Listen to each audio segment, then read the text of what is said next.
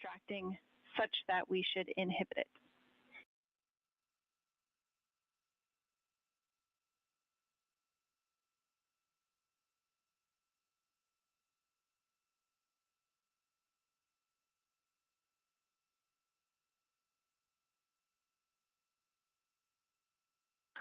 Okay, we are going to go execute 1.2. We had skipped that, and we would prefer to inhibit the CMIS caution on board.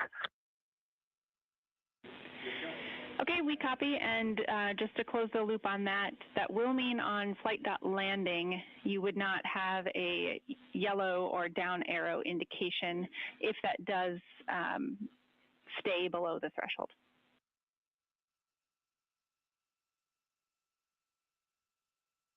And that is totally fine. And that is totally fine.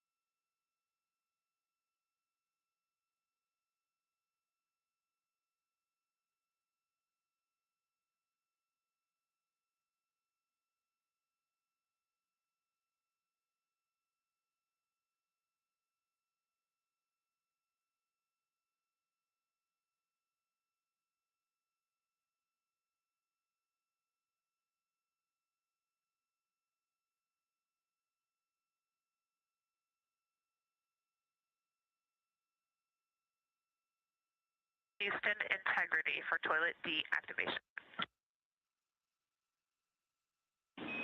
Integrity, Jackie had to step off for a second. Go ahead for toilet.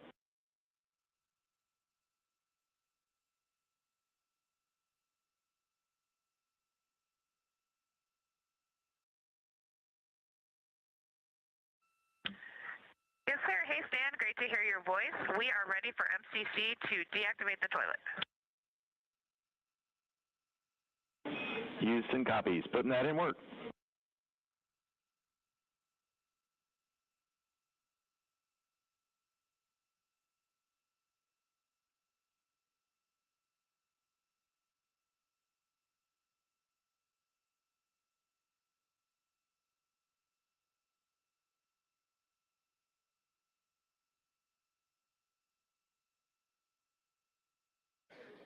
This is Mission Control Houston. That communication from Christina Cook on board Integrity to spacecraft communicator Stan Love. Integrity for burn telemetry on CM raise burn. 2 questions.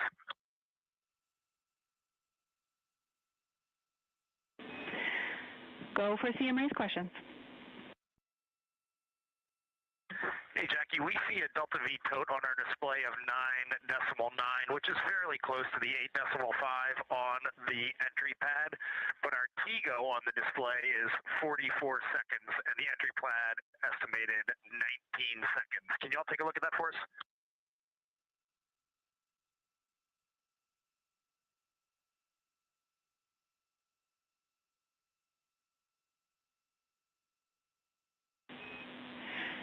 Hey, Reed, good catch.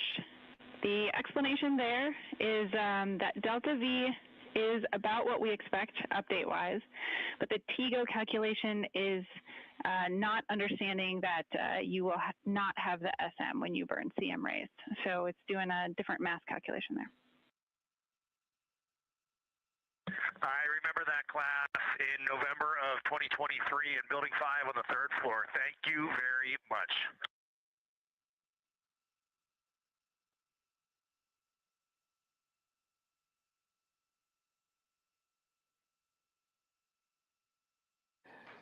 This is Mission Control Houston. Commander Reed Wiseman inquiring about the values for the upcoming crew module raise burn.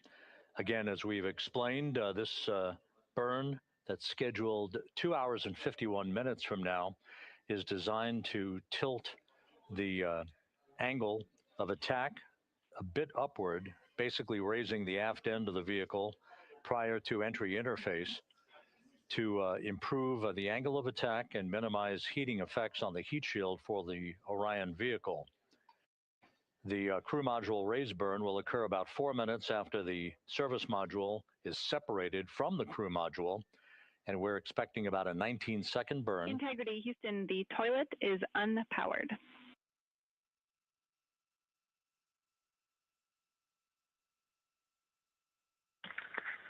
Christina Rogers, thank you. The crew module raise burn is expected to be 19 seconds in duration, with a change in velocity of about 9.9 feet per second. Once again, that's designed to fine-tune the angle of attack for Integrity as it enters the Earth's atmosphere, which will occur about 16.5 minutes after the raise burn itself. And as you heard, spacecraft communicator Jackie Mahaffey relaying that we have sent commands to turn off the ship's potty, so it is no longer to be used for the remainder of the mission, with splashdown schedule 3 hours and 19 minutes from now. The 4 crew members on board Integrity, Reed Wiseman, Victor Glover, Christina Cook, and Jeremy Hansen, are in the process of completing the stowage of items in the crew cabin before they move into their entry checklist, basically looking through all of the chronological procedures that lie ahead for the rapid-fire succession of all of the events that will unfold over the course of the next 3 hours.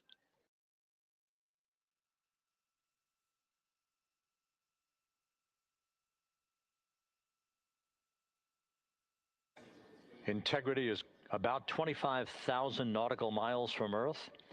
continuing to accelerate towards a splashdown in the Pacific 3 hours and 18 minutes from now. All of Integrity's systems are in excellent shape. The crew is great, feeling well, and the weather in the splashdown zone in the Pacific, although a bit cloudy with broken and scattered clouds, is a go forecast with just 10-knot winds and wave heights less than 4 feet.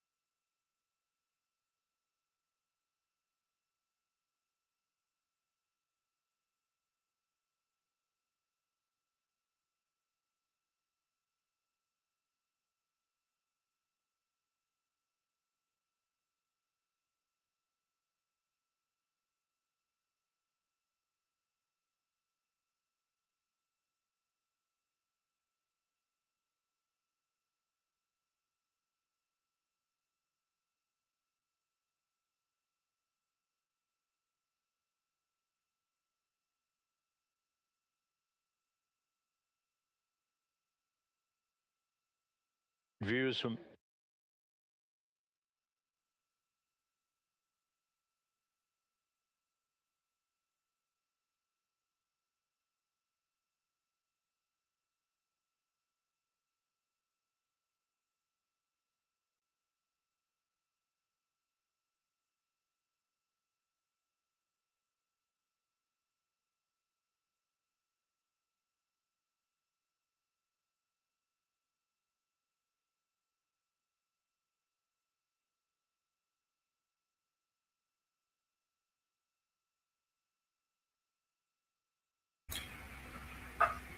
Hola y muy buenas noches, bienvenidos en directo. Estamos retransmitiendo online y tal como estábamos comentando en los chats, la imagen que estamos viendo es un CGI. O sea, naturalmente no hay una cámara en el exterior que esté filmando y están poniendo como plaquetas. Me imagino que harán un CGI también de entrada, como estamos observando ahora.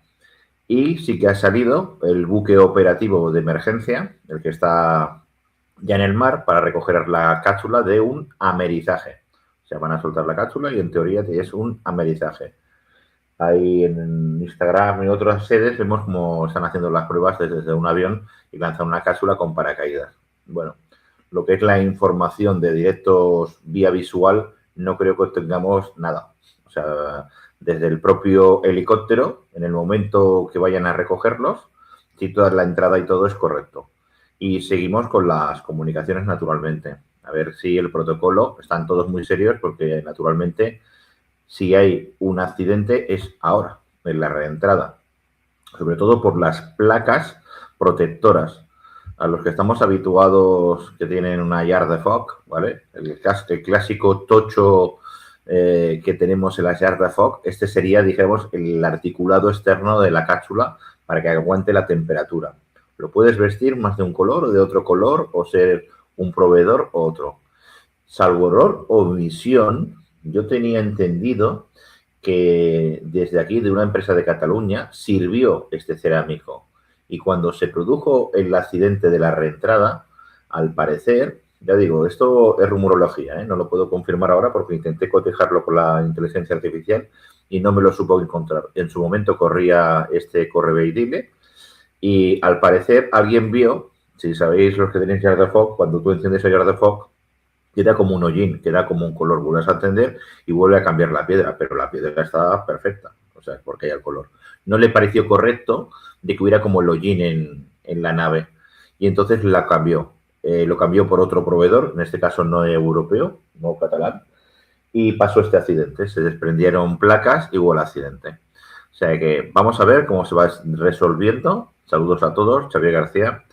Y no lo cuestionaré mucho, simplemente saludaros. Hicimos la entrada del directo cuando hubo la salida y hacemos la entrada del directo cuando hace la entrada y a ver cómo van desarrollando. Tal como comentaba Beatriz, que sería el fondo negro, no, es que es una fotografía, Beatriz, no es directo, ¿me explico? Y ahora mismo también están colocando aquí pues una fotografía. Esto no creo que sea un directo. Entonces, bueno, lo vamos observando. Luego ya tenemos los otros compañeros de los otros canales que irán a buscar directamente el tema si ha sucedido o no ha sucedido esta misión, en el decir de si han salido al espacio exterior. Y bueno, ya tenemos caldo de cultivo otra vez con conspiranoicos y no conspiranoicos. Hay que decir un tema que, por cierto, Carlos Mesa, los saludo, de esta historia, de que efectivamente ha habido un tema que ha sido no polémico, pero ha sido atractivo de escuchar con un tema de la cámara Nikon y un objetivo en concreto para hacer fotografía. Os lo recomiendo. El canal de Carlos Mesa lo ha extendido profesionalmente. Él más a más pertenece y creo que es presidente de una asociación tanto de cámaras como de cámaras de filmar. Espera que entra en el protocolo. Corto aquí radio, a ver qué van diciendo. Hey, the post-RTC3 tracking looks great. So good, in fact, that if we got to CM rays and did not yet have GPS acquisition, we would still be go for CM rays from that perspective. And so overall, I can confirm the post-RTC3 trajectory is within EI limits. All right, Jackie, we love that. That says a lot about our FIDO folks in this vehicle.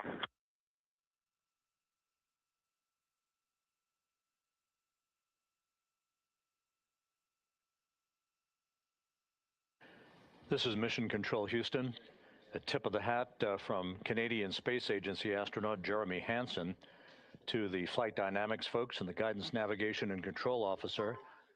The RTC-3 burn that was conducted just over 2 hours ago, which was basically a final fine-tuning of the trajectory of integrity to hit the sweet spot in the corridor over the Pacific Ocean for entry interface, was so perfect that we are dead on the center line down the corridor.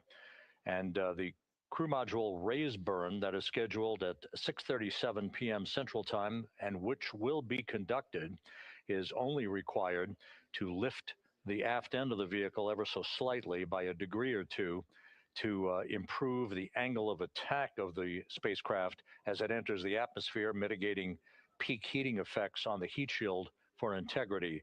But our trajectory is dead set, right on the money, right down the pike, heading for a splashdown 3 hours and 10 minutes from now at 7:07 p.m. Central Time, 5:07 p.m. Pacific Time.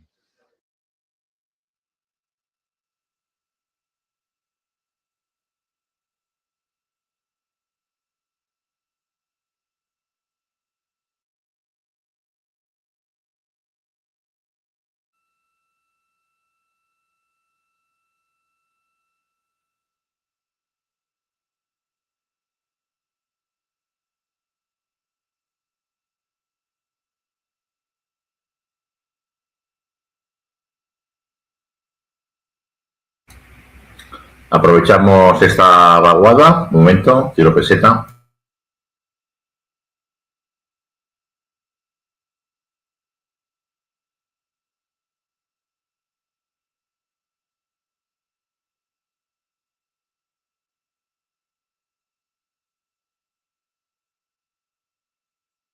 Yo voy a hacer una prueba de operativo de micrófono también. Hola, hola, hola, hola, hola.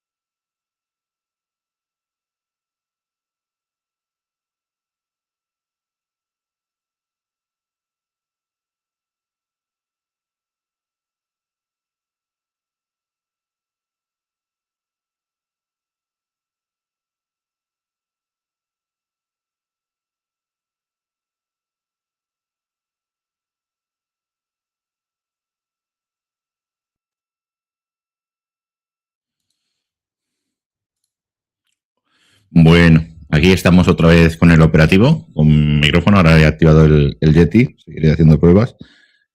Y bueno, va ralentizando, todo se va a acelerar muchísimo en breves minutos. En teoría está estipulado el ETA, que se denomina en las siglas, es el tiempo estimado de llegada, arribé, ¿vale? Y tiene que ser, yo creo, sobre las 11:11 p.m., ¿vale? No creo que vaya más allá, entre las 23:07 y las 23:11, ¿vale? A mí me da la sensación que será las 11:11, obvio, por una serie de parámetros que todos los que estamos en el mundillo, dentro de lo que pudiera ser, creemos que es probable que marquen las 11:11 en el momento del aterrizaje. Y seguimos por aquí a la escucha, a ver qué nos dice el CAP de control, el jefe de control de comunicaciones, y naturalmente los 4 componentes, los astronautas, de la Reentrada Artemis II, el regreso de la Luna, a ver cómo va a dar, por lo menos va a dar bastante que decir en las pequeñas tomas que han sido transmitidas. Tal como comentaba, ha faltado más transparencia, porque nosotros, las personas que tenemos comunicaciones, podemos detectar la comunicación si es real o no real y si sale desde la zona. Tenemos antenas directivas y si efectivamente está en el cielo, al igual que la estación orbital, la ISS, que por lo menos se puede poner con la directiva y lo estás cogiendo cuando hace el paso y lo ves visualmente, las dos cosas, a ver si se podría enlazar las transmisiones de la nave, ¿no? Que yo sepa, ningún radioaficionado ha filtrado nada de comunicaciones. O sea que no os puedo decir nada. Seguimos a la escucha y a ver qué nos comenta jefe de control, protocolo de NASA. Esta filmación es directa, oficial de la NASA. Quiero decir que aquí lo que sucederá filtrado desde la NASA. Naturalmente le damos prioridad absoluta a todo lo que vayan diciendo y haciendo. Seguimos a la escucha. Iba a decir de Coalfa 3 Eco Golf Oscar, que es el indicativo mío de radioaficionado. Venga, seguimos a la escucha. Gracias, gracias, gracias. Y a ver cómo hacen la reentrada, el amerizaje. A ver cómo nos la presentan. Gracias.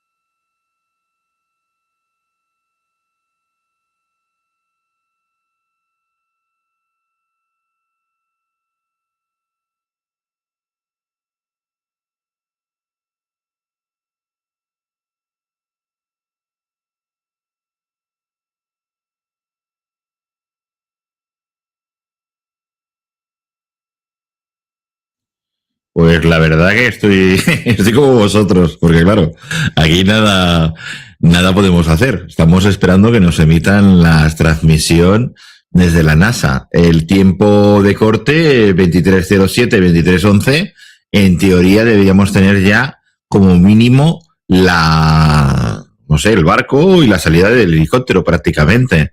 Es que parece que nos van a presentar que ya están en el agua. No van a lanzarlo desde el avión, del propio barco, lo van a dejar allí, van a dar un poco de metros y tira, mira, es que da la sensación que no sé, es un poco extraño. Seguimos por aquí a la escucha, a ver si presentan alguna imagen más. Ya me da esta risa. A ver qué pasa. Hoy, madre mía, nos van a destrozar en los canales. Venga, seguimos por aquí viendo lo que nos quieran enseñar. Hasta ahora.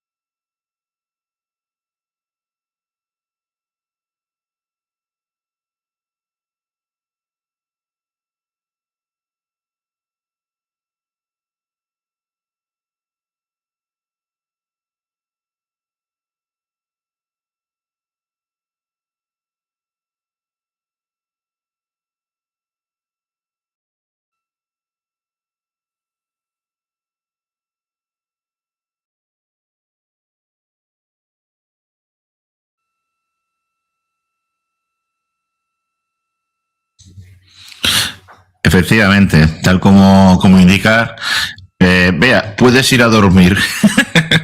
Y los otros compañeros. Está cotejando que antes el chat GPT estaba un poco extraño. Me decía que no existía ninguna misión en el aire, que no había nadie ni nada, que Artemis fue tal, bueno, una cosa muy, muy extraña. Y he tenido que convencerlo de que hay una misión en el aire, yo a ChatGPT. O sea, la conspiranoica era la propia ChatGPT. Entonces, cuando me ha informado del mensaje, a mí no me cuadraba, ¿vale? Yo te digo, iba un poquito perdida. Me decía que a las 11:11. Como estoy viendo que esto se está dilatando mucho, digo, esto no cuadra, pero en absoluto no puede ser. A las 5:07 de la mañana, hora española, ¿vale? Como tenemos abierto el directo, he hecho el cálculo, creo que sí, que a ver, llevamos 39 minutos, estamos cerca de las 11, la misión de una transmisión de directo son 8 horas, nos pilla, no hay ningún problema. Lo que os quiero decir que dejo cámara abierta, cuando ellos se quieran poner en comunicación con Artemis II se pondrán, pero que es a las 5:07, hora española, ¿vale? 5:07. Yo os digo que ha sido un poco extraño la conversación, no sé si os lo puedo poner, de ChatGPT antes. Ha sido rarísimo. O sea, a ver si está aquí. En la reentrada. Ha sido en el ChatGPT de amigos de los misterios. A ver, un momento. Más que nada para que veáis que digo, ¿pero esto es una broma o qué? Y he tenido yo que convencer a ChatGPT de que había una misión en el aire. ¿Pero qué me estás diciendo? a ver si ya os hago un poco de particularidad, otra cosa rara, ¿vale? De lo que ha sucedido en el intercambio de comunicación. Y bueno, no creo que me haya engañado, pero debido al despiste inicial que tenía, pues no está diciendo toda la información correctamente. A las 5:07,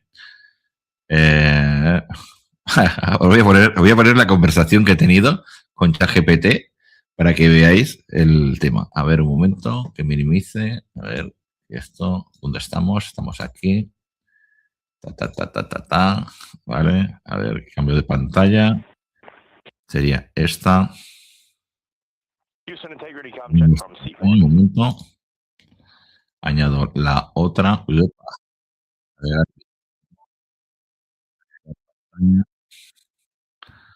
compartir pantalla. NASA, regreso misión. Era diálogo de besugos, ¿eh? A ver, que vea correcto de que esto es así. Vale, sí, ¿no? Estoy transmitiendo. Bueno, le pregunto yo a ChatGPT, ¿cuándo regresa de la misión hora española? Pues ha sido hace un ratito. Dice ChatGPT, necesito un poco más de contexto. ¿A qué misión te refieres exactamente? Por ejemplo, puede ser un lanzamiento de la NASA, una misión de SpaceX, la Estación Espacial Internacional o incluso una misión militar o noticia reciente. Dime el nombre o algún detalle de astronautas, cohete, país y te doy la hora exacta en España. Y le digo, Artemis. Digo, pero ¿esta qué le pasa, no? Artemis. Y me dice, si te refieres al programa Artemis, programa de la NASA, ahora mismo hay un punto importante. Ninguna misión Artemis ha regresado aún de la Luna con tripulación. Situación actual, Artemis 2022. Fue sin astronautas y ya terminó con éxito y regresó en diciembre de 2022, ¿vale? Artemis II será la primera con astronautas, pero aún no ha volado. ¿Pero qué me estás diciendo? Si es la que estamos... es la que estamos nosotros intentando esperar que americen. Dice ChatGPT que Artemis II será la primera con astronautas, pero aún no ha volado. Prevista alrededor del 2025-2026. Artemis III será la misión que aterrice en la Luna, prevista más adelante, 2026, 2027 o más. Pero mirar, a ver, aquí, ¿qué ha pasado? ¿Qué información tenía ella que nosotros no tenemos? Me refiero a ChatGPT.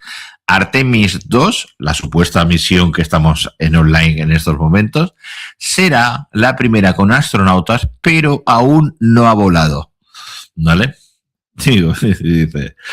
Entonces, ¿cuándo regresan? La próxima misión con regreso real de astronautas será Artemis II, pero todavía no tiene fecha exacta de regreso confirmada. Cuando se lance el viaje durará aproximadamente 10 días. La hora exacta en España se fará pocos días antes del lanzamiento. Si quieres, dime si estás viendo una noticia concreta o un directo y te doy la hora exacta en España de ese evento. Yo que me lo leo, no me puedo creer lo que me está poniendo. Y digo, vamos a ver. Y además es lo poco. Vamos a ver, ¿qué te pasa?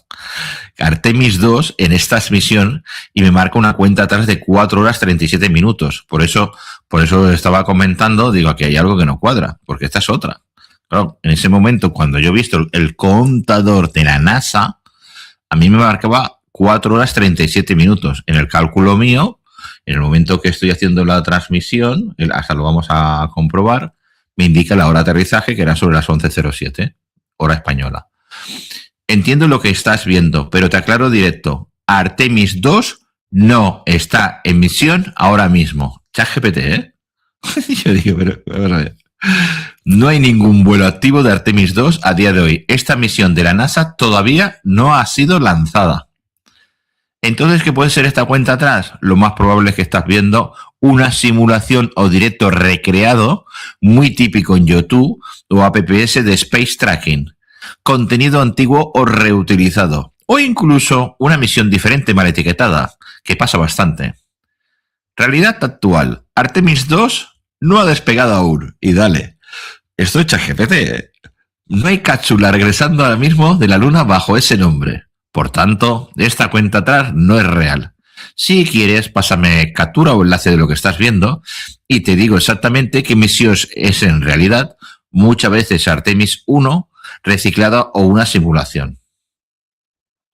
Digo, es de la NASA, lleva 8 días en misión y le pongo, pues nada, el enlace de la NASA, http://www.nasa.gov. Y salta ahora. Ah, tienes razón. Ahora sí que estás viendo algo real. La misión Artemis II de la NASA sí está en vuelo ahora mismo y ya va por el final. Lanzamiento 1 de abril de 2026. Duración 10 días. Estado regresando a la Tierra ahora mismo. Hora real del regreso a España, ¿vale? Y fíjate lo que me está indicando, que yo esa cuenta la he leído yo de la NASA. O sea, ¿pero qué me estás contando? Según los datos más recientes, es plan de aterrizaje 23:07 hora española peninsular. Pensar que sigo viendo la cámara de NASA abajo, ¿eh? O sea, está igual, está con una foto puesta ahí y ya está. 23:07 hora española peninsular, que coincide con la cuenta atrás de 4 horas 37 minutos. Encaja perfectamente. Estás viendo en tiempo real, restante, reentrada de la atmósfera, despliegue del paracaídas y amerizaje en el Pacífico. Momento crítico, cuando queden pocos minutos, velocidad de 40.000 kilómetros hora, temperatura hasta 2.700 grados y 6 minutos sin comunicación, el apagón de plasma. Cuando hay el fogueo, se produce un campo electromagnético y es como el experimento Filadelfia. Exactamente igual, no están. Resumen claro, sí es real, sí llevan unos 8 o 10 días en misión, tu cuenta atrás coincide, regresan hoy sobre las 23 horas. O sea, según el momento de la transmisión y era contador de la NASA, estos ya están en el agua, o sea, ya los están recogiendo, ¿vale? Dice, si quieres te puedo tal, patatín, patatán, y bueno. ¿Qué os quiero decir? Pues que no tengo ni idea. No tengo ni idea. Voy a poner la otra, voy a quitar esta pantalla, detener pantalla, pongo la otra, compartir pantalla, NASA, comparto pantalla y así estamos. En la nueva que he mirado de la NASA, ¿vale? Le he preguntado, según el dato que tengo, que dice que a las 8:07 de la tarde habrá el amerizaje en la costa de San Diego, ¿vale? Pues 9 más 8 son las 5:07. Lo que me estás contando y la cuenta de atrás que he visto yo antes, pero ¿por qué era esa cuenta atrás? Esto empieza a ser un poco muy extraño, ¿eh? Bueno, os saludo, seguimos por aquí y nada, a ver qué nos dice. O sea, en principio, a las 5:07, a ver dónde se lo he preguntado yo. Me imagino que en el otro WhatsApp. A ver qué me ha dicho. Me ha dicho, a ver, le he preguntado, las 8:07 en San Diego, ¿qué hora es? Dice, más 9 horas. Te vi en España, las 5:07 AM. Pues vale. ¿Y la cuenta atrás que hemos visto antes? ¿A qué se refería? Porque una cuenta atrás es una cuenta atrás. O van a hacer el aterrizaje de lo que tengan y luego montarán el vídeo y nos lo van a ofrecer a las 5:07, pero se les sacó la cuenta atrás. Madre mía, los conspiranoicos van a tener aquí chicha, pero chicha. Aquí no cuadra. En principio, vamos a reajustar los cerebros electrónicos. 5:07, se supone que hacen el amerizaje, y anteriormente decían que a las 11:07. O sea que nada, seguimos por aquí para bingo. Os saludo y corto audio.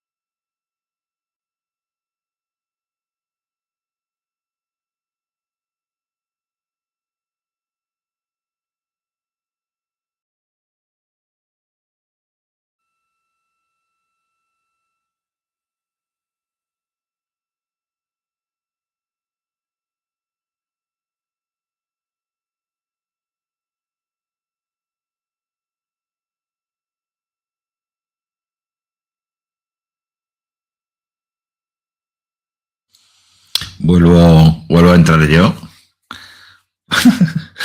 Porque, a ver, entender cómo funciona esto. Se supone que... Espera un momento que quito aquí el retorno. Hay algo que no cuadra. O sea, os explico. Va a ser lanzada la cápsula desde el cielo hacia la costa de San Francisco, ¿vale? Y ahora se me ha pasado por la cabeza a mí, que es un operativo que cuando tú lanzas algo desde el cielo, limitan la zona de acceso de los aviones, ¿vale? Porque claro, a ver dónde va a ir la cápsula. Y en este momento, si hay algún avión y lo que no pueden es parear la ruta de caída. O sea, cuando empieza a descender, desciende. Esto no tiene ala ni lo pueden posicionar, ¿vale? Es una cápsula que se lanza a los 3 paracaídas y cae en el mar, ¿vale? En el océano, en este caso.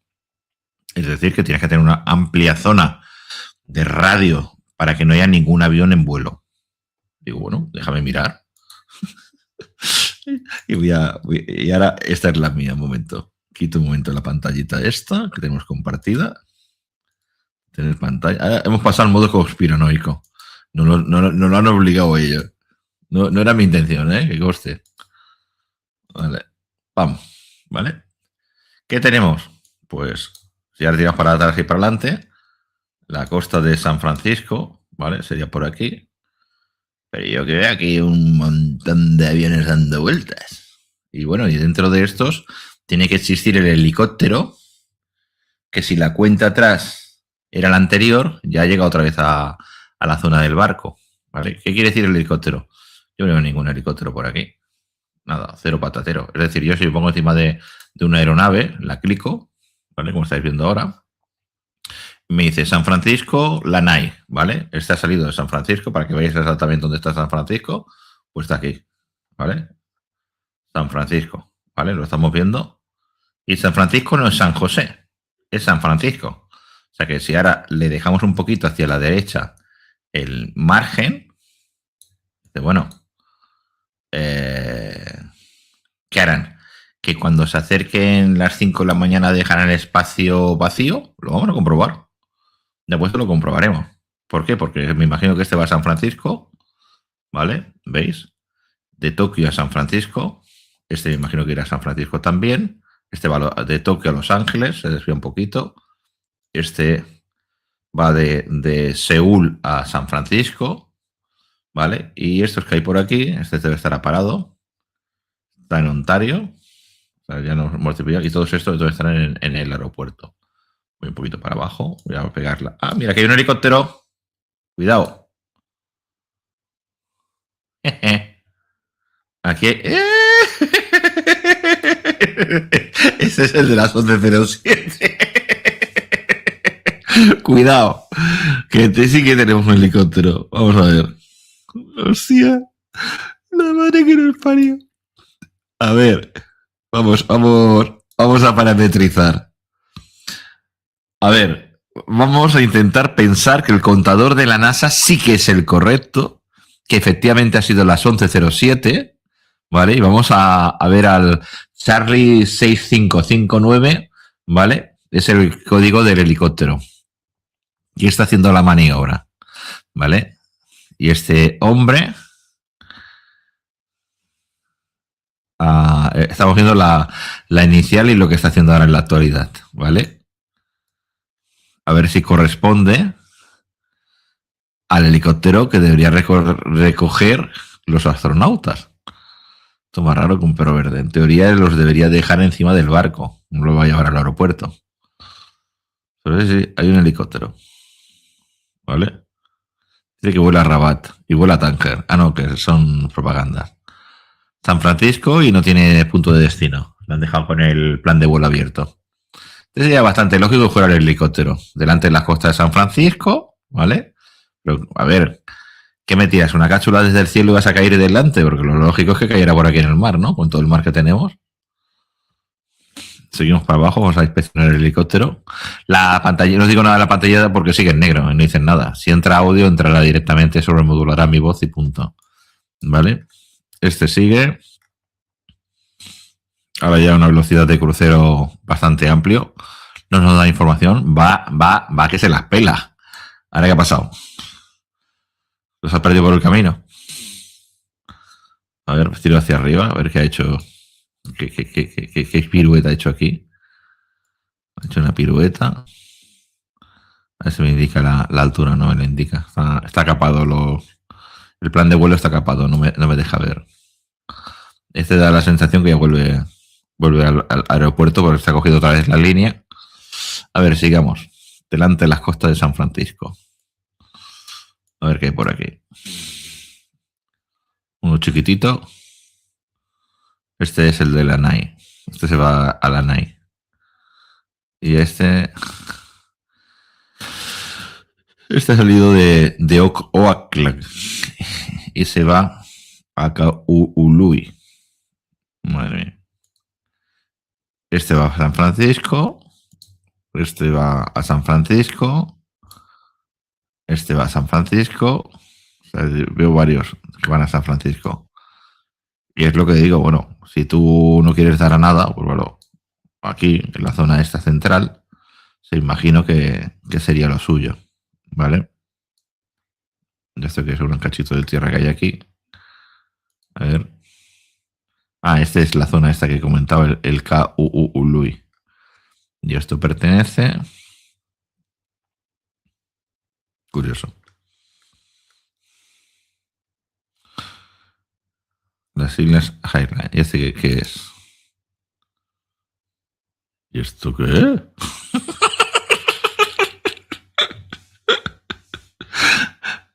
Ni idea. No puedo decir ni lo que. Eso es donde se ha movido ese ovni que tiene localidad, porque dicen que tiene matrícula H Hotel Bravo Alfa Lima 787. Pero no me está indicando nada. Dice que es un vuelo privado. Madre mía. Le han dado el carnet de piloto a los extraterrestres, los intraterrenos. ¿Y aquí qué ha hecho? A ver. ¿Ha hecho un salto? Ha parado. No da datos. Va a trompicones. Debe ser un globo aerostático, pero vuelve al sitio. No sé, una cosa rara. Seguimos en la zona, delante de la costa de San Francisco. Y nada, simplemente sigo por aquí con el cartelito. Venga, os dejo.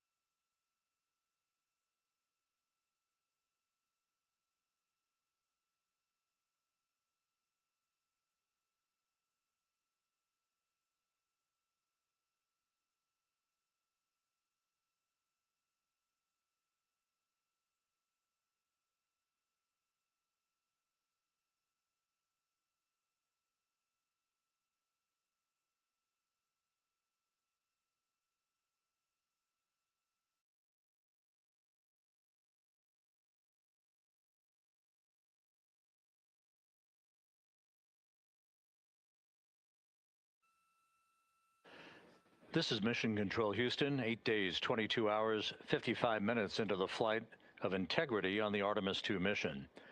On board the vehicle, the 4 crew members, Commander Reed Wiseman, pilot Victor Glover, and mission specialists Jeremy Hansen and Christina Cook, are suiting up in their Orion crew survival suits, the launch and entry suits that they also wore during their launch from the Kennedy Space Center back on April 1st.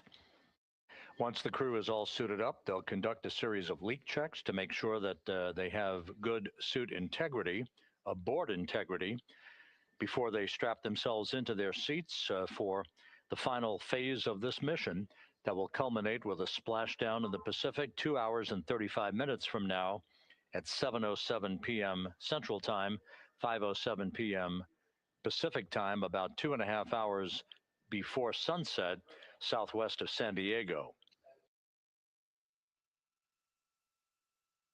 And the suits are in the process of being leak checked at the present time. We'll relay all that to you in just a few moments. Right now, integrity is just about 20,000 nautical miles from the Earth, continuing to accelerate towards the next major milestone, which will be the separation of the crew module from the European service module 2 hours and 1 minute from now. That separation maneuver, pyrotechnically, will occur at 6:33 p.m. Central Time. That will be followed just 4 minutes later by a raise burn, a 19-second burn of integrity's thrusters to induce a change in velocity of 9.9 feet per second, slightly raising up the aft end of the vehicle to improve its angle of attack as it enters the Earth's atmosphere, and in the process mitigates the peak heating effects on the heat shield of the vehicle. Out in the splashdown zone, out in the Pacific Ocean, the weather is forecast to be go by the Spaceflight Meteorology Group here at the Johnson Space Center. Winds of just about 10 knots and wave heights less than 4 feet, which should be ideal for the recovery forces that are being deployed from the USS John Murtha to recover the crew, extract them, hoist them into 2 Navy helicopters, and fly them back to the deck of the Murtha to be brought into medical bay for post-splashdown medical checks. We now have a report from the environmental systems officer here that we have good suit leak checks. All 4 suits have passed the leak check, so we are in good shape here for entry and splashdown coming up just over 2.5 hours from now. One data point, just an update on some numbers that we've just received from Flight Dynamics, and these are unofficial and will not become official until post-flight. We now anticipate that the maximum speed that integrity will encounter as it enters the Earth's atmosphere will be right around the same time as we enter a communications blackout of 6 minutes in duration. We're expecting integrity's peak speed at 6:54 and 4 seconds p.m. Central Time, and at that point, the vehicle should be traveling at 24,661.21 miles per hour, which will be just 130 miles short in velocity of the record that was set back in 1969 by the Apollo 10 crew, Tom Stafford, Gene Cernan, and John Young, on their return from orbiting the moon. Once again, that peak speed expected to be reached just a few seconds after the start of entry interface, as the vehicle plummets back into the Earth's atmosphere. The peak speed expected to be reached at 6:54 and 4 seconds p.m. Central Time. And that peak speed now estimated by Flight Dynamics to be 24,661.21 miles per hour, which equates to about Mach 33. Houston Integrity, seat 1 and 2, leak check complete. Also, we powered up the AGA, and it's giving us a CO2 alarm at 4.4.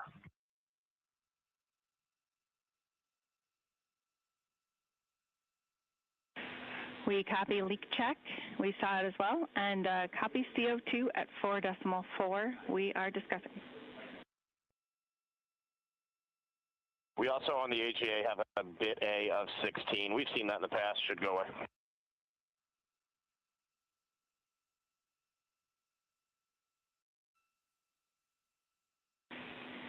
And Reed, is the AGA been powered for 5 minutes yet, or are we still in that wait period?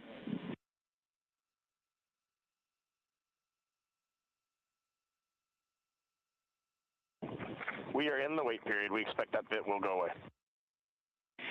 We copy, and that bit can also indicate that we cannot trust the other values, so we'll check back with you after the 5 minutes on the CO2 levels.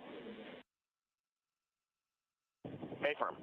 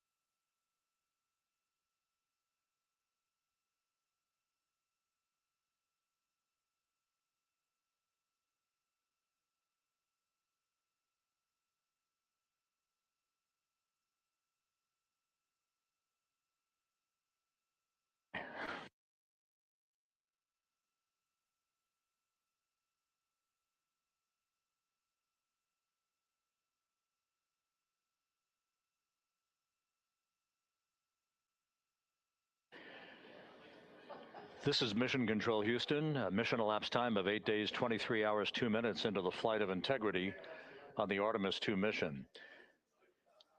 While we have a moment here, just an opportunity to run down some of the chronological highlights that lie ahead over the next 2.5 hours before integrity splashes down in the Pacific Ocean. Coming up at 5:30 p.m. Central Time, 6:30 p.m. Eastern Time, we will begin a simulcast of NASA Plus coverage that will accompany our 24/7 YouTube coverage that we have been providing ever since we began the mission with the tanking of the Space Launch System at the Kennedy Space Center for launch back on April 1st. Houston, integrity, we are complete through steps 18. Seats 3 and 4 are yet to suit, obviously.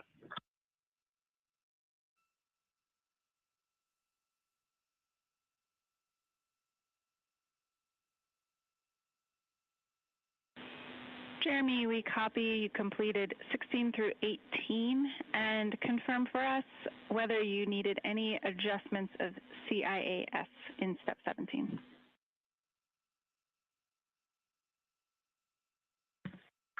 Negative. All the settings were still in their launch config. Houston copies.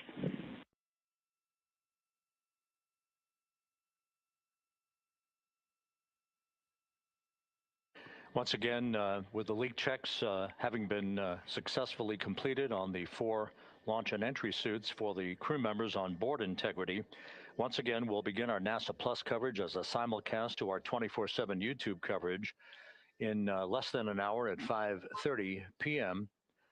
Central Time, 6:30 p.m. Eastern Time.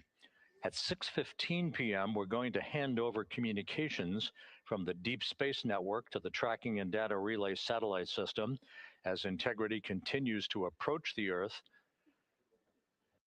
Currently, Integrity is less than 20,000 nautical miles from its destination and a splashdown in the Pacific. We will separate the European service module from the crew module at 6:33 p.m. Central Time. And just 4 minutes later, we'll conduct a raise burn, a 19-second burn of the Integrity thrusters to slightly tilt the vehicle's orientation upward, with the aft end being tilted upward.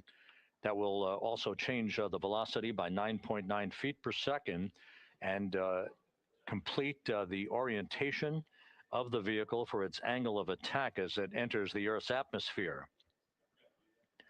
Entry interface, where we reach the first traces of Earth's atmosphere and where most of the dynamic operations will then begin. Entry interface is scheduled at 6:53 and 31 seconds p.m. Central Time, where Integrity will be at an altitude of 400,000 feet above the Earth. traveling at about 34,882 feet per second with a range to splashdown of 1,701 nautical miles.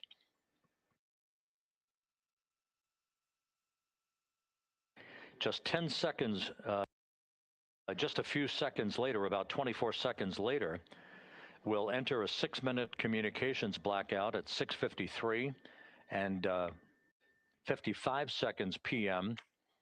That communications blackout will be due to the buildup of plasma around the vehicle, the ionization of the interaction of the velocity of integrity with the friction of the Earth's atmosphere.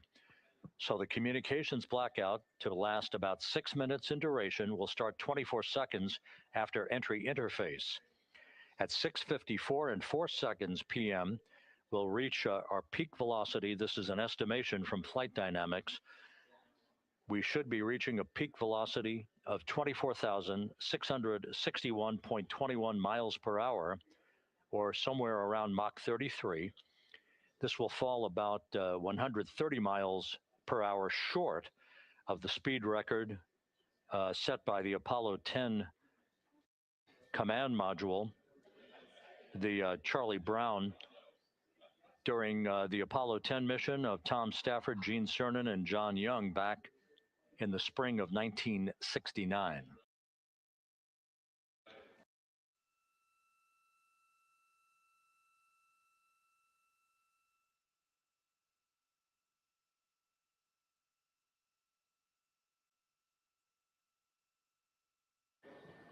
Once the communications blackout ends, which is expected just a few seconds before 7 p.m. Central Time, 6:59 and 56 seconds p.m. Central Time, we will be at an altitude of 157,000 feet over the Pacific Ocean. And at that point, we should be traveling at about 13,300 feet per second with a range to splashdown of just 147 nautical miles.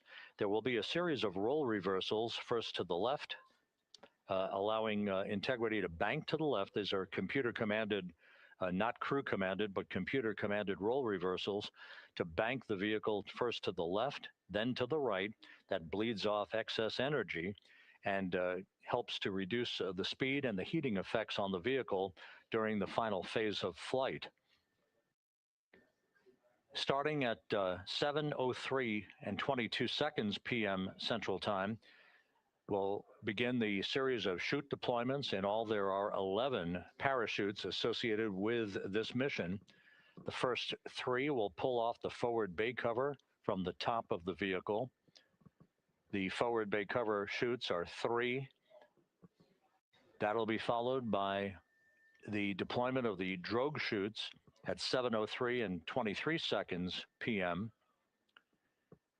Then 3 pilot parachutes will pull the main parachutes, 3 of them, from the forward bay cover. The forward bay housing all of the parachutes at the very top of Orion. The main chute deploy is scheduled at 7:04 and 44 seconds p.m.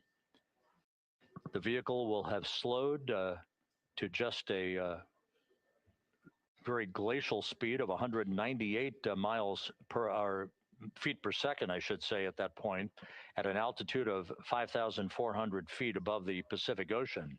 The splashdown velocity, of course, will be 0. 19 miles an hour is the velocity that the crew will feel under the 3 main parachutes as they splash down in the Pacific, southwest of San Diego. So a number of major milestones lie ahead.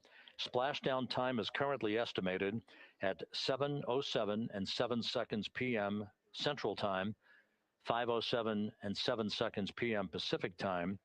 That will conclude a total traveling distance from launch to splashdown of 694,481 statute miles.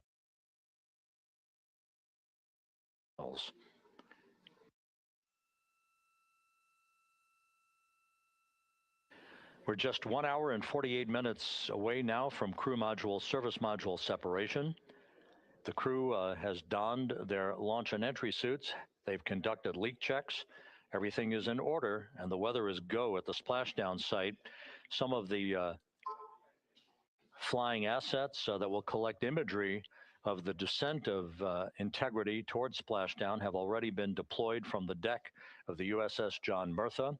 The actual recovery team members will be deployed in helicopters and fast boats a bit later on as we approach splashdown, and of course after splashdown itself.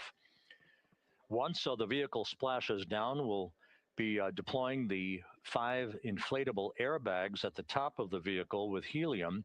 That will ensure that the vehicle is upright throughout the course of the recovery operations. The team here in Mission Control will check all of the systems on Integrity, make sure that we are not leaking any toxic gases from the spacecraft, and that will be the signal for the start of the power down of Integrity systems and the ability of the first members of the recovery team to approach the vehicle to set up the inflatable life raft called the front porch, which will be used to bring the crew members out of the vehicle into that front porch one by one after the hatch is open to Integrity. We expect the extraction of the crew to be some 45 minutes to an hour after splashdown, which would be about 30 to 45 minutes after the vehicle is powered down.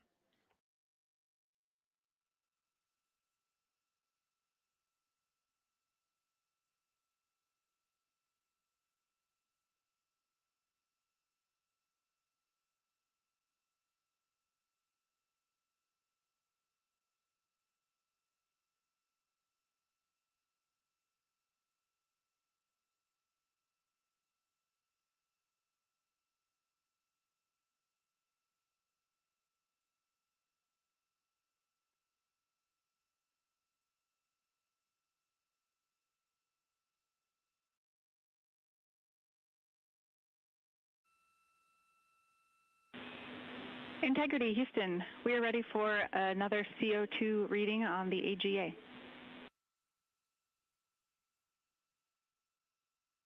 It is 5.1.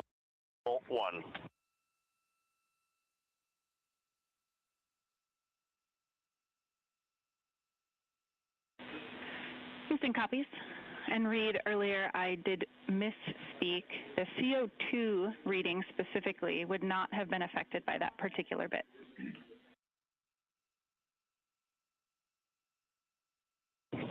Okay, sounds good. We just know we're in an ARS suit, and that's very likely contributing to that.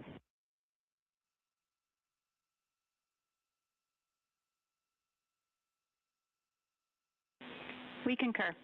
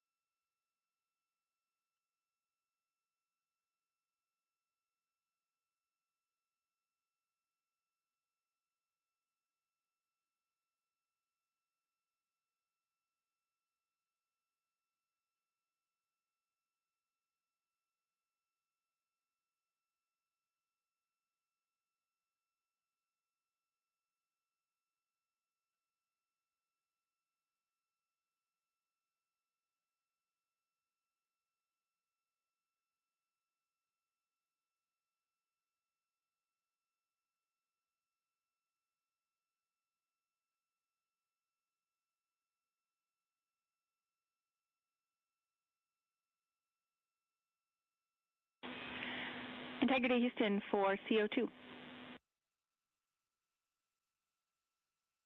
Go ahead, Jackie. Hey, Reed, what we'd like to do is open the ARS ISO valve to mix the cabin and suit loop air for the time being. And we would just need a call from you all when Christina and Jeremy are getting in their seats and are a few minutes out from leak checks, and we'll get that back into a good config for you to start the next leak check.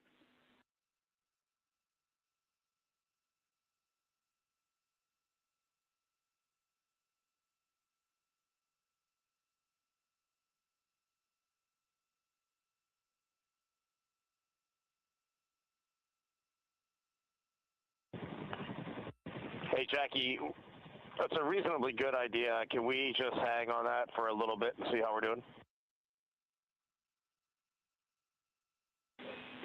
Yep, up to you. We will wait. Let us know if you'd like that cabin air mixing. Is there a CO2 number where you guys would advise on that?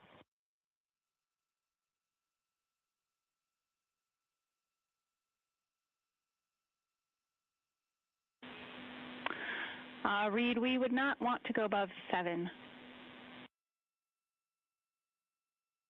Yeah, that's perfect. Let us monitor it for just a couple minutes here.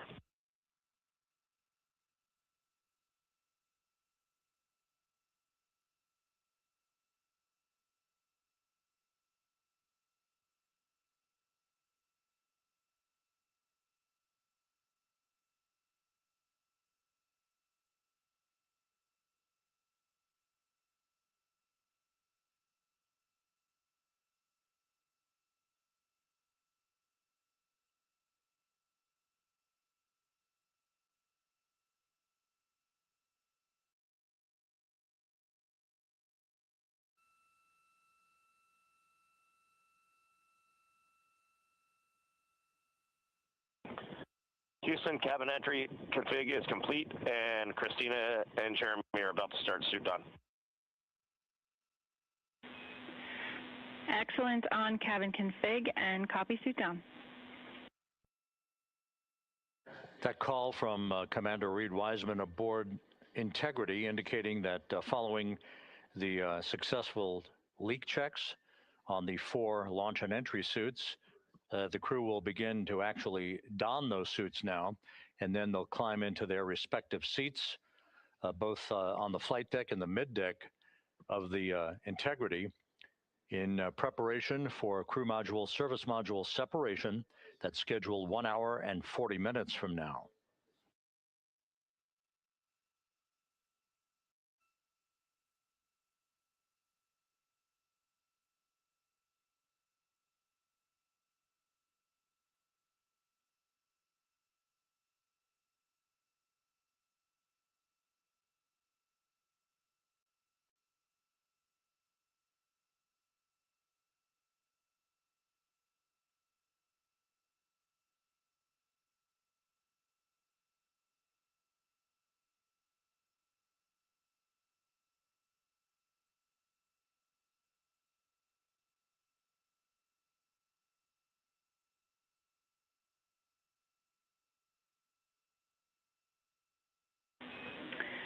Integrity Houston for entry checklist. Your CMSM SEP ATP is set to go. We see that on the PFD, Jackie.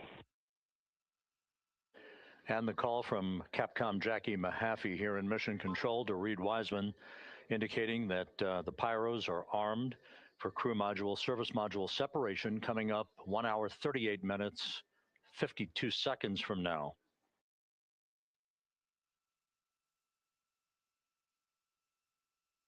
Integrity now squarely facing the planet Earth, 17,600 nautical miles away, headed for a splashdown 2 hours 12 minutes from now.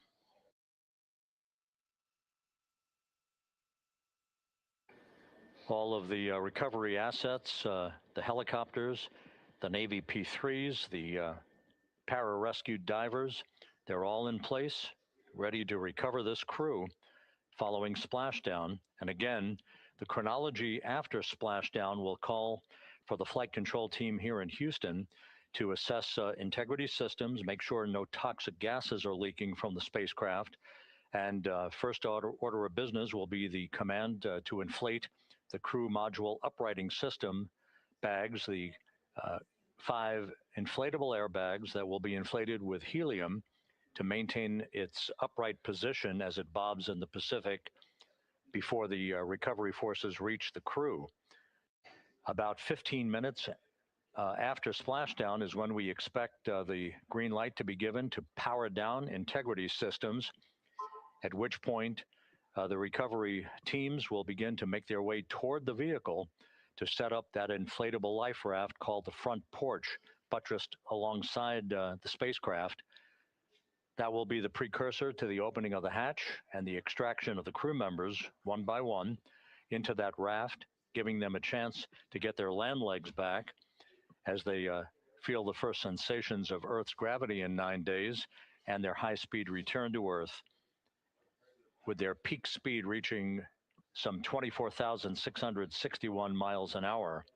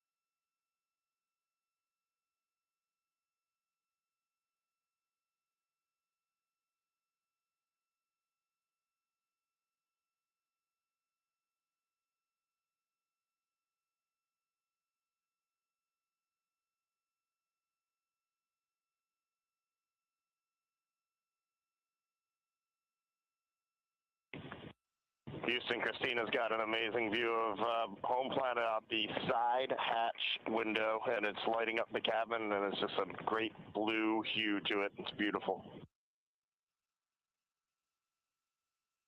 That is amazing. When you kicked us out of the cabin, we turned on one of the SAW cameras and also had the Earth's reflection on one of the arrays. It was very cool. Oh, man, that is amazing.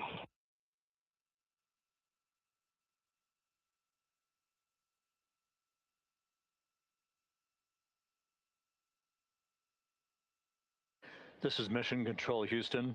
Commander Reed Wiseman reveling about the view of the Earth from a distance of less than 17,000 nautical miles now. The cabin audio cable and boom mic are in F3 large stowed. We copy. The view that Reed Wiseman is describing is the view you're looking at right now as the Earth grows larger in the field of view with each passing moment.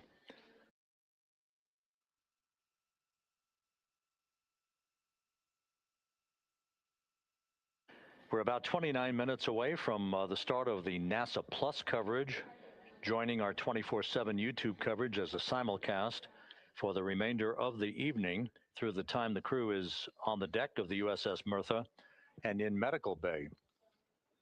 So we'll be looking forward to additional reports and other video coverage from the deck of the USS John Mertha and other assets in the splashdown zone as we continue toward splashdown and the return of Integrity's astronauts just 2 hours and 5 minutes from now.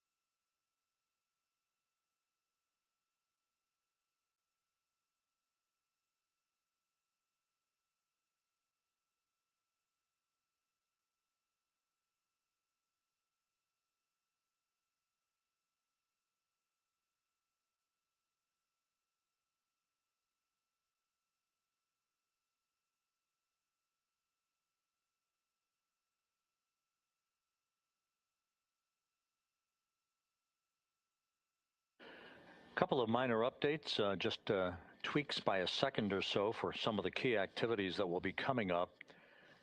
Flight Dynamics providing us with some updated information. The start of the blackout period, just a 1 second change. It's going to be estimated now at 6:53 and 54 seconds p.m. Central Time. The duration remains 6 minutes. That blackout will end at 6:59 and 55 seconds p.m. all Central Time. We expect to begin entering the Earth's atmosphere at an altitude of 400,000 feet at 6:53 and 30 seconds p.m.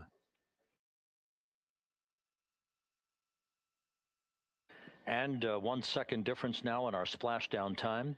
If everything unfolds the way we believe it will, splashdown now scheduled at 7:07 and 8 seconds p.m. Central Time, 7:07 and 8 seconds p.m. Central Time, 5:07 and 8 seconds p.m. Pacific Time at the splashdown zone off the coast of San Diego.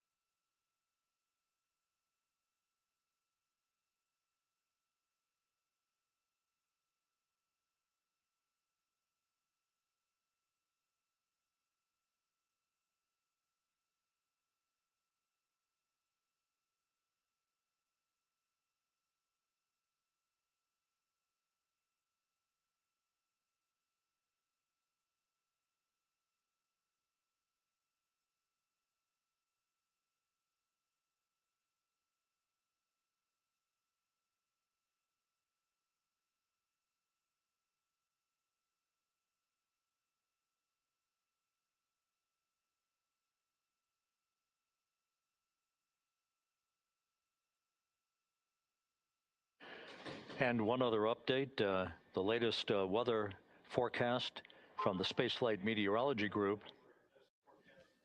passed on to Flight Director Rick Henfling, calls for the clouds in the splashdown zone to be in the process of dissipating. The winds are somewhat reduced, now just 6 knots. The wave height's still less than 4 feet. All go forecast.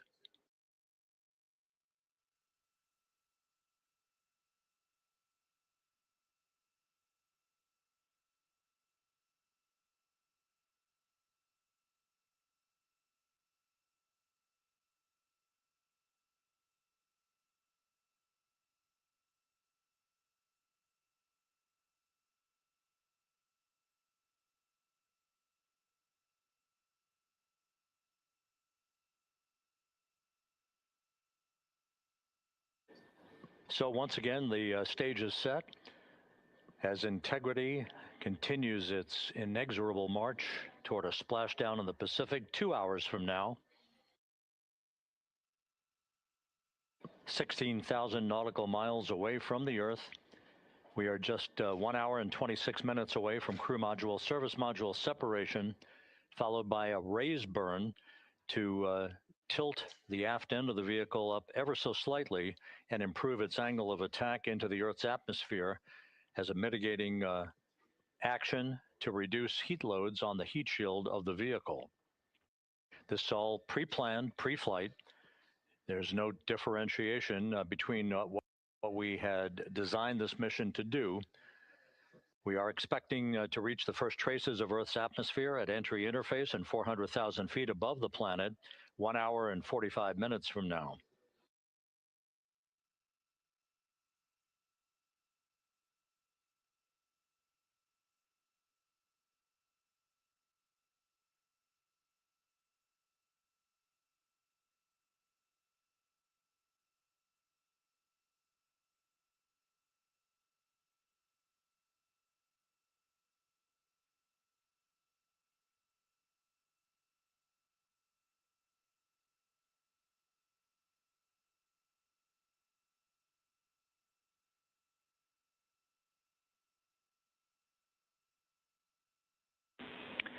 Integrity, Houston. Cabin temp cold soaking is initiated.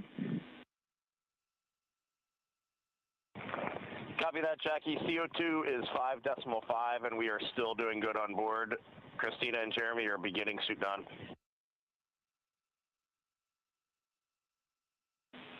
Houston copies all.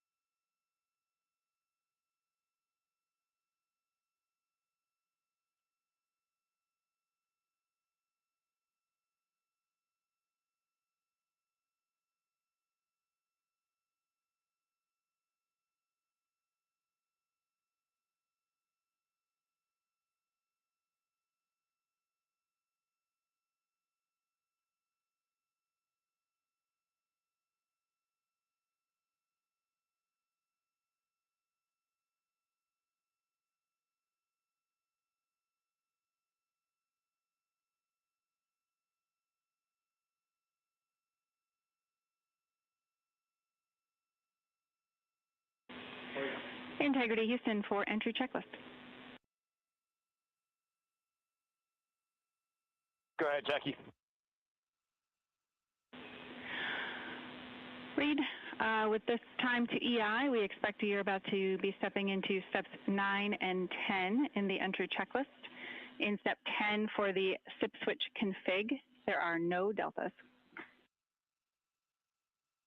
No deltas to step 10. Copy all.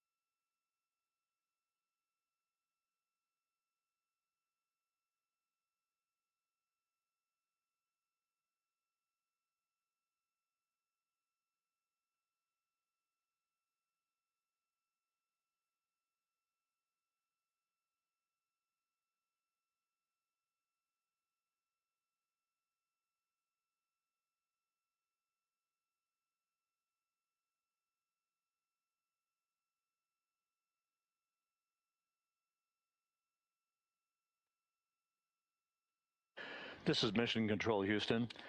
Once again, a great view of the planet Earth from integrity from one of the solar array wing cameras. Now just 14,000 nautical miles from splashdown. Splashdown schedule for 7:07 and 8 seconds p.m. Central Time, 5:07 and 8 seconds p.m. Pacific Time. At a point to the southwest of San Diego in the Pacific Ocean, where the USS John Murtha is on station and where recovery team assets are being deployed to the predicted splashdown site to complete the mission of Integrity's astronauts and their lunar flyby. With the Earth growing larger in the field of view, the next major milestone, just 1 hour and 13 minutes from now, will be the separation of the crew module from the European service module. Houston copies. The separation of the crew module will set the stage just 3.5 minutes later. One question. Go ahead. When I was looking at the BFS-SM SEP, it was the exact same time as our predicted SM SEP. Can you just confirm we don't need that to be a touch later?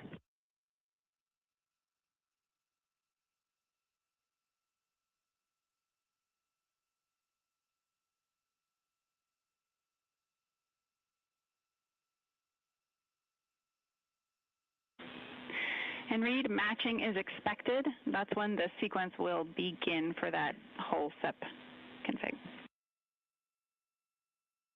Outstanding. Thank you for the verification. Here in Mission Control in the Artemis Flight Control Room, Capcom Jackie Mahaffey confirming some of the timeline activities with Commander Reed Wiseman aboard the vehicle. The crew has suited up in its launch and entry suits, ready to begin the critical phase of this mission. They're homecoming to a high-speed entry and a parachute-assisted splashdown in the Pacific. Once again, the next major milestone, 1 hour, 11 minutes from now, the separation of the crew module from the European service module as Artemis's astronauts head home to complete this historic flight.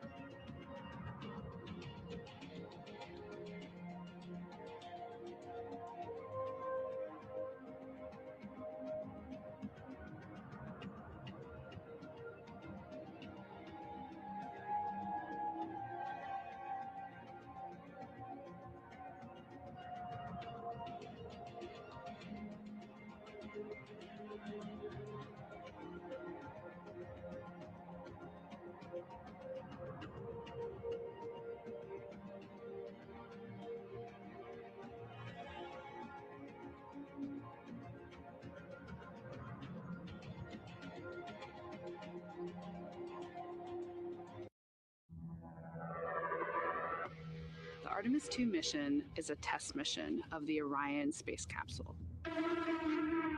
Artemis II will be the first time we put humans on this rocket. We're going back to the moon because it's the next step in our journey to Mars. We were always going to the moon. Pushing ourselves to explore is just core to who we are. That's a part of being a human. And lift off. We shall return. Continuing to test out every bit of Orion. Coming back to Earth, 7 miles a second. When humanity sets big goals, we can bring together genius from around the world. You have the best people on planet Earth putting this vehicle together. That's what's up. To innovate for the benefit of humanity and to inspire the world through discovery. And here we go.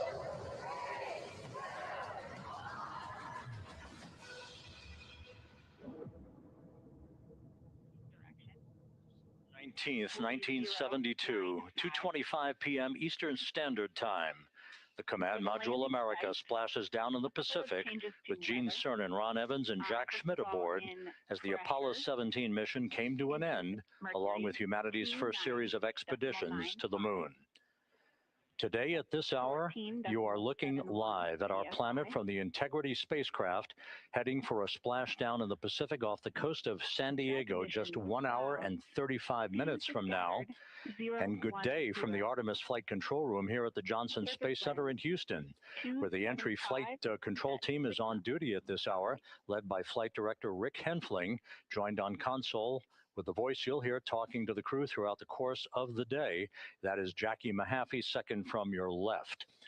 Everything has gone extremely well as we are closing in on the return of Artemis's astronauts from their flight around the moon and historic lunar flyby that will culminate with that splashdown in the Pacific off the coast of San Diego just 1 hour and 35 minutes from now.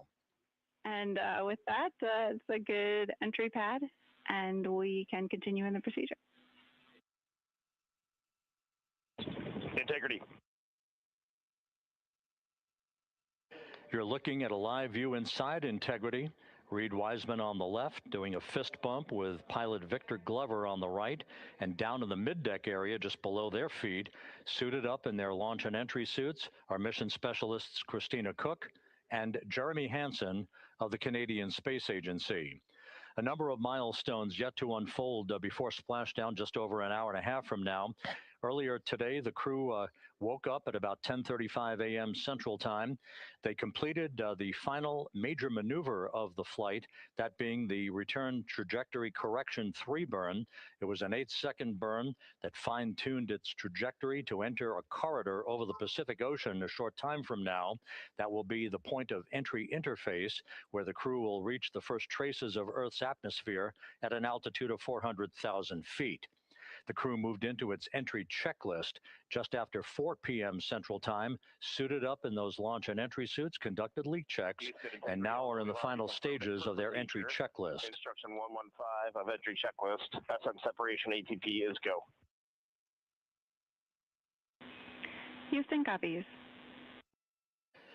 The next major milestone on the route home. Fully zipped, and they're working on EBS and then seating up. We copy. Thanks for the status. Jackie Mahaffey talking to Reed Wiseman aboard Integrity. The spacecraft now about 12,000 nautical miles from the Earth's surface. The next major milestone on tap for the crew will be the handover of communications from the Deep Space Network to the Tracking and Data Relay Satellite System. The Deep Space Network came into play after the translunar injection burn back on April 2nd that propelled Integrity toward its lunar flyby. We'll be back on the TDRS network here in about 41 minutes. Following that, the next activity will be the pyrotechnic separation of the crew module from the European service module.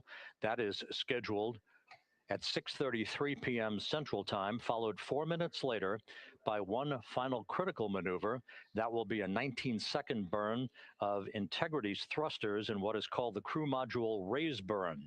Now, what that does is it basically acts If you were sitting in a reclining chair, you'd basically tilt yourself back. It raises the aft end of integrity ever so slightly, and that is the final opportunity for us to fine-tune the angle of attack of integrity through the area of peak heating at entry interface that will come a bit later on, about an hour and 18 minutes from now. So after the raise burn, we will be in the final orientation that will minimize any peak heating on the heat shield of integrity and prior to the time the crew enters the Earth's atmosphere at an altitude of 400,000 feet. Entry interface. This is the critical time where the crew will reach the first traces of Earth's atmosphere at an altitude of 400,000 feet, traveling 34,882 feet per second. Just 24 seconds after entering the Earth's atmosphere, we will experience a communications blackout expected to last 6 minutes in duration. This is planned, and it is caused by the interaction of the velocity of integrity with the friction of Earth's atmosphere. There will be a buildup of plasma around the vehicle, and that ionization will prevent any communications with the crew and any receipt of data by flight controllers here in Mission Control. That blackout is scheduled to begin at 6:53 and 54 seconds p.m. Central Time. Again, a 6-minute blackout that will end, if all goes as planned, at 6:59 and 55 seconds p.m. Central Time. At that point, we expect to regain communications with the crew and a reacquisition of data through the tracking and data relay satellite system. We will have a series of roll maneuvers. These are computer commanded that will roll the vehicle slightly to the left, then back to the right. That will bleed off excess energy as we begin our peak period of velocity. We expect to reach a maximum velocity of 24,661.21 miles per hour, equivalent to about Mach 33 times the speed of sound, shortly after we enter that blackout period. Once we exit the blackout period, of course, we're in the denser regions of the Earth's atmosphere, and then we get set up for the parachute deployment sequence. First, the deployment of 3 forward bay cover chutes that will pull essentially the top forward bay cover off the very top of the integrity vehicle. That will be followed by the deployment of drogue chutes, and then the final deployment of a series of 3 main parachutes at 7:04 and 44 seconds p.m. Central Time. From that point on, it is about 3 minutes or so until splashdown. Splashdown scheduled at 7:07 and 8 seconds p.m. Central Time at a gentle speed of 19 miles an hour. So just to give you some perspective, at the time that we enter the Earth's atmosphere, we're traveling somewhere around Mach 32. We will splash down at a speed of about 19 miles an hour. The G-forces that will build on the crew members inside integrity will build to about 3.9 Gs. That is what is expected and what they have trained for and what the spacecraft is designed to support.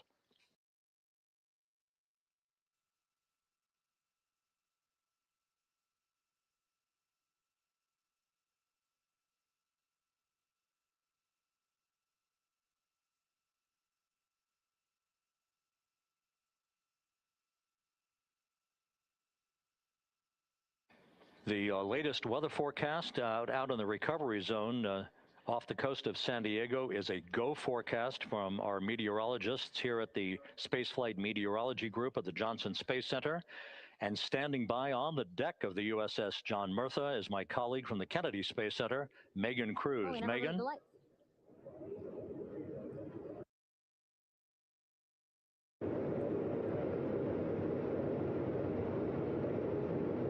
Hey there, Rob. Yeah, welcome to the bow of the USS John Murtha. This is where we will report out live updates from the ship as NASA and the U.S. military work to recover our Artemis II astronauts in just about an hour and a half. How exciting. Now, right now, as you can see, we are out in the Pacific Ocean. We are just west of San Diego. We're actually staged about 6.5 miles away from where we expect Orion to splash down. And then we will incrementally move closer. So at the time of splashdown, we'll be about 5 miles away, and then we will will move to 3.2 miles away. At that point, we'll pause, make sure that all the debris that might be coming down with Orion, because basically some parts of like the parachute system, they're jettisoned off Orion during descent. So we'll just want to make sure that those all land in the water and that we are safe to move even closer. So we will make sure that we can move a little closer, and at that point we will move to a mile away from Orion. And at that point the ship will circle the capsule while NASA and Navy recovery forces work to get our astronauts out, and we should have great views of the bow from here. But also we have a ton of cameras all around the ship. For example, we actually have some cameras right to the left of me here on the bow. These are very strong, stabilized cameras. We can really get up close to make sure that we are sharing all the images we have available to you. We also will have some views from above. We actually have 5 planes providing live views of splashdown today. In fact, some of those aerial assets just took off from San Diego minutes ago. And then actually here on the flight deck, you see 4 helicopters, the 2 in the back. Those will take off in about 30 minutes from now, also with live cameras. So again, lots and lots of imagery that we hope to share with you today. And then those 2 helos in the front, those 2 will pluck the crew out of the water and fly them back to our ship. Now, the combined team here on the ship, more than 550 people, left San Diego 4 days ago, and since then I've watched different teams train every day, rehearse, final preps to make sure that they're ready for today. So to give us more of an update about how recovery is going on right now, why don't we turn over to Paul here, Paul Serpinski. He is the Assistant Artemis Recovery Director. Great to have you here, Paul. Great to be here, thanks. Absolutely. So you just left the landing forces operations center here on the ship. How are we looking for recovery? Right now, it's looking great. When I left, they were just about to get into weather briefing with Mission Control Center in Houston. But listening to the loops this morning and everything that's been going on, the reentry trajectory correction burn, the return trajectory correction burn went great. They were right on the money, right down the middle where they should be coming back. Our forces here are teams out in the water. All our boats are launched or will be imminently. So yeah, it's just coming along great. Yeah. It's really nice to see. We did see some of those boats float behind us. We were hoping to give you a live view, but of course they floated right out of the camera shot as you came to us. But so basically the team right now here on the ship, basically like monitoring mode, but really things will pick up about 15 minutes after splashdown. Yeah, so a couple minutes before splashdown, things start happening really, really fast. Mm-hmm. Some events during the reentry, they're maybe a second or 2 apart. And so it just takes a whole lot of effort and a lot of updates back and forth between us and Houston to try to keep track of everything that's happening all in real time. And then after splashdown, that's when the recovery team really kicks into high gear. We have our boat teams, our boat crews going out, our divers doing hazardous assessments as they get progressively closer to the capsule, making sure, it's safe for all of our people to go in, and it's also safe for the astronauts to come out, because really at the end of the day, that's what we're here for, is we're to make sure that the astronauts get home safe after their tremendous journey to the moon and back. But then also we have, like you mentioned on a minute ago, all of our imagery helicopters are taking imagery, camera shots of it as it's coming in all the way through splashdown. I mean, they'll see it as soon as it crosses the horizon, all the way to the ocean here. And then afterwards, we have to recover actually Orion to bring it into the well deck of the ship. Absolutely, yeah. And so once the astronauts are safe on board, then those same dive teams are going to transition into securing the capsule. They'll position some equipment around it to kind of facilitate that. The ship will move into position. We'll attach a really big winch line to it, and then a bunch of tending lines. We'll pull the capsule around behind the ship and then start to slowly bring it in. And then, Orion comes in, goes hard down, and everyone cheers. Great day. Great day, exactly. Lots to coordinate, a lot to manage. Basically, planning for this recovery, Artemis II recovery, started a month after Artemis I launched. That was the uncrewed test flight of the Space Launch System rocket, as well as the Orion spacecraft. That was November 2022, a month later, all the planning for this. How does it feel to be so close to welcoming our friends, our astronauts home? I mean, for the whole team, I walked around the ship this morning, just kind of visiting with a lot of people, a lot of groups, and just kind of get the feel of them. And everyone has that same kind of mentality. Everyone's excited. Everyone's thrilled to see all that work that's we've been doing, like you said, for the last 3 years, since right after the last one came back till now, and some people even further back. Some of them go back a decade, or more. So everyone is just excited and they're ready. They're really ready for this, and just to be able to see our crew come back, that's going to be a thrill for everyone. How are you feeling? Are you ready? Is this something you ever thought you'd be doing? I'm ready. I'm excited. This has been the pinnacle of my career so far. It really has. I've seen a lot of firsts, a lot of lasts, but I can't think of ever topping seeing the first crew to go to the moon and back in 50 years, and to be here and be a part of that. And it's just a tremendous privilege. And I'm, on behalf of the whole team, like, I'm thrilled, and so are all of us. We're ready. Yeah, I definitely think that those words really embody how everybody on the ship is feeling. So thank you so much, Paul. I appreciate you being here. And so, Rob, we'll toss it back to you again. We will continue to join you with live updates from the ship as much as possible. Thank you, Megan. Back here at the Johnson Space Center, the entry team of flight controllers looking over the shoulders of Reed Wiseman and Victor Glover there on the flight deck of Integrity, and again, just below their feet in the mid-deck area, if you will, Christina Cook and Jeremy Hansen of the Canadian Space Agency. They're in the final review of their entry procedures and all of the activities that will follow here very shortly in trip hammer fashion.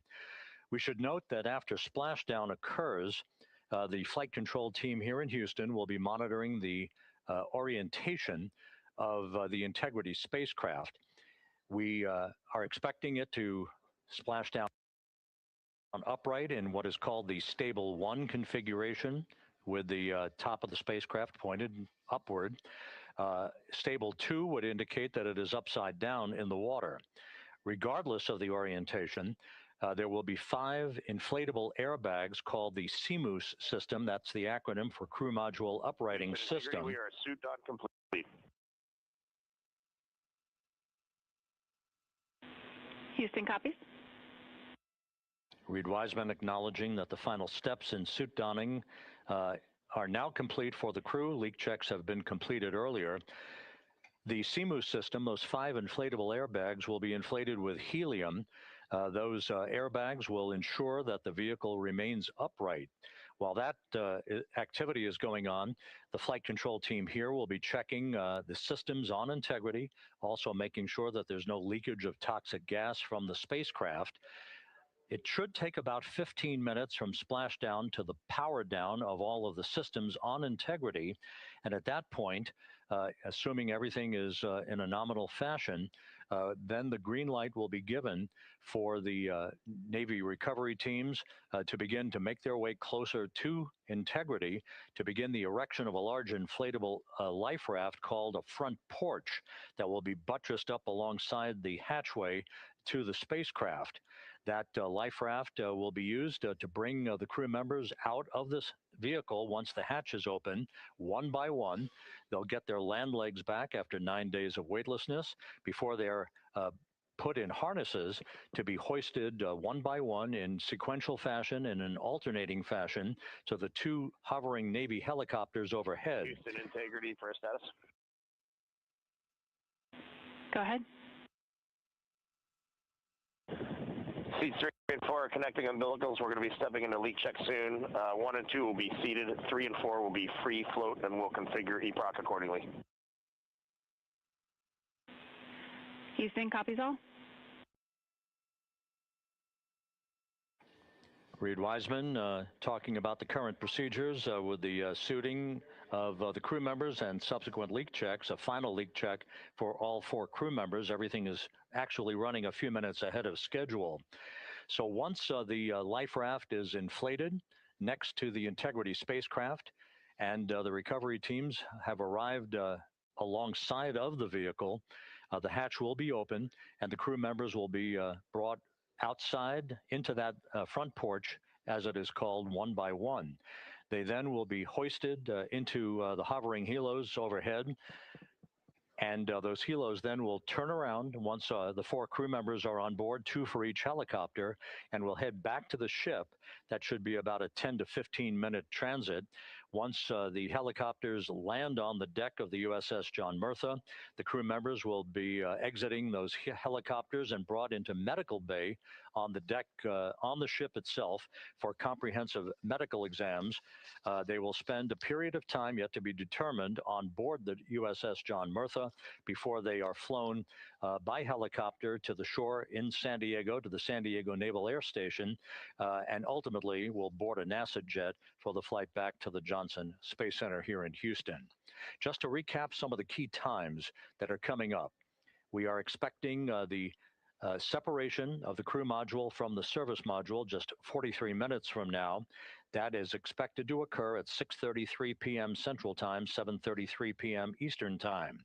That will be followed just 4 minutes later by the crew module raise burn, the use of Integrity's thrusters one final time in a 19-second burn to slightly tilt the vehicle up into the correct orientation or angle of attack to ensure that it enters the Earth's atmosphere at the right angle, if you will. That will help deflect the buildup of heat against Integrity's heat shield. This was a deliberate move, a change in the procedures from the Artemis I mission that resulted in unexpected char loss on the AVCOAT heat shield that had not been intended based on the entry trajectory for the Artemis I mission. What we're doing is we deliberately changed the trajectory of the entry from a skip entry that was about a 3,000-mile transit across the Pacific Ocean. We are expecting now from entry interface to the point of splashdown to have a range of just 1,701 nautical miles, and that in of itself will reduce the exposure time of heating on the heat shield of the spacecraft. Once the raise burn is complete, then the stage is set for entry interface at 6:53 and 31 seconds p.m. Central Time. That means that Integrity will be entering the Earth's atmosphere at an altitude of 400,000 feet, traveling at about 34,882 feet per second, heading for its splashdown site off the coast of San Diego, as you just heard from Megan Cruz on the deck of the USS John Murtha. Splashdown once again under those three main parachutes is expected at 7:07 and 8 seconds p.m. Central Time, 5:07 p.m. Pacific Time, 2.5 hours before sunset. The actual total distance traveled for Integrity from launch to splashdown is estimated at 694,481 statute miles. Now that includes the first high elliptical Earth orbit following launch that enabled Integrity to move to 43,000 miles above the Earth at its apogee and enabling a 24-hour period of systems checkouts before the flight control team here and the mission management team gave approval for Integrity to conduct its translunar injection that propelled it on its way to the moon and its historic lunar flyby. So the total distance we expect this vehicle to have traveled at splashdown, 694,481 statute miles.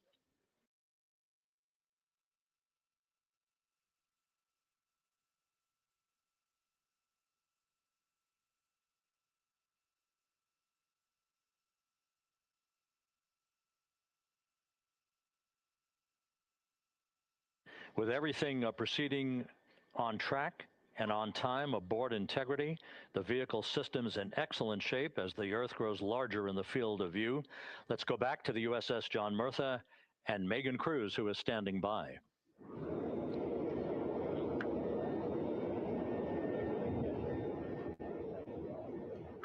Hey, yeah, Rob, welcome back. Again, we are out in the Pacific Ocean, staged just about 6.5 miles from where we expect Orion to splash down now in just over an hour. How exciting. And the weather, awesome conditions here. I know you see some wind blowing around my hair, but really nothing to speak of when it comes to having to recover our astronauts, as well as no waves here, really. So yeah, we're expecting a really great day. Also, hopefully some really great views. You can see behind me that some of the clouds are starting to break up, so that's really exciting. And now, of course, this ship has a lot of people ready and excited to welcome our crew back home, including Dr. Rick Schuring here. He is a NASA flight surgeon. Great to have you here, Rick. You too, Megan. It is a blessing to be out here this day with our teams. We've trained 3 years for this nonstop with the U.S. Navy and along with EGS, and we've so looked forward to this day. And just by God's grace, everything's parting, the skies and everything. The crew's doing great. Looking forward to come back, and our teams are ready. So this is one of those days you've dreamt about, and now it's finally here, and we're ready, and just thankful to be a part of it. Yeah, and you play a really integral role. When was the last time you spoke to the crew, and how are they feeling in this last hour before splashdown? Sure. Yeah, so the crew woke up. When they splashed down, they were woken up about 8.5 hours ago. Me and my fellow crew surgeons, Doctors Chris Haas and Rafi Kumjian from this Canadian Space Agency, spoke with them about 6.5 hours ago, just to double check on how they were doing, if there's any medical issues, how they slept, and then kind of go over their landing day protocol for their medications, for what we call a fluid load, to try to replace some of the fluid and electrolytes that they've lost with just a normal space adaptation. Once they got to space, they kind of have to replace some of that fluid to help them with the whole landing kind of readaptation to 1G, which they haven't done for the last 10 days. And then just kind of let them know how things are going to play out, out with the open water teams all the way until we finally get to the med deck. So they were very pumped up, very hurried though. They had a lot of cabin configuration, a lot of things to get ready. So they're excited, but also very focused on the job that they had to do. So we've trained a long time for this, and we're ready. And you said some medications. I mean, those are kind of just to mitigate the effects of, obviously, their more than 695,000-mile journey back to Earth. It's just like anti-nausea medication, right? Yeah, exactly, Megan. The astronauts are very healthy, fortunately, and even when they come back in reentry, the human system is very kind of dynamic. It has to readapt very quickly, and one of the most common responses they get is just some stomach awareness, to some nausea, even to some vomiting. And with our crews that land out in Karagana, the Soyuz crews or our SpaceX crews, they all kind of experience the same thing. This will be the first time we're landing in water since December 1972, and I worked with all the Apollo astronauts years ago, and they all told me that landing in the water, especially in the Pacific, can be very provocative. So we take steps to give them medicines to really mitigate some of that nausea, vomiting, help them feel a little bit better, and also sometimes just use a little anti-inflammatory medicine just to help with coming back to 1 Earth or 1G. The effects of microgravity, especially as you age and you have a little arthritis, you feel great microgravity, and everyone kind of curses coming back to the ground like, oh, dang, 1G, but so that helps a little bit. But for the most part, the main thing is just replacing that fluid and then trying to help them with that transition back to 1G, and then we're ready to go. Yeah, and their health is assessed almost immediately after they splash down. Yeah, so we have Dr. Jesse Wang, and we have our independent duty corpsmen, who are the Navy version of paramedics, extremely highly trained, highly experienced Navy medics and divers who will go out there, open the capsule about 25, 28 minutes after splashdown and do the first initial assessment. So Jesse and his team will go out there and look at each crew, kind of do their assessments, get vital signs, report back to Drs. Haas and Kumji and I and back in the med bay, let them know how they're doing. And then, if they've got the normal kind of space adaptation kind of things, we expect that. They're good to go on that. If anything, didn't go the way we want, they're all prepared for that as well. And Jesse and his team, I mean, this is their full-time job, taking care of, sailors and folks who might be injured. We don't expect any injuries, but coming back, going 25,000 miles an hour down to, 20, miles an hour is still a dynamic process. I've heard it described as, kind of like a car crash. And then the crew will be ready to go, and Jesse and his team will make that transition to get them out to the front porch, do assessments on them again, call to our med bay, and then once we have that and they're all good to go and the crew's feeling okay, we'll hoist them up in the helos. It's about a 3-minute flight back to the flight deck, and that's where me and the astronaut chief Scott Tingle will actually meet them. I'll get eyes on them, make sure they're all good, just take very slow transitions. And then one by one, we'll either get them out with the SMTs, the SAR med techs under each arm, just kind of just walking very slowly to med bay, which actually helps them acclimate back to 1G. Or if they really don't have their sea legs back yet, then we might put them in what we call a stair chair, which will be right behind them, and then just very slowly kind of get them back into med bay to start our full assessments for the team. Yeah, so a really great team here to support them as soon as they get back, and also all throughout the mission, of course. You talked a little bit about this, but obviously, we have seen astronauts return from the international International Space Station for over 25 years. So we kind of know that that journey, how it affects the body. But yes, we're talking about humans returning from the moon for the first time since 1972. How is this different from your perspective? So it's different in one very significant respect. With on Apollo, for exercise, they had something called the Apollo exergenia, which was basically just a little canister with some ropes, and they would have some resistance and kind of do that. And the Apollo astronauts really liked that. They liked the ability to exercise, because you decondition from a musculoskeletal standpoint, you lose your strength and your stamina very quickly. We had something called the Orion flywheel, which was able to impart much greater loads in terms of resistance. So they're able to do squats, deadlifts, different things, not dissimilar to what the ISS astronauts do, but with a lot less room to do it. Mm-hmm. And they also did rowing activities for cardiovascular health, and the crews loved it. But for the lunar crews, the future lunar crews, maintaining that physical conditioning, which our astronaut strength conditioning rehabilitation specialists, affectionately known as the ACERs, back in Houston, really worked hard to get them in the best shape they're going to, have to be in to get to the moon. That device hopefully will maintain that. And Apollo only had about a 4.3-day journey to the moon. Our astronauts are going to have about a 10 to 14-day journey. Right. So maintaining that physical fitness, that strength and stamina is going to be crucial for the success of being able to do those very physically demanding lunar EVAs. Right. So we're very excited about what the astronauts have said about the device and what they have to say about the role exercise plays, going to the moon. And also the mental benefit. Sure. They just really like sweating, breaking the sweat, and actually just feeling like they're just getting a workout. Right. So thank you so much, Rick. I really appreciate it. I know they're going to be in good hands, so we'll let you get back to it. Thank you so much. Megan, thanks for the time. Back to you, Rob. Okay, Megan, back here in Mission Control in Houston. Everything is moving along in order. This view of Reed Wiseman on the left, Victor Glover on the right. We have good suit leak checks. Everything aboard integrity is in excellent shape. The vehicle, with the Earth growing larger and larger in the field of view, we're now just about 8,200 nautical miles away from Earth and closing in for a splashdown just 1 hour and 5 minutes from now.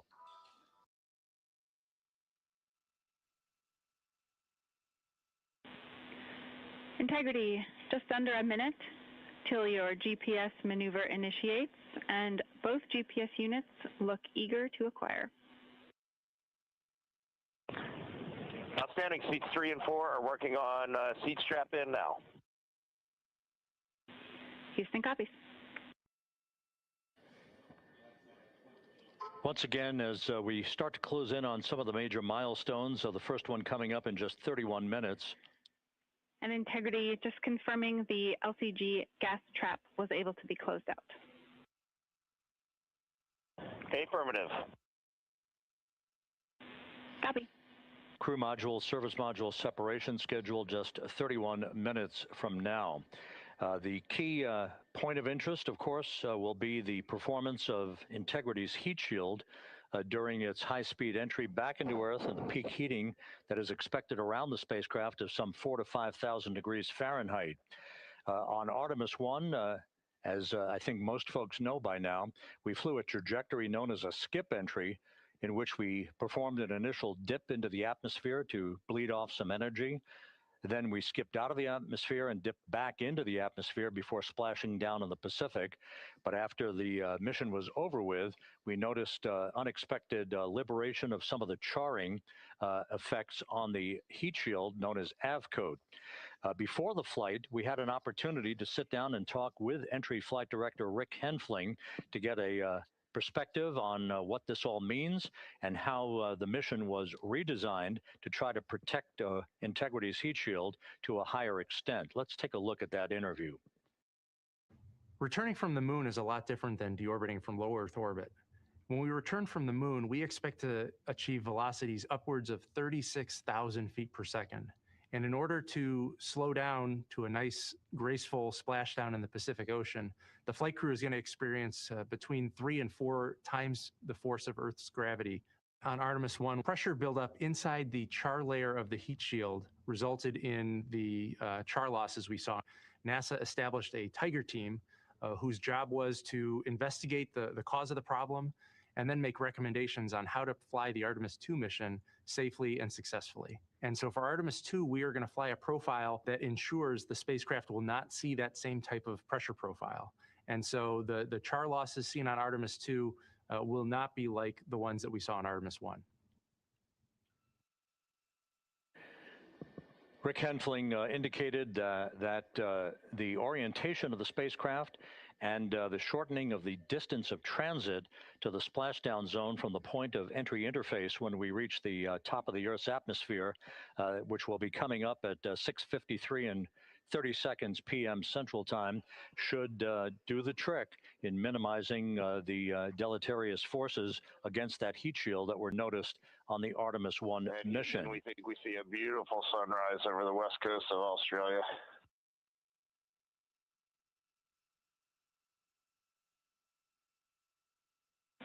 We copy. Commander Reed Wiseman reveling in his final hour in space on this mission as Integrity is passing over the southwest coast of Australia now at an altitude of some 7,600 nautical miles. That will begin the southwest and northeasterly transit across the Pacific Ocean. Let's talk a little bit more about some of the highlights and some of the numbers associated with the points of interest here. We are 27 and a half minutes away from crew module, service module separation. That will be followed about 3.5 minutes later by the raise burn that we've discussed, a 19-second burn of Integrity's thrusters to fine-tune its angle of attack as it enters the Earth's atmosphere. Entry interface is scheduled 47.5 minutes from now. That's the point at which we will reach the top of the Earth's atmosphere, traveling about 34,882 feet per second at an altitude of 400,000 feet. Just 24 seconds after entry interface, we will begin a blackout period of 6 minutes in duration at 6:53 and 54 seconds p.m. Central Time. Now, right about 10 seconds after the blackout period begins, we are expected to reach peak speed, which would be 24,661 miles an hour. That'll be about 103 miles an hour short of the velocity record set by the Apollo 10 astronauts, Tom Stafford, Gene Cernan, and John Young, when they returned from the moon on the Apollo 10 mission in 1969. That blackout period is expected to last 6 minutes in duration. At 6:54 and 52 seconds p.m. Central Time, we'll reach our peak heating period of about 4,000 to 5,000 degrees while we're in a communications blackout from Integrity and its astronauts. That blackout should end at 6:59 and 55 seconds p.m. Central Time, at which point we expect to regain communications with the crew. Capcom Jackie Mahaffey here in the flight control room will be talking to the crew, calling them, and will await a response from the crew as they come out of that blackout period. And at that point, their altitude will be just 157,000 feet above the Earth, traveling at 13,000 feet per second with a range to splashdown of just 147 nautical miles. From that point on, the next key series of events will be the deployment of a series of parachutes that we discussed before. First, the forward bay cover chute deploy that will pull the forward bay cover away from the top of Integrity, followed by drogue chute deploy and then the main chute deploy that's expected at 7:04 and 44 seconds p.m. Central Time. That will begin the gentle descent of Integrity towards its splashdown at just a velocity of just 19 miles an hour. And that will begin the recovery operations that you just heard Megan Cruz discuss with her folks on the USS John Murtha. All of Integrity's systems in great shape. The crew is suited up. Leak checks complete as we stand by for the next major milestone, which will be the crew module service module separation just 24.5 minutes from now.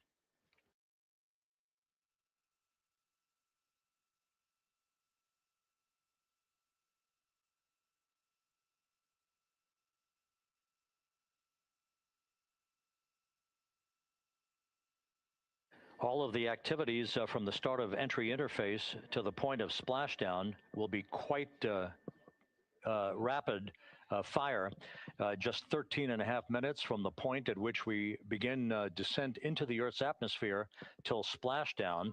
And just to show you, as Rick Shearing, the flight surgeon, alluded to in his interview with Megan Cruz, all of this happens to decelerate the vehicle from traveling around Mach 33 to just 19 miles an hour at splashdown.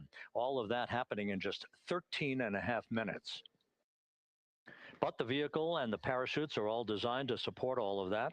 So we'll be standing by to report all that to you in sequential fashion as these milestones are ticked off and as we hear from the crew during its entry back into the Earth's atmosphere and ultimately when they emerge from the blackout period. And at that point, we'll be just minutes away from splashdown.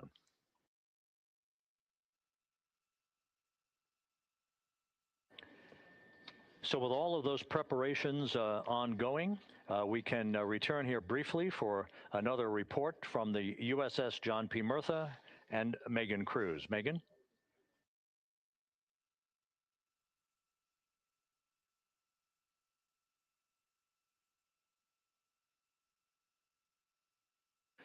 And we'll regain that communication with the USS John P. Murtha just momentarily. In the meantime, everything is on track aboard Integrity, the flight control team here in Houston, led by Entry Flight Director Rick Henfling. The voice you will hear talking to the crew is that of Jackie Mahaffey.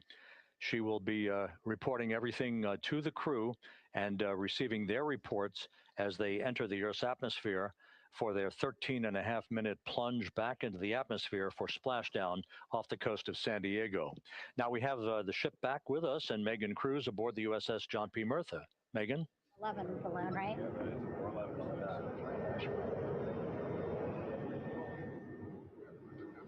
Hey, Rob, yeah, the excitement is really building here on the ship. I'm watching right now one of the weather balloons being lofted up from the ship. Again, weather balloons, very important for us to make sure that we are tracking the right kind of weather and also the data that's needed for what's called our Sasquatch team. Again, it's a team out of NASA that basically makes sure that the debris that comes off of Orion, again, some of those pieces of the parachute system, make sure that they don't fall on us here in the sea, and also our aerial assets, our folks in helicopters. So watching that float away right now. But with me right now is Captain Eric Kenny. He's the commanding officer of the John P. Murtha naval ship. Thank you so much for being here. There are so many moving parts that you have to keep an eye on. That's absolutely right, yeah. But first of all, on behalf of the crew of USS John P. Murtha, Megan, thanks for having me on today. Happy to tell you what we're doing and excited to get the interview started. Yeah, absolutely. Why don't we actually take a look at the flight deck here? We'll start there. Basically, we also, while watching this weather balloon float away, we noticed all 4 helicopters leave the flight deck. We now have an empty flight deck. We had 2 imagery helos as well as the 2 crew helicopters that will go recover the crew. This is just one of the many things that, again, our ship of 550 people, it's something that you oversee as commanding officer. Yeah, absolutely. Every commanding officer, I would say really every naval service member, our priority is always safety. And as the commanding officer, I take that as one of my primary roles here on board. Mission accomplishment is important, safety always. So my day really has, I would say my message to the crew has sort of changed over the past 24 hours. As we're leading up to today, we've been building up with excitement and motivating the team for the training that we've executed. But really over the past 24 hours, now I'm trying to get us to slow down a little bit. Trust our training, right? Don't believe all the hype. Don't believe everything that's going on. Just let's trust what we've done to get to this point. And if we do that, we'll be successful today. Mm-hmm. And also part of the big success is obviously the coordination between NASA and the U.S. military. How does it feel being able to support the human space program we have? Yeah, I mean, since 1959 with Mercury, Gemini, Apollo, the history between NASA and the Navy has been in lockstep. But like any other skill, if you don't practice it regularly, that skill atrophies. So we've had a few decades off from that. But, over the past 4 or 5 years, really with this ship over the past year, we've constantly trained and working for this moment right here. Building up the hype, but to get to this point today, to be able to trust in all the training we've done. We worked with, working with NASA, the Air Force, the medical team, dive team. You want to talk about high-performance organizations coming together, working in unison. We are seeing that here on board the USS John P. Murtha, and I can't be more proud of all the work everyone's doing. Yeah, you had some great words this morning saying just that, again, that it's really nice to see everybody working together and so excited. I mean, you just became the commanding officer of this ship back in February. How does it personally feel for you to be a part of this historic moment today? Yeah, I mean, first and foremost, I'd say any opportunity to command any warship in the United States Navy is a tremendous honor, is a pinnacle of any naval officer's career. That being said, as my change of command was approaching, and I realized that Artemis was going to be in the window here, to say that I'm humbled and honored to be here is an understatement.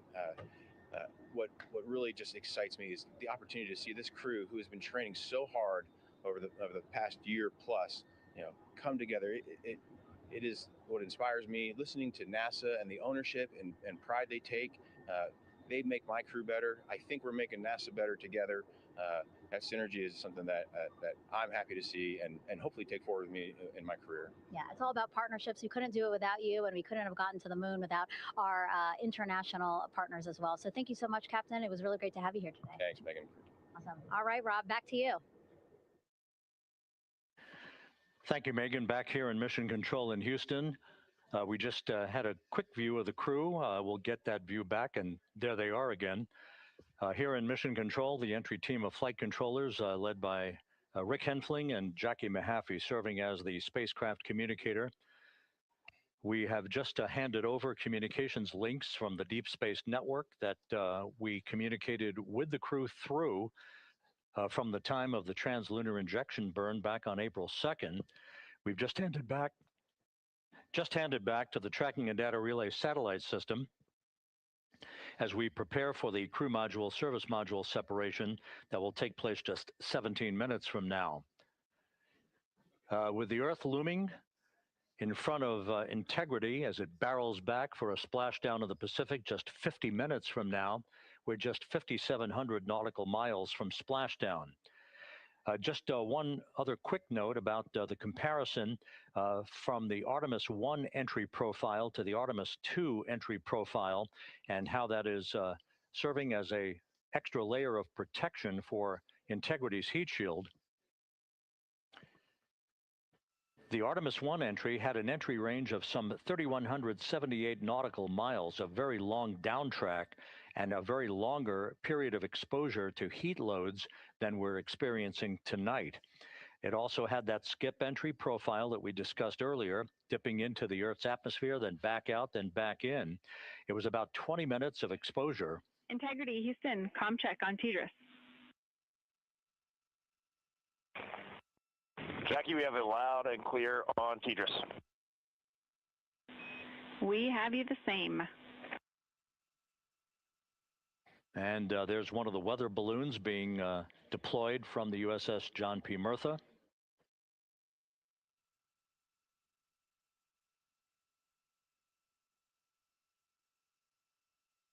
So the Artemis I entry had the vehicle. The update on GPS, we haven't seen a track in yet.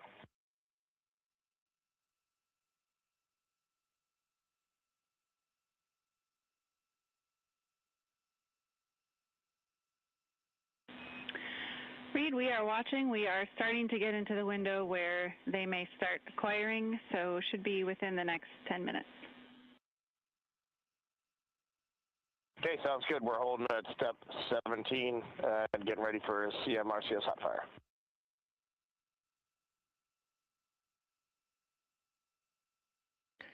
And that exchange indicating that we are expecting to acquire data from the GPS system on board. That'll be a navigational tool that will basically tell Integrity's computers that they're on track down the center line of the corridor for the entry interface that will lead them to their splashdown point.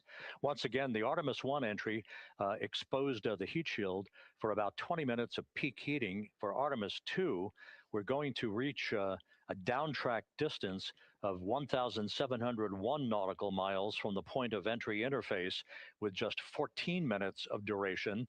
And it's basically a different angle of attack, a little bit steeper angle of attack that will protect the heat shield from excessive heat loads. So that is the difference between Artemis I and Artemis II. all designed into this mission to gather data, to protect the heat shield, since the Artemis III mission and beyond will have a different designed heat shield that will allow that skip entry type of profile to be resumed for all of the future missions coming back from the south pole of the moon when we initiate lunar landings. So we've handed over to the tracking and data relay satellite system. That's where we'll have communications for the rest of the flight. Just to give you some time hacks here, we're 13.5 minutes away from crew module, service module separation, and just 17 minutes away from the raise burn, that 19-second firing of the thrusters that will basically be the final fine-tuning of the angle of attack for integrity as it enters the Earth's atmosphere.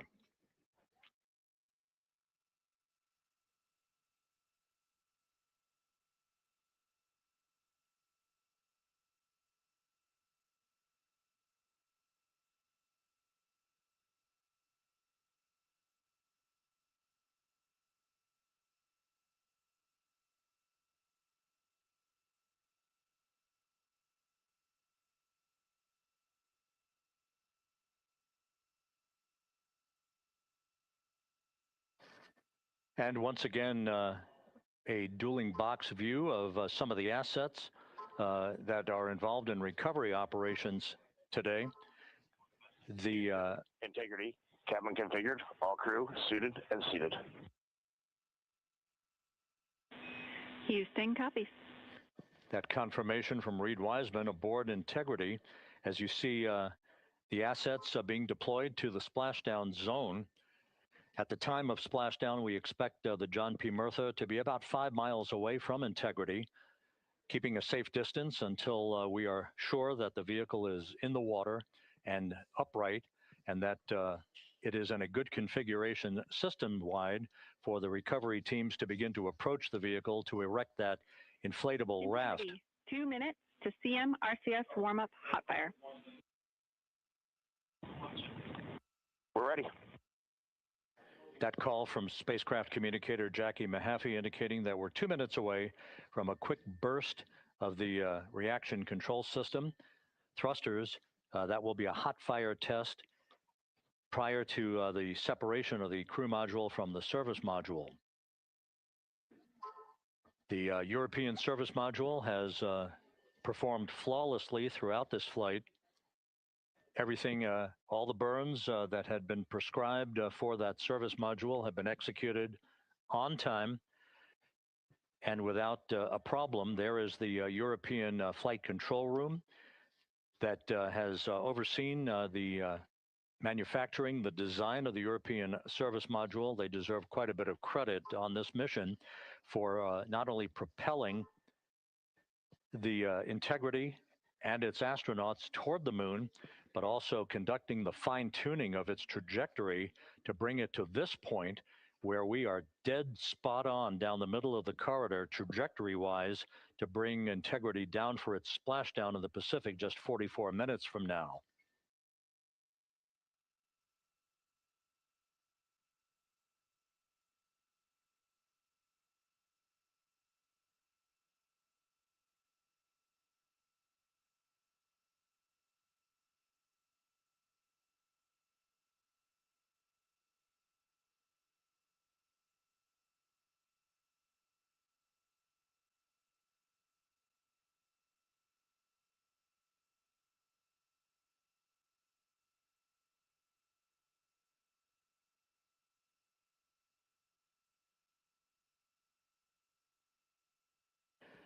What you're looking at is a computer-generated visualization based on real-time telemetry from Integrity, currently traveling about 16,000 miles an hour.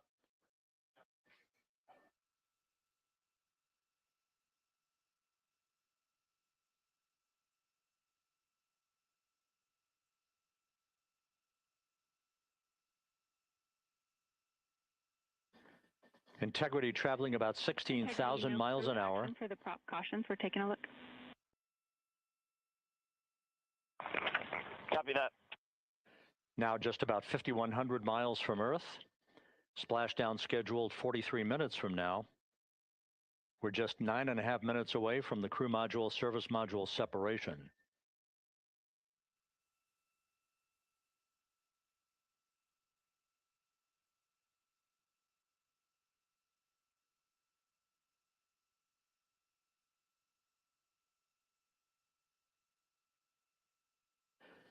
We are confirming. Integrity, we are assessing details, but so far looks like a good hot fire. Looks good on board, Jackie. Thank you. And Jackie Mahaffey took the words out of my mouth. I was just about to say that we had a good hot fire test of the thrusters in advance of the crew module service module separation that's coming up just 8.5 minutes from now.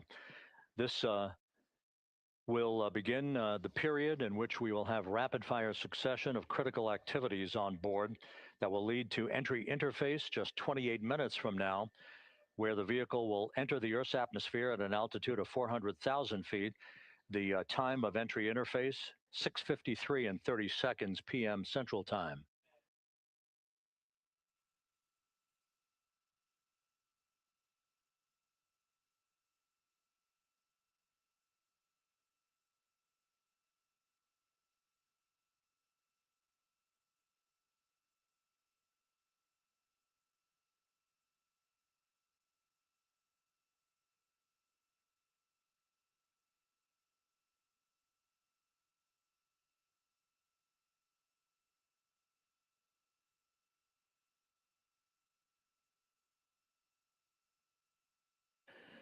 Integrity's astronauts were awakened at mid-morning to begin their entry preparations.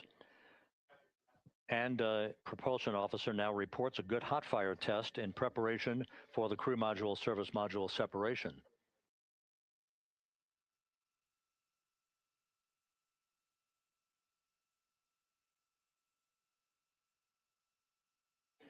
We're now inside 41 minutes until splashdown. Integrity Houston, we have confirmed a good CMRCS hot fire. And although we are not seeing GPS acquired yet, you can skip the troubleshooting steps in 157 for now. Integrity copies.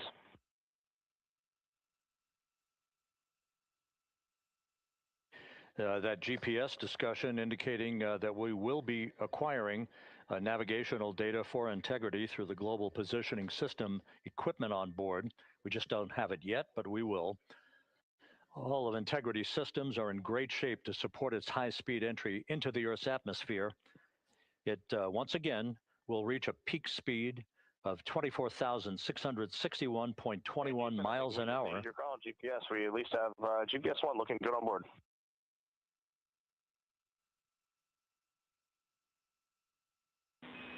We are confirming.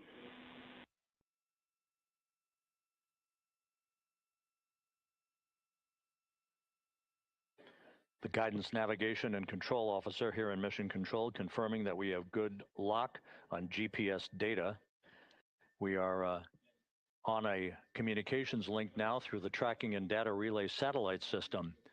Now, following splashdown, we're going to lose that link and go to what's called a VLDR, a very low data rate communications link, so that we can talk to the crew inside Integrity as they are on the water. Integrity, confirm we do see good GPS. We do too, especially GPS 1 is accepting in nav channels 1 and 3. That GPS data is basically telling Integrity's onboard computers its position relative to the Earth, but its trajectory and its orientation according to flight dynamics and the guidance, navigation, and control officer is spot on. We have now armed the pyros for the crew module service module separation coming up less than 5 minutes from now.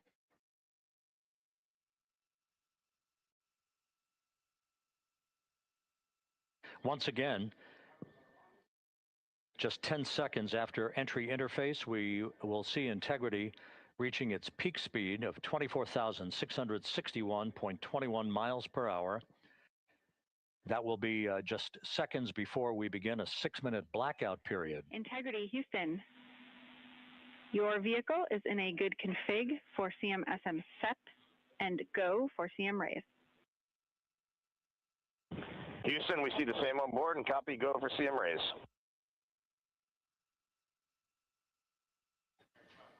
That CM raise referred to as the slight firing of 19 seconds by Integrity's thrusters with a change in velocity of 9.9 feet per second, a slight nudge of the aft end of the vehicle so that it's tilted a bit upward, providing the final angle of attack as the vehicle enters the Earth's atmosphere.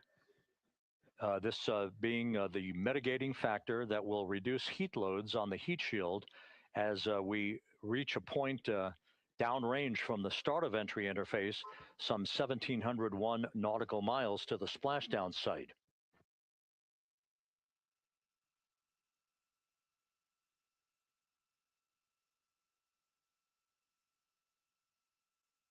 Integrity systems in excellent shape. We are currently 3,300 nautical miles left in this mission. Splashdown scheduled 36 minutes, 39 seconds from now.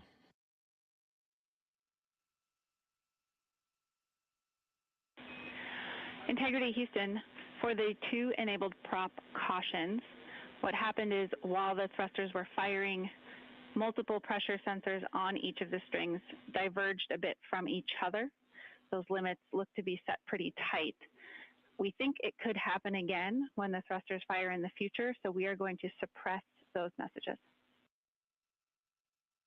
We concur with suppress, not inhibit. Thank you. That exchange between Jackie Mahaffey, our Capcom for tonight, and Reed Wiseman aboard Integrity, indicating basically to ignore sensor data. All of Integrity's systems are in good shape.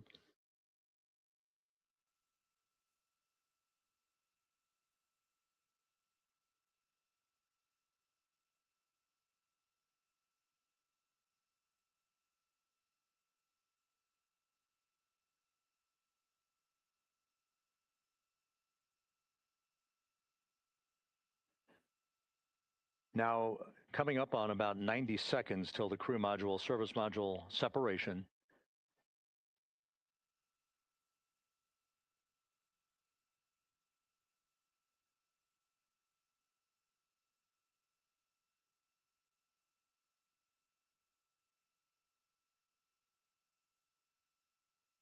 All quiet here in Mission Control as we enter the most critical phase of the completion of this flight.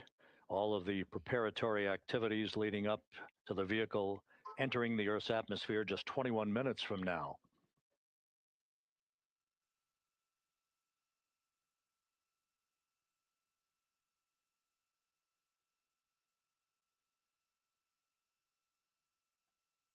Coming up on 1 minute. Mark 1 minute till crew module, service module separation.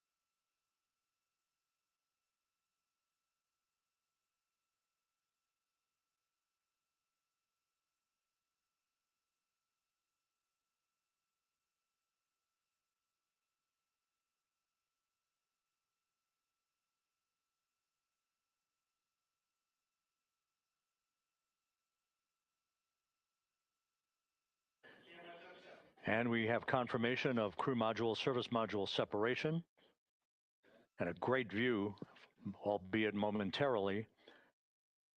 Houston, good step on board. Houston copies and concurs. The European service module now separated from Integrity, a job well done. Integrity, no action for the 4 CDH cautions. Those are SM related, not applicable. Integrity.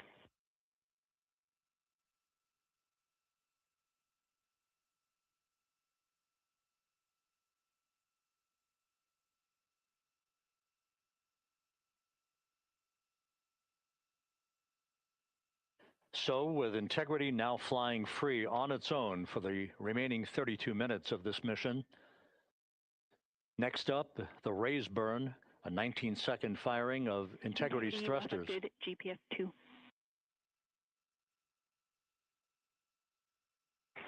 Integrity copies. Good GPS 2.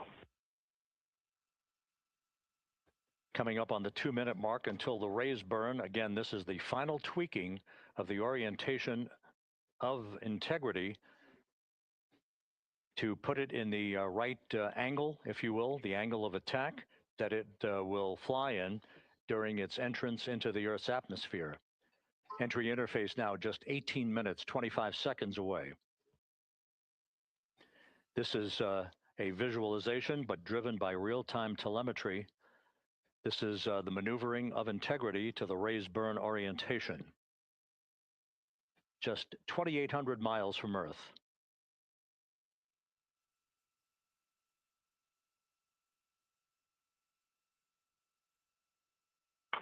Houston, we got a great view of the European service module out the window with the sun hitting the side and the solar rays and the NASA worm right there. It's a beautiful looking machine.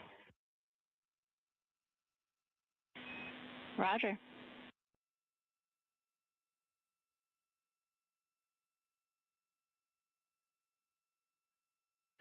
And we have completed the maneuver to the raise burn orientation, 1 minute away from the raise burn.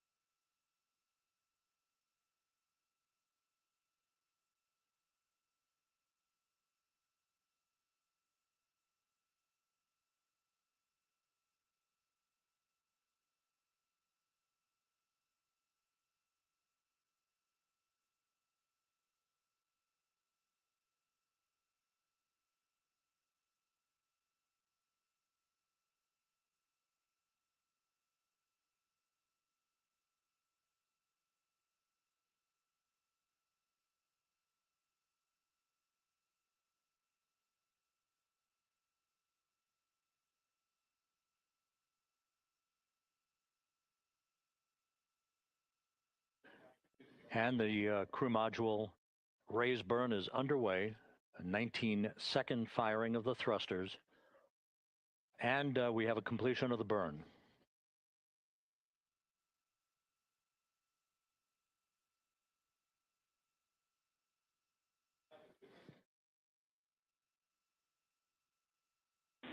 Integrity, good. CM raise burn. Your flight path angle is within limits.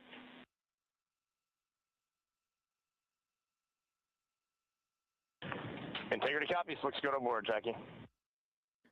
So the final maneuver is now complete. Our trajectory for a splashdown in the Pacific 29 minutes from now is set and will not be amended any further. And we have the right angle of attack to mitigate any excessive heat loads on the vehicle during entry interface. Integrity Houston, a heads up about comm coverage. When you perform the 180 roll, for the first minute or so in that attitude, we expect about a minute LOS. We copy.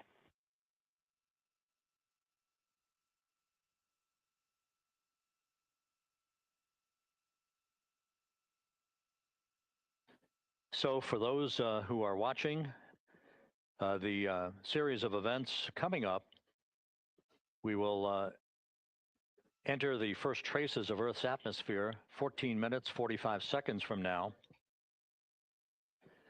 6:53 and 30 seconds is what is pegged for entry interface at an altitude of 400,000 feet, traveling at approximately 34,800 feet per second, range to touchdown or splashdown 1,701 nautical miles. 24 seconds after entry interface, we will enter a 6-minute blackout period in which we will lose communications with the crew. This is expected due to the buildup of plasma around the vehicle. That's an ionization effect due to the collision, if you will, of the velocity of the spacecraft with the friction of the Earth's atmosphere. That 6-minute blackout is expected to begin at 6:53 and 54 seconds p.m. Central Time. During that period of time, we will reach our peak speed of 24,661 miles per hour. That comes just short, based on unofficial data from the flight dynamics officer right now, will come just short of the velocity record set by Apollo 10 of 24,791 miles per hour in 1969. We expect peak heating on the vehicle at 6:54 and 52 seconds p.m. Central Time, a minute and 22 seconds into entry interface. At that point, we will be just 204,000 feet above the Earth, traveling at 33,000 feet per second. The blackout period is expected to last 6 minutes. We expect that blackout period to end at 6:59 and 55 seconds p.m. Central Time. From the end of the blackout period until splashdown, it is just 7 minutes, at which point we'll start deploying the series of parachutes to slow integrity down to an ultimate splashdown velocity of just 19 miles an hour. We see the same, waiting for the 180 rolls.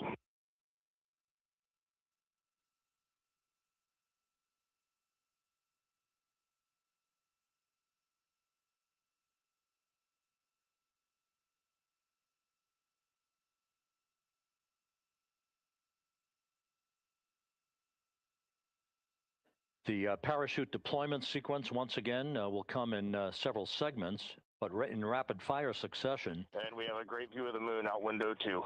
Looks a little smaller than yesterday. Guess we'll have to go back.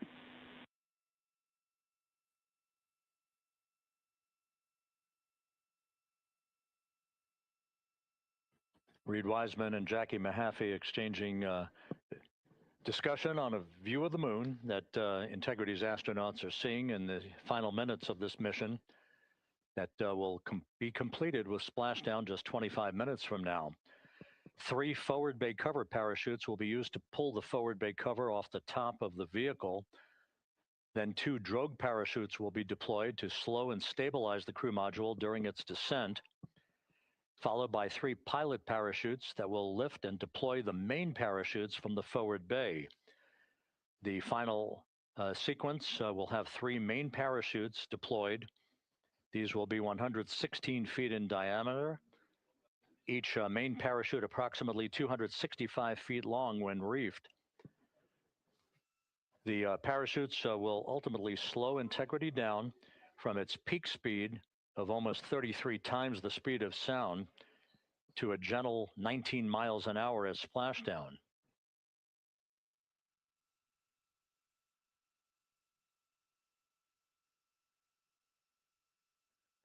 The vehicle is now currently in a roll to the proper attitude for entry interface. Our trajectory is right on according to flight dynamics.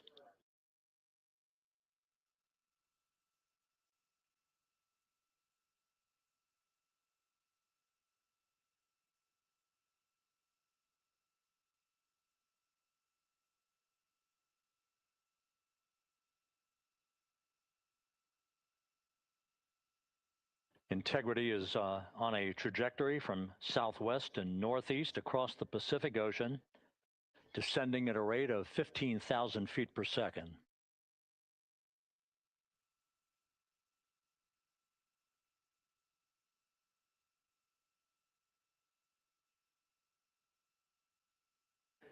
Range to touchdown 4,300 nautical miles, all the systems in excellent shape.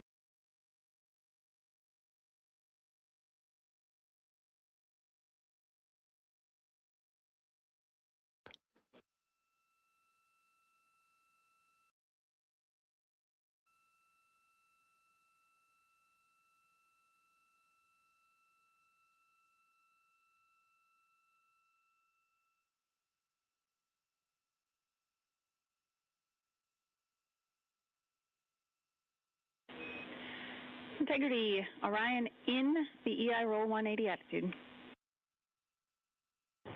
Looks good on board, Jackie.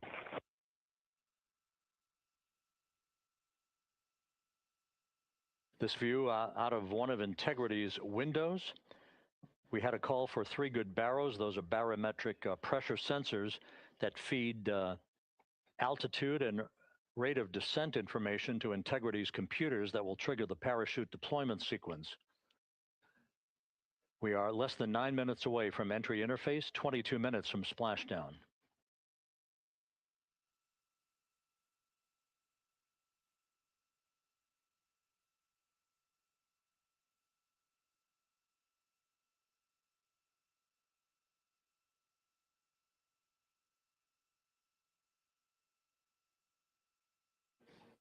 You can see the reflection of one of the crew members in the window.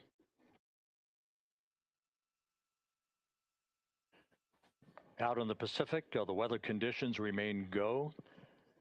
Just a few clouds, some scattered clouds, winds at 10 knots, wave heights just about 4 feet.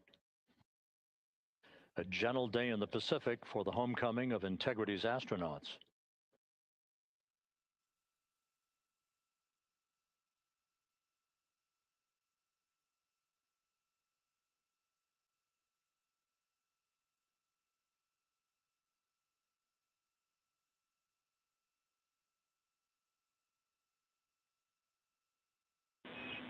Integrity back in EI attitude.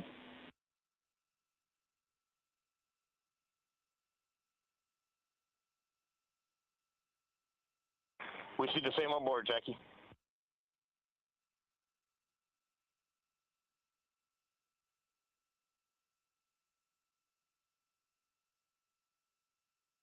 Houston, purge is complete. Crew and vehicle are configured for entry. Houston copies. And we're in step 37, transferring nav state to BFS.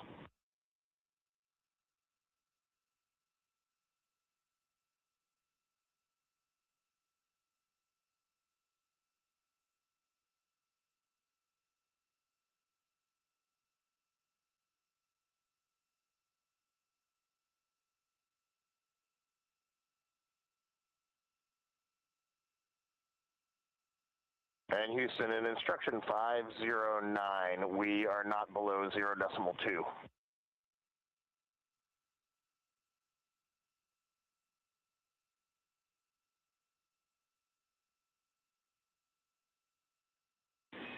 Integrity, no action required.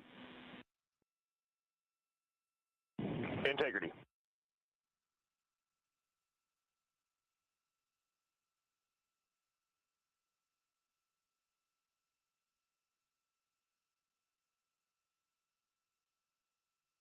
Now 6 minutes away from entry interface. We will hit the first traces of Earth's atmosphere at an altitude of 400,000 feet, traveling about 34,882 feet per second. Range to splashdown at that point will be 1,701 nautical miles.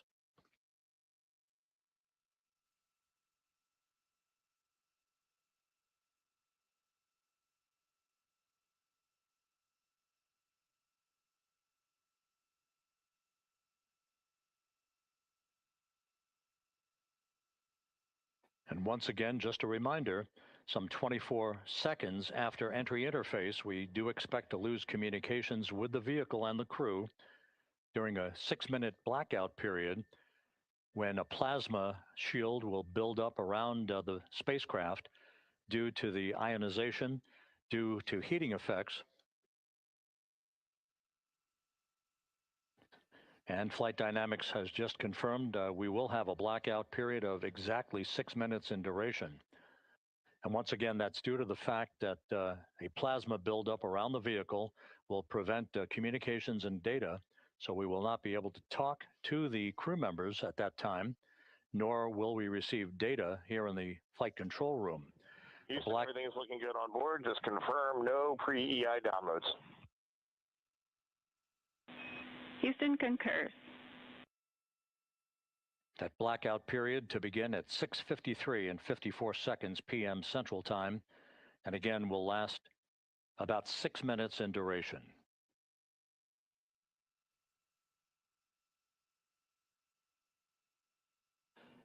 We're 4 minutes away from entry interface.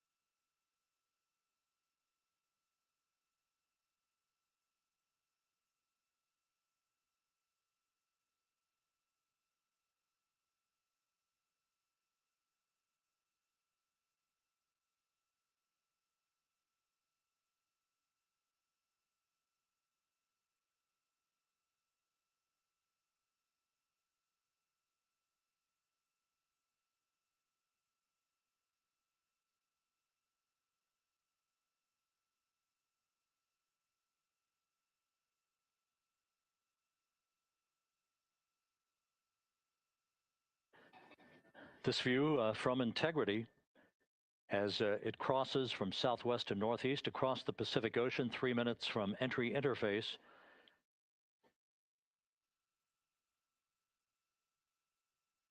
"16.5 minutes till splashdown."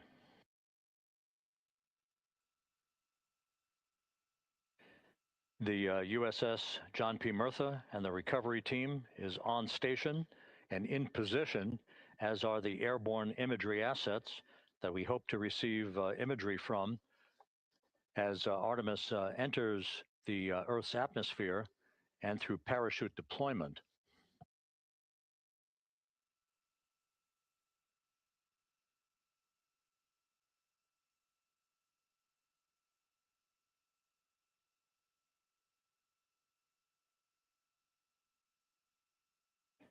All of Integrity's systems are in great shape. The crew is ready to complete its mission just 15.5 minutes from now.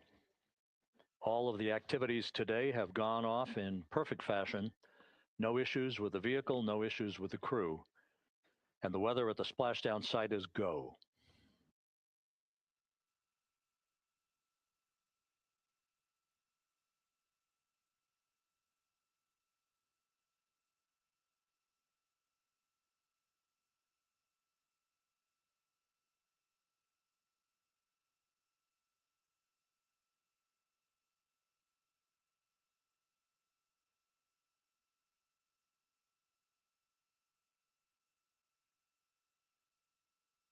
Coming up on 1 minute until entry interface.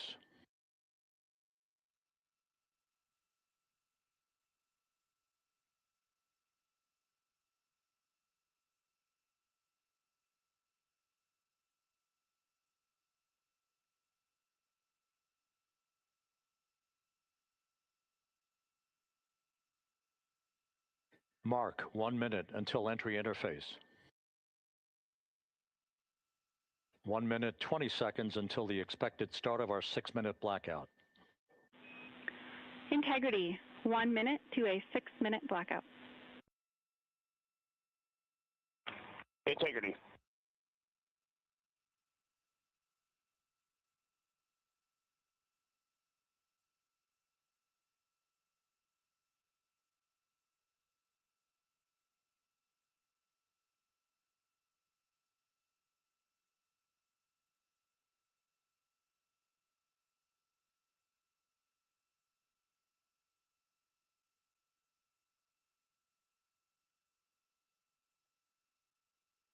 Ten seconds till entry interface.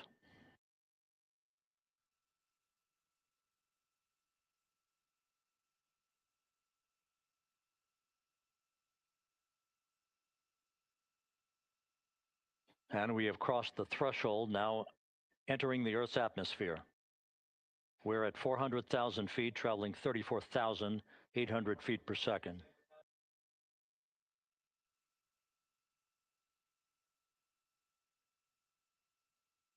Time to splash down, 13 minutes, 10 seconds.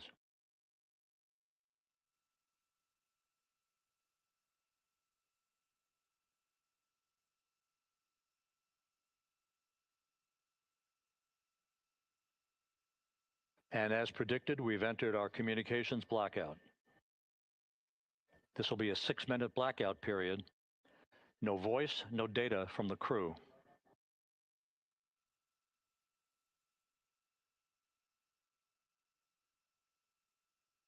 We're 30 seconds away from the anticipated point of peak heating on the vehicle, where temperatures will rise to about 4,000 to 5,000 degrees Fahrenheit. This is the true test of our trajectory.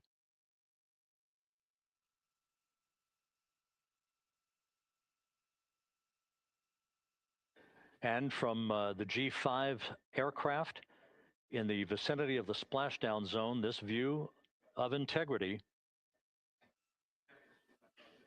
So that pinpoint of light shows the vehicle as it enters the period of peak heating in the Earth's atmosphere, the first tug of gravity being felt by Integrity's astronauts since their launch back on April 1st.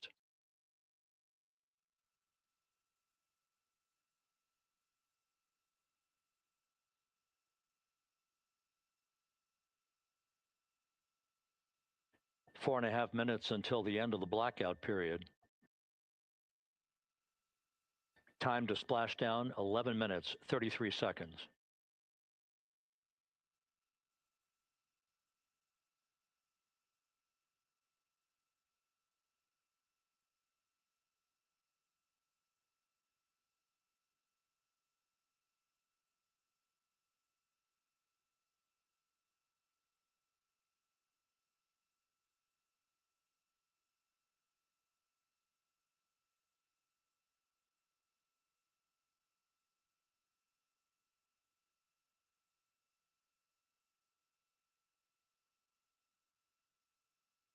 The landing and support officer reports that the P3 has acquisition on Integrity.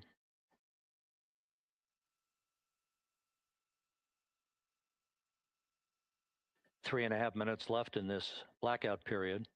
This is a visualization of the plasma buildup around the spacecraft and the repelling of that heat on Integrity's heat shield.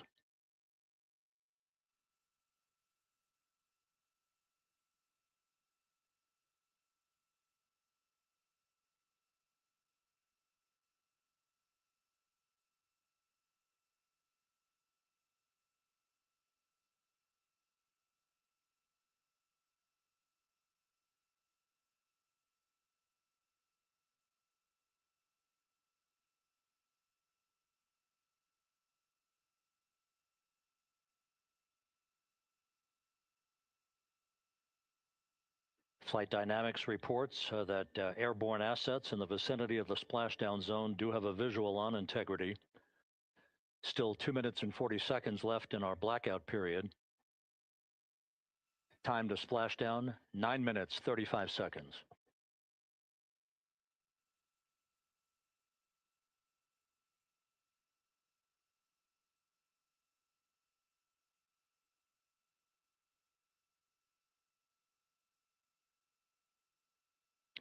Multiple airborne assets as part of the recovery team all have visuals on Integrity.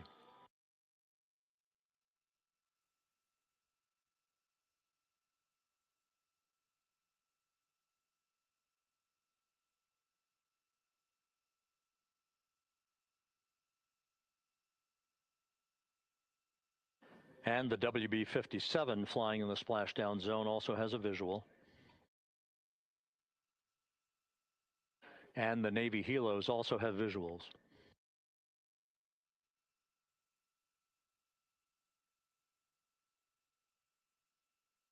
We're still in the blackout period. Still do not have communications from the crew.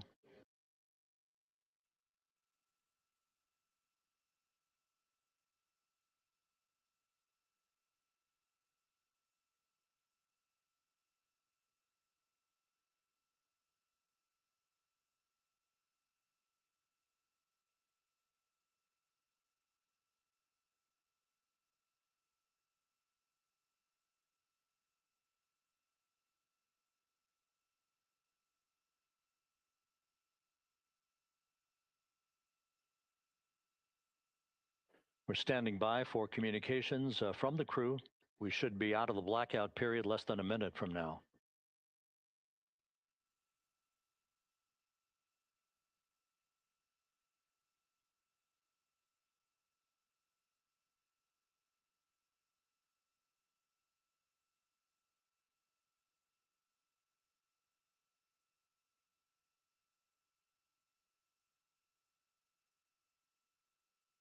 We are now processing data from integrity.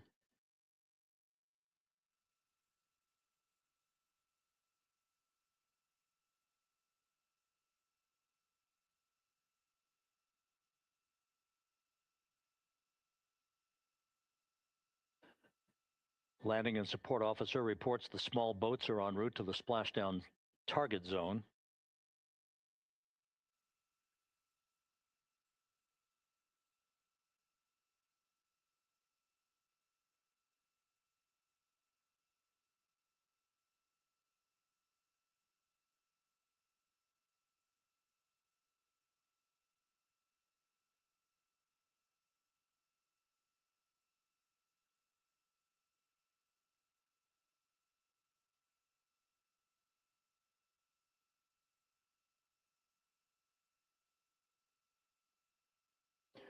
Passing through 150,000 feet, our trajectory is perfect.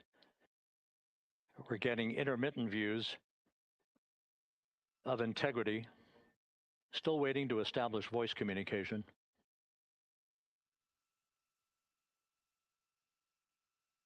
Integrity, Houston, comm check, post-blackout.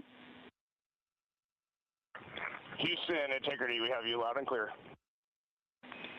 Your trajectory is nominal, and your recovery teams have visual. Guidance looks good. No action for the enabled internal camera controller fail. Big cheers from the viewing room here in Mission Control as voice communication reestablished with Commander Reed Wiseman. For America and a waiting world, Integrity is 5.5 minutes away from coming home.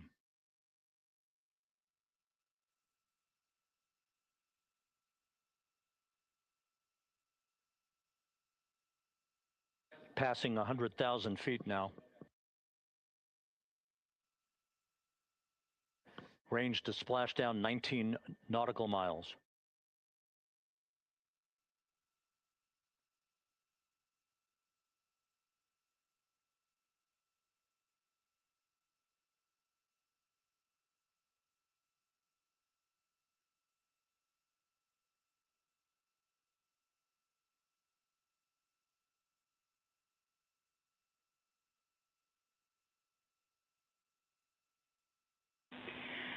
Integrity, impact to the camera controller fail is no cab 1 views of the chutes.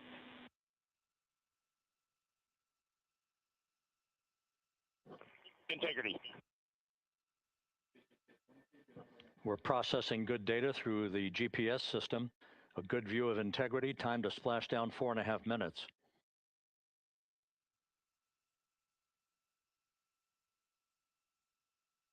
And a view of Integrity from the WB-57. We're at 50,000 feet.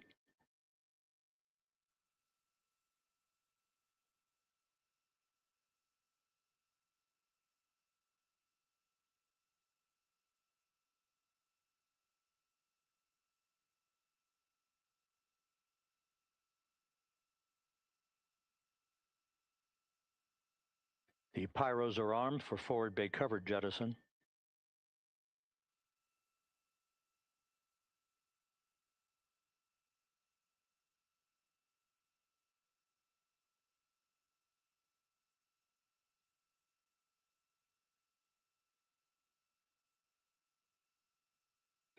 And there go the first series of parachutes, and we're on drogues. And Houston, we're visual 2 drogues out the window. 2 good drogue shoots. Next up. We copy, we see them. Next up, the deployment of pilot parachutes that will pull the main chutes out. Time to splash down 3 minutes and 10 seconds.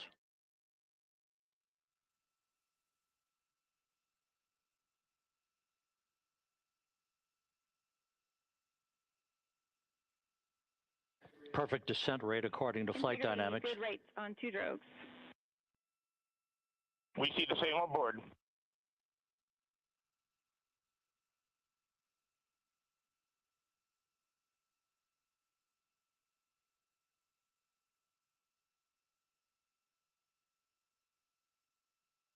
Passing through 10,000 feet, still on drogues.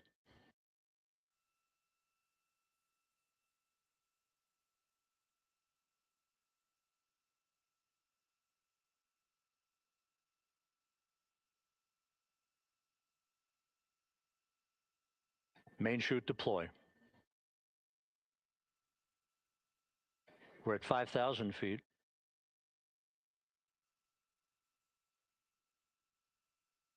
Search and recovery beacon has been activated on integrity.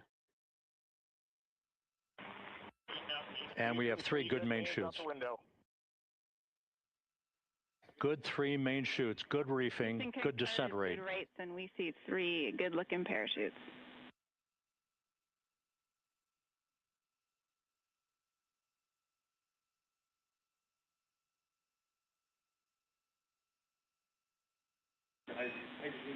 Integrity. Cabin pressure indicates no need for hydrazine checks.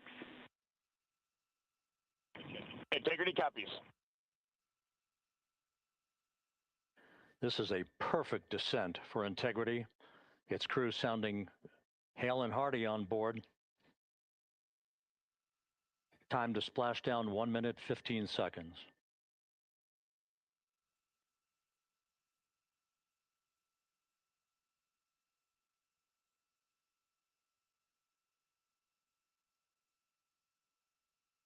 Integrity about to complete a journey spanning 694,481 miles from its launch from the Kennedy Space Center back on April 1st, and a trip around the moon.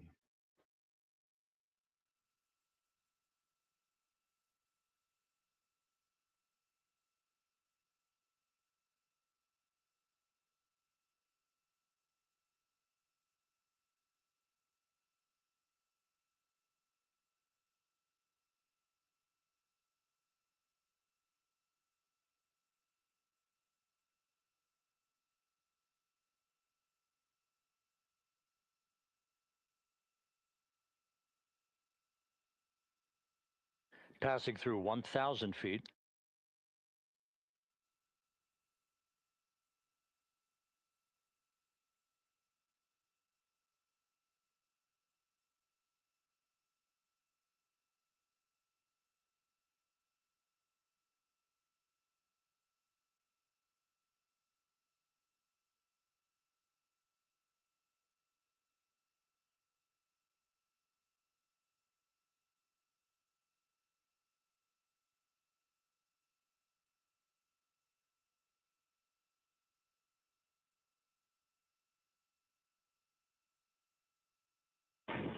Integrity, splashdown, sending post-landing command now.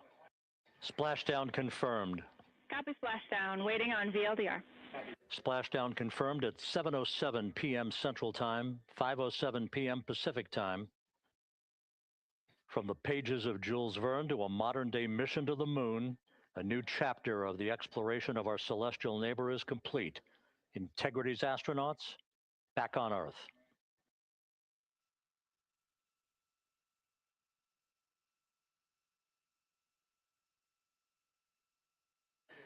And the landing and support officer reports the vehicle is stable 1.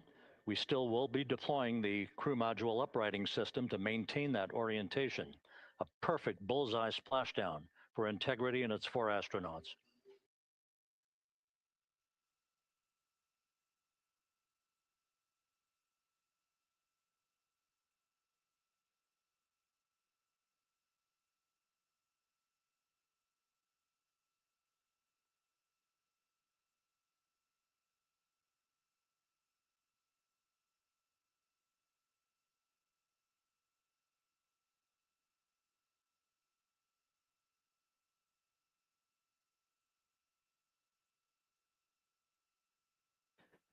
The unofficial splashdown time, 7:07 and 47 seconds p.m. Central Time. We'll get that refined for you.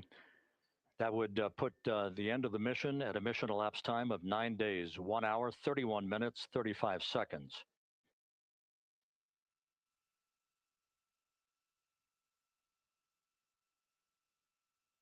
And we're configuring for very low data rate.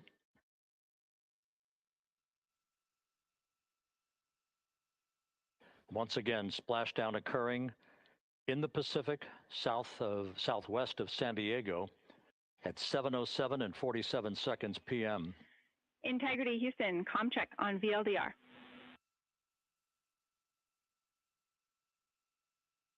Houston, we have you loud and clear on VLDR. How else? We have you the same. We'll meet you over in post-landing. Perfect communications established. A journey. We are stable 1, 4 green crew members. Houston copies all. Reed Wiseman reporting 4 green crew members. That is not their complexion. That is the fact that they're in great condition. That's what that means. So stable 1, upright. The crew module uprighting system is being deployed. The 5 airbags being inflated through helium to maintain the upright configuration for the vehicle. This was a textbook entry and a textbook touchdown for integrity. Reed Wiseman, Victor Glover, Christina Cook, and Jeremy Hansen back on Earth after a journey around the moon.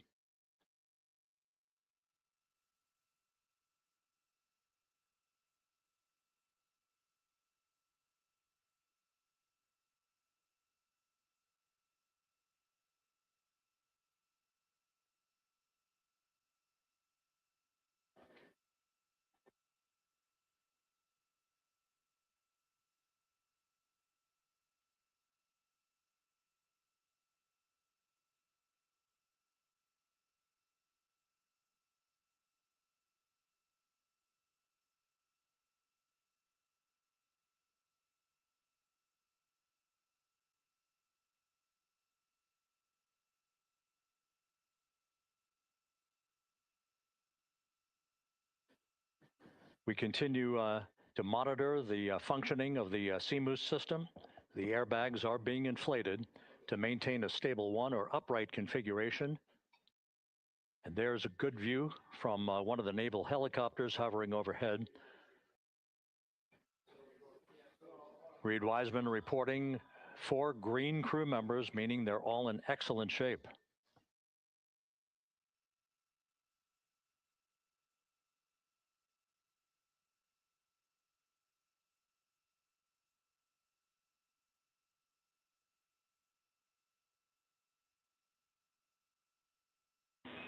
Integrity Houston for SAR beacon and radio. SAR beacon is in for 06, and we're powering the radio now. Go ahead. We see the beacon on.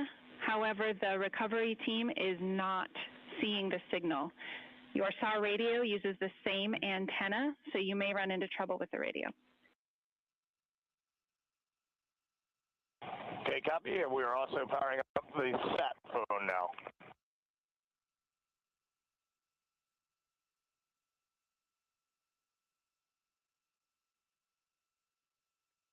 So integrity is in great shape. And as the crew continues its post-splashdown timelined activities on board, Reed Wiseman once again reporting that all 4 crew members are in excellent shape. And we have 5 inflated airbags to maintain an upright configuration so that the recovery team can now begin a slow approach to the vehicle. Meanwhile, here in the flight control room, entry flight director Rick Henfling is polling his team of flight controllers for the start of powering down the vehicle after a thorough systems check. We have no toxic gases to be concerned about, so the recovery personnel can approach the vehicle, but not until we have powered down the spacecraft. That's expected to take a few more minutes.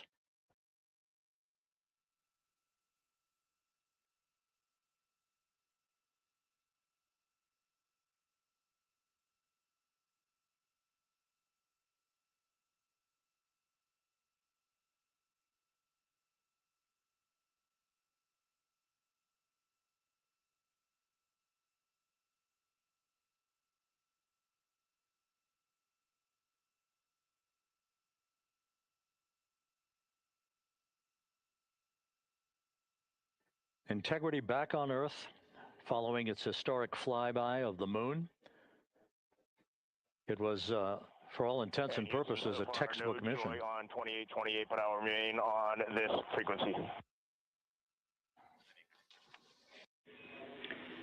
We copy.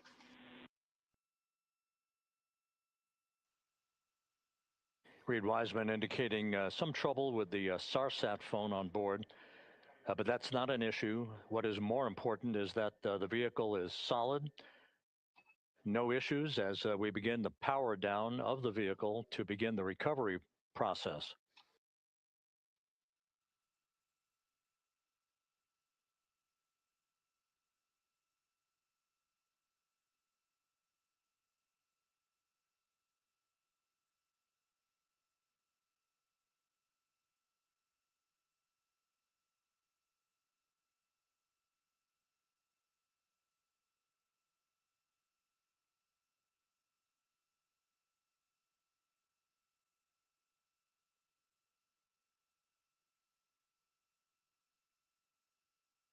The propulsion officer here in Mission Control reports that we have safed the prop system on integrity.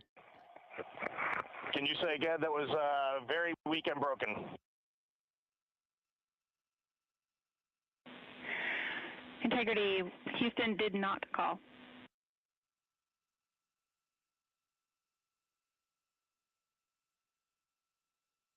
Copy that, Houston. It might have been on the SAR radio. Stand by.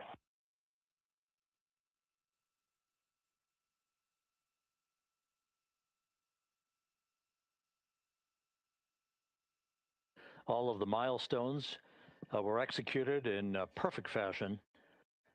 Integrity entering the Earth's atmosphere right on time,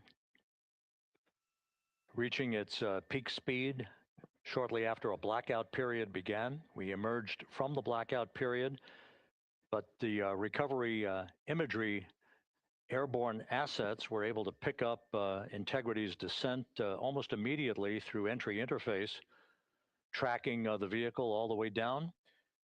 And finally, you saw the sequence of chute deployments.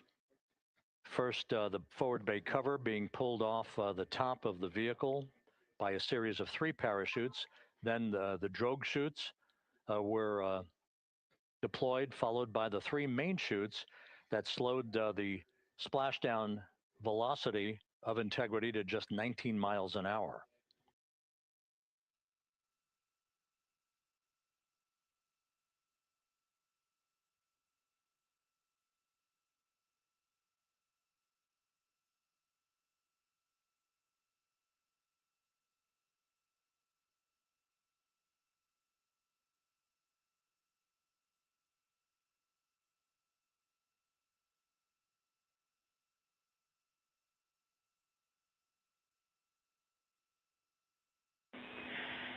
Integrity, Houston, with no joy on SAR and SAT phone, we'd like you to command an additional 15 minutes for a total of 30-minute power down delay.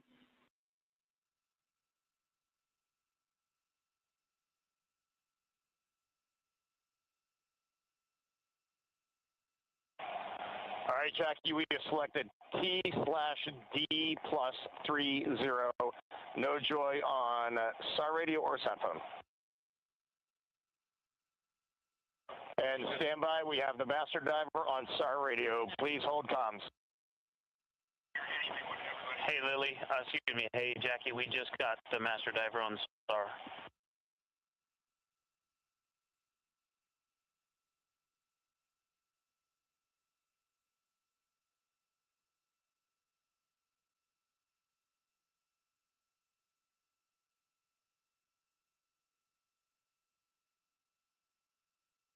A good view of one of the fast boats. Integrity, Houston, if you are happy with your comm with master diver, you can go back to the 15-minute power down.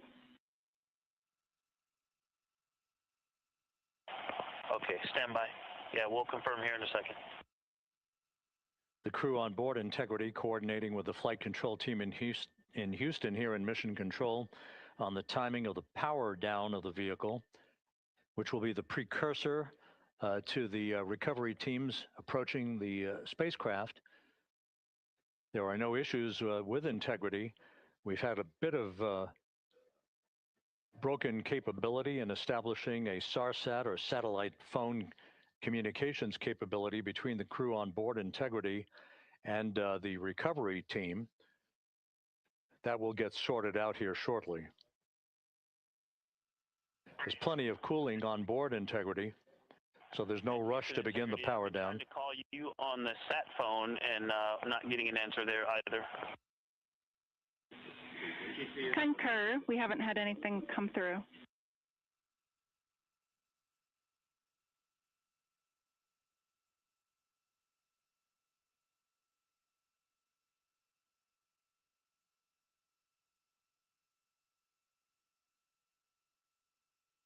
And Houston, if you could relay to recovery that we hear them, but it does not appear as though they are hearing us.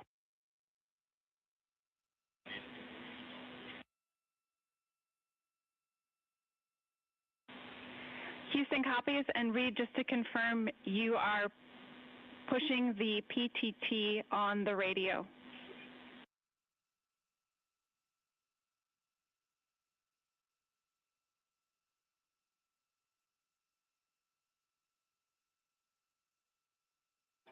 So as we continue to sort out the communications between Integrity and the recovery teams, we are standing by for the initiation of the power down procedures that, as you see, the recovery teams are moving towards the side of the capsule. The next major event will be the erection of that large inflatable raft called the front porch. That will be the port of call for the crew as they're being extracted one by one from the vehicle.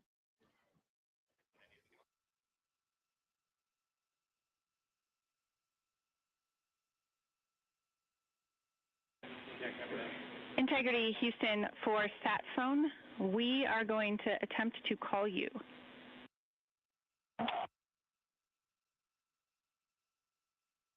Good idea, standing by. And Jackie, yes, we are pushing the push to talk, the two buttons on the left side of the radio below the up-down arrows. We are utilizing them. I'm rebooting the radio to see if we get good comms. Okay, we copy all, and just to confirm, you are seeing that you are touchdown plus 3030 for power, correct? That's affirmative.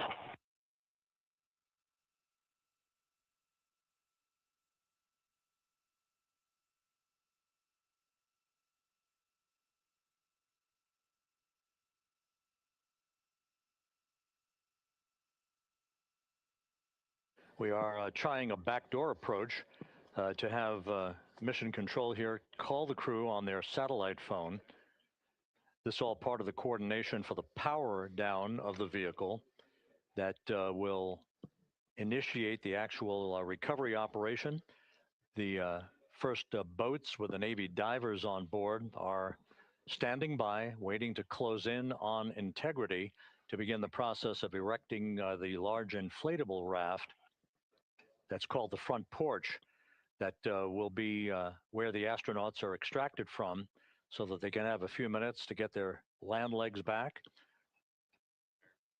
before they're hoisted aboard the Navy helicopters for the flight back to the deck of the USS John P. Murtha. Cannot reply.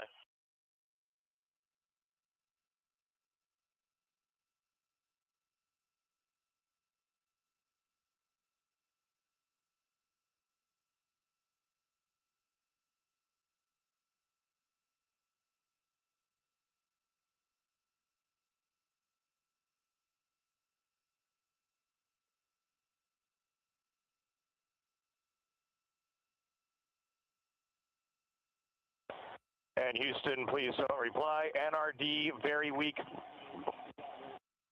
but readable. Master diver, we can hear, but they cannot hear us.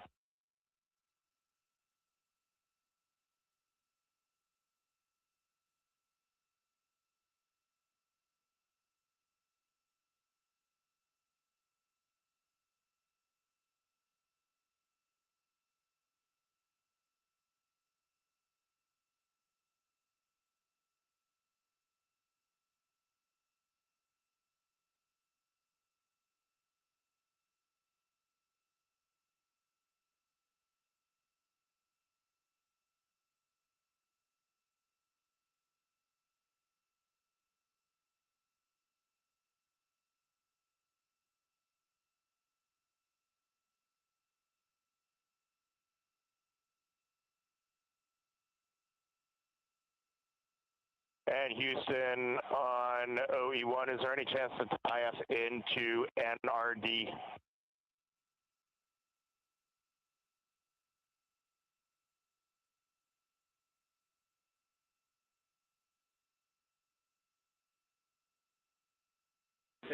Checking.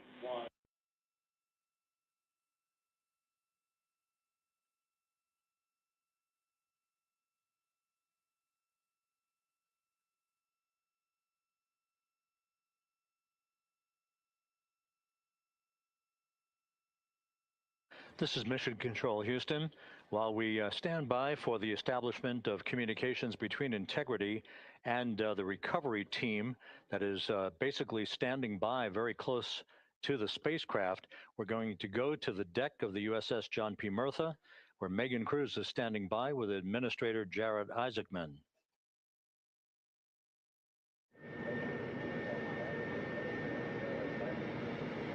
Hey, Rob, yeah, just such an honor to be able to be here on the ship, to be able to share and experience this moment with everyone together. And of course, as you just said, yes, here with NASA Administrator Jared Isaacman. Administrator, how did you feel getting to witness this and seeing NASA at its best?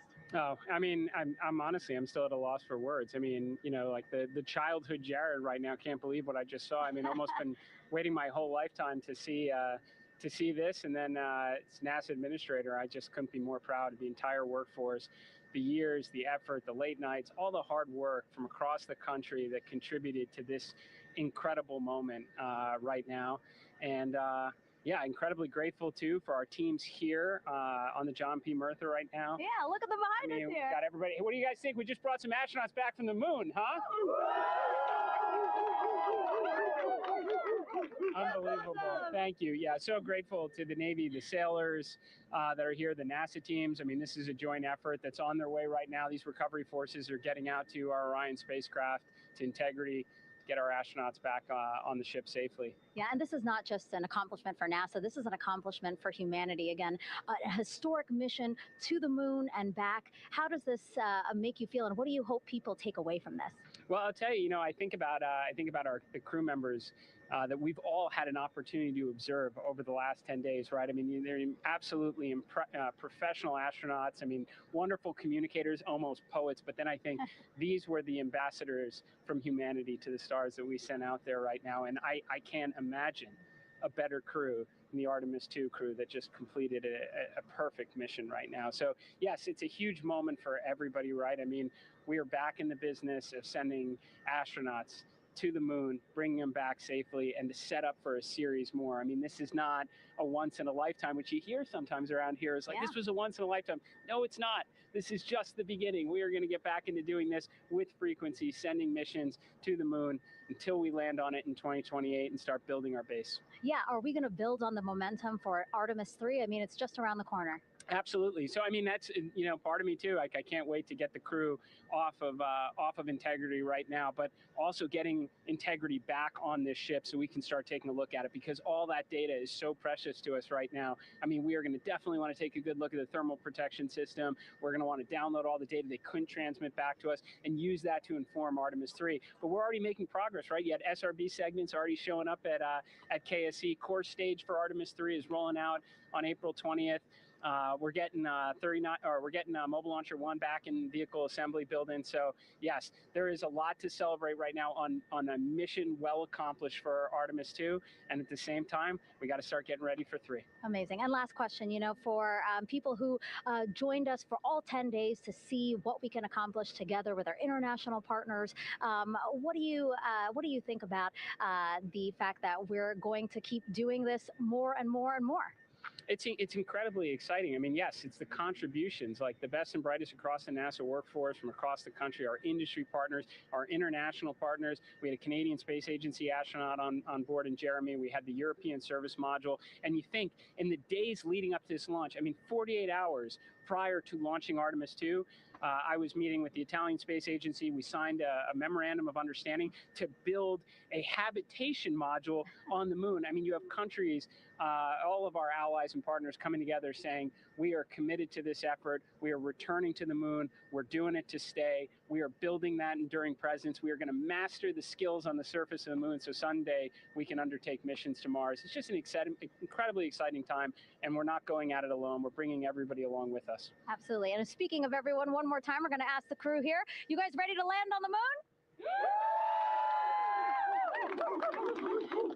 Awesome. I love that. Okay, well, thank you so much, Administrator. Appreciate you being here. We're, of course, going to stay on to watch the crew get extracted from Orion, so stay tuned, and we'll see you back here shortly.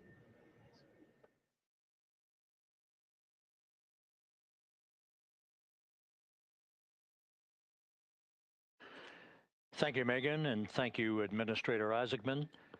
We are in the process of working to establish that communications link and to establish the procedures that will lead to the power down of the spacecraft, which is gently bobbing in the Pacific following a bullseye touchdown that occurred at 7:07 p.m. Central Time, 5:07 p.m. Pacific Time, 2.5 hours before sunset in the Pacific, southwest of San Diego. We have once again heard from the crew during that interview opportunity with the administrator, and we have 4 healthy crew members on board.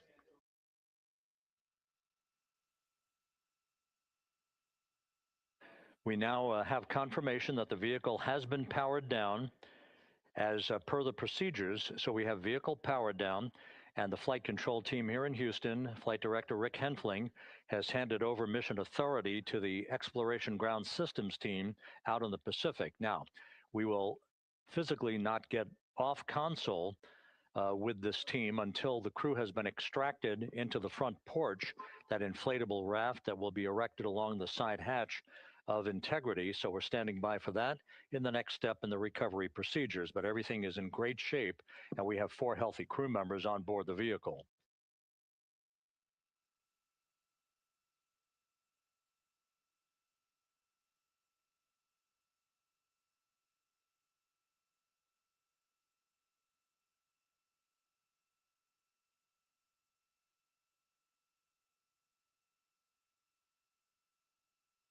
All of the entry events went by the book, no issues, perfect trajectory for Integrity that was culminated with one final raise burn to improve the angle of attack for the vehicle as it entered the Earth's atmosphere. All of that flight dynamics computation worked like a charm.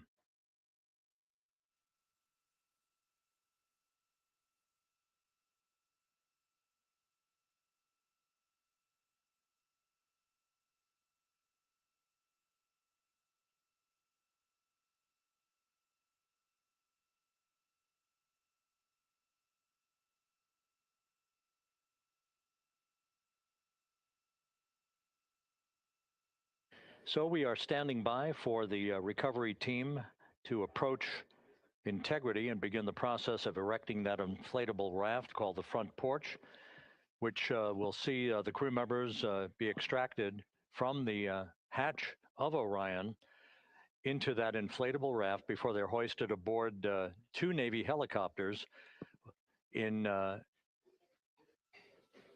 variety of different configurations. Each crew member will be hoisted in sequential fashion, in alternating fashion, 2 crew members for each helicopter before they turn around to head back to the John P. Murtha. Once on the deck of the ship, they'll be brought into medical bay for comprehensive medical exams. But Reed Wiseman has reported several times that the crew is in excellent shape.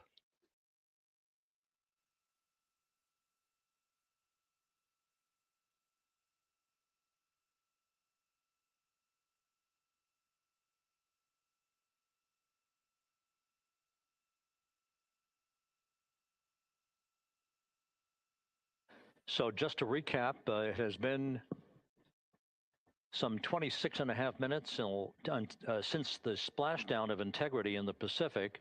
The vehicle is in excellent shape. It performed like a champ all the way down through the Earth's atmosphere. All of the vehicle functions were checked off in excellent trip hammer fashion.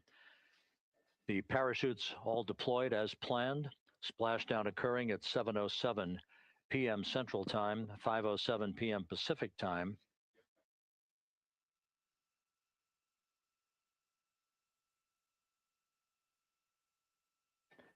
And after a bit of a tussle to try to establish a communications link with the recovery team, we were finally able to run through the procedures for the powering down of the vehicle. We've handed over mission authority to the Exploration Ground Systems folks out in the Pacific, and the recovery team will be approaching the vehicle shortly to erect the inflatable raft called the front porch before opening the hatch to integrity to bring the crew members onto that raft before they're hoisted onto two Navy helicopters, two crew members for each helicopter, before they're flown back to the deck of the USS John P. Murtha.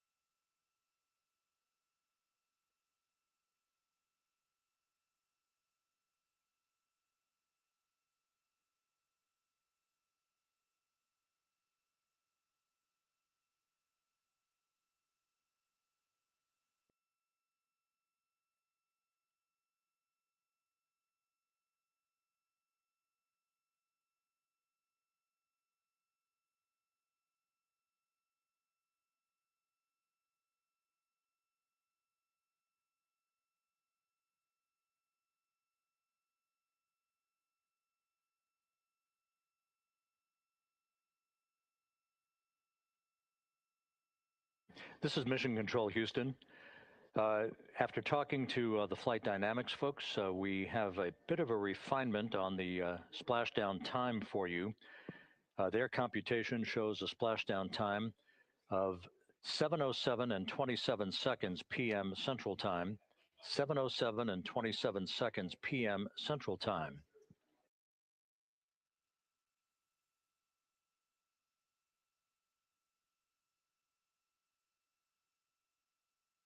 That would equate to a mission elapsed time of 9 days, 1 hour, 32 minutes, and 15 seconds.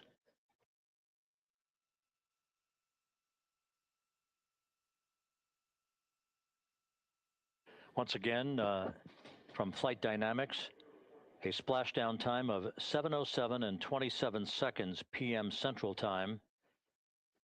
That would equate to a mission elapsed time of 9 days, 1 hour, 32 minutes, and 15 seconds.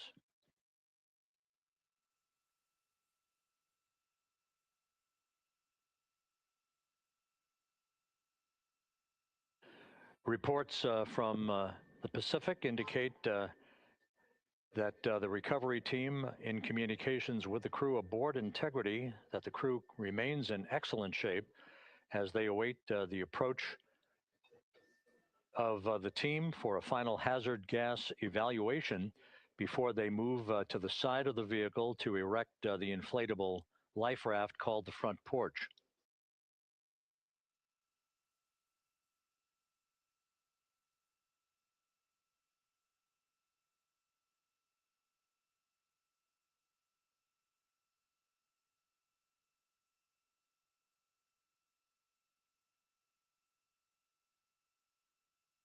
Again, no issues with integrity. The vehicle is powered down.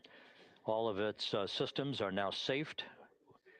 We have handed over mission authority to the exploration ground systems folks in the Pacific, but we will not stand down and have the entry flight control team depart its positions until that inflatable raft, the front porch, is erected, the hatch open, and the crew having exited the vehicle. So that's the next step in the recovery process that will lead to the hoisting of the crew members.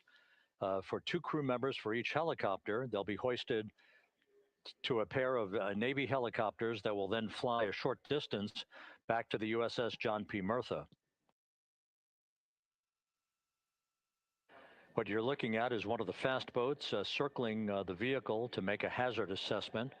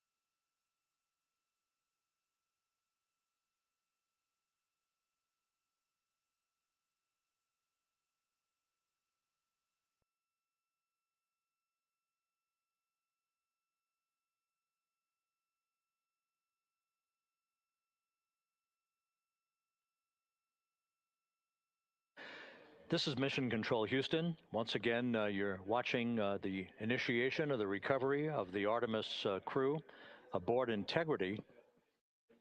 All of the Navy divers and the fast boats are now approaching the spacecraft after conducting a hazard assessment.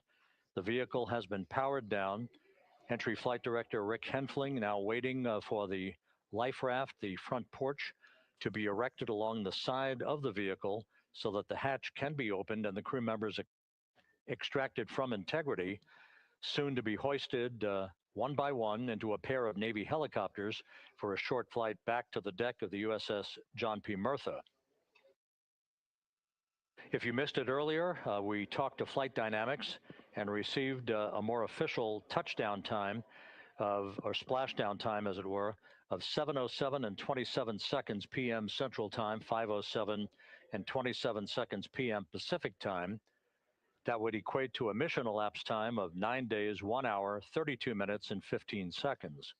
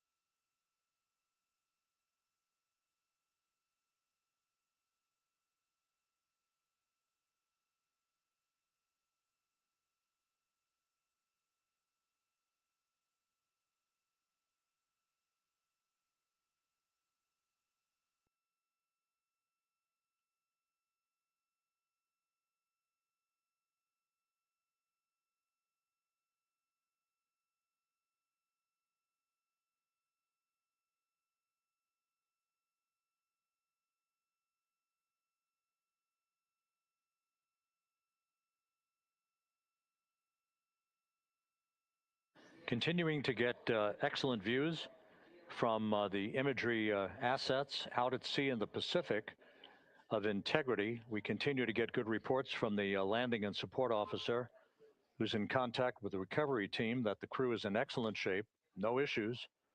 They're just currently biding their time, waiting for the front porch to be erected. We have no hazardous hazard gases and no hazardous situation with the vehicle. It performed perfectly all the way down from entry interface to its splashdown in the Pacific at 7:07 and 27 seconds p.m. Central Time. And as you can see, the first phalanx of recovery personnel now pulling up alongside of integrity.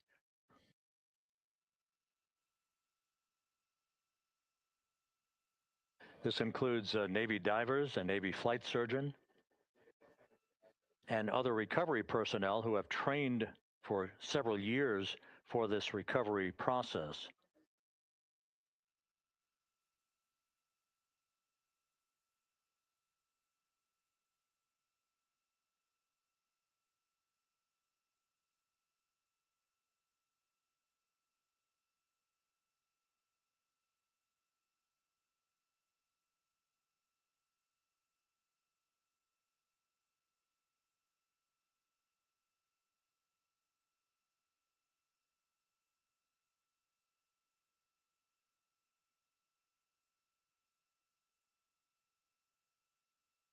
At this hour, some 41 minutes following splashdown, the vehicle has been powered down. There's no hazardous gas emanating from the vehicle. That's why The first team of recovery personnel has been able to pull alongside Integrity, and the reports continue to come in that the 4 astronauts are in excellent shape.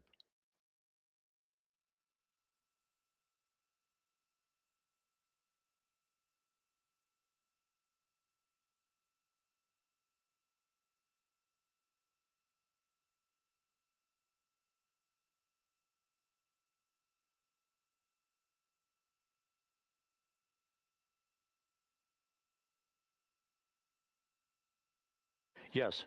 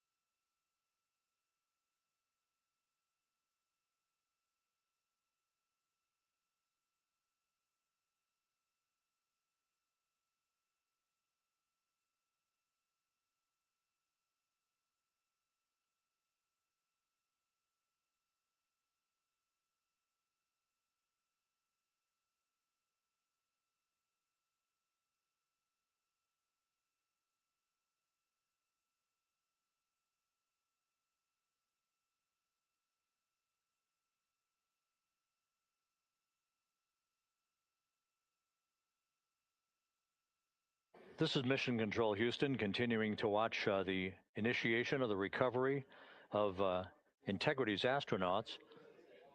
One by one, they'll be brought out of the spacecraft onto a large inflatable raft just a short time from now. In the meantime, we can go back to the USS John P. Murtha, where my colleague Megan Cruz is standing by to provide her situation report. Megan, can you hear us?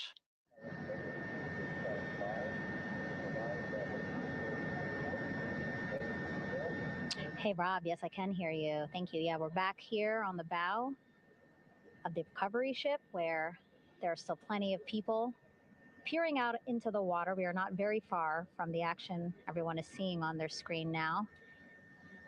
The Orion spacecraft, Integrity, in the ocean, surrounded by a number of recovery boats.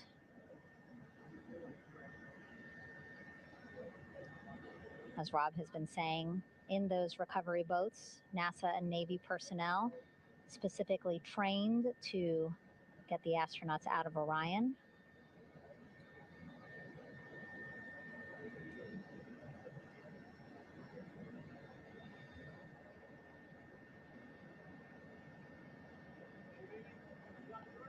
In some of our wide shots, you can probably see that there are 6 boats out in the water. More than 40 people out in the water right now on those boats.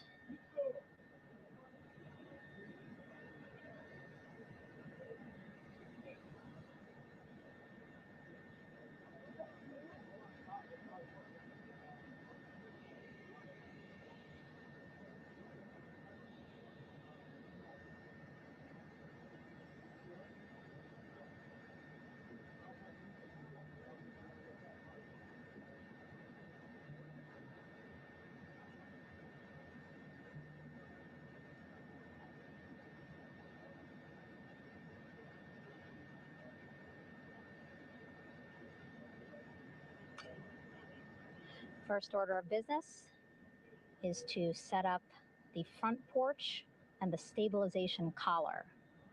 You might also hear it referred to as a stab collar.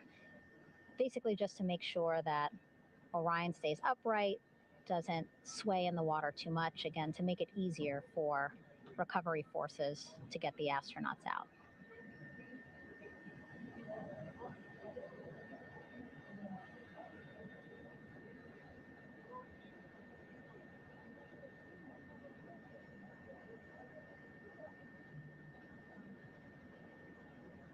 again, we splashed down in the Pacific Ocean just after 5 p.m. Pacific time here. It's a requirement by NASA to be able to get the crew out of Orion within 2 hours of splashdown. So doing great on time so far. Plenty of time. No rush either. I was speaking to NASA flight surgeon Rick Schuring earlier in this broadcast, and he said to me, no rush to get the crew out. Just want to make sure that they're feeling good, and whenever they're ready to take their step out of Orion and onto that large raft, the front porch, folks will be ready.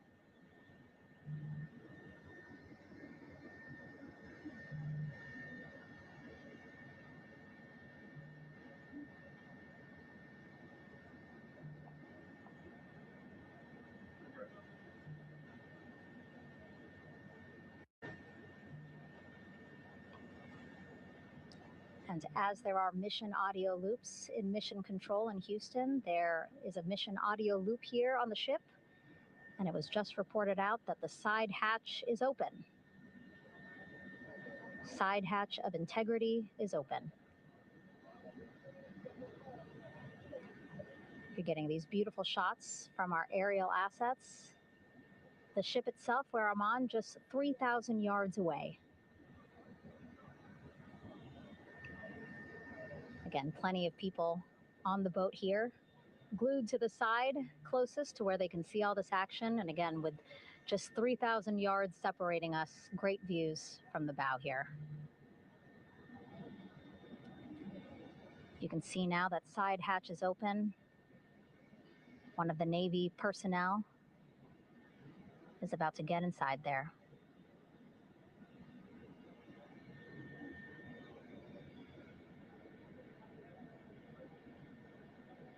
In they go. In total, 4 will go into Orion. So it'll be a little bit of a tight squeeze, but the goal is to have a recovery personnel with each astronaut assessing them.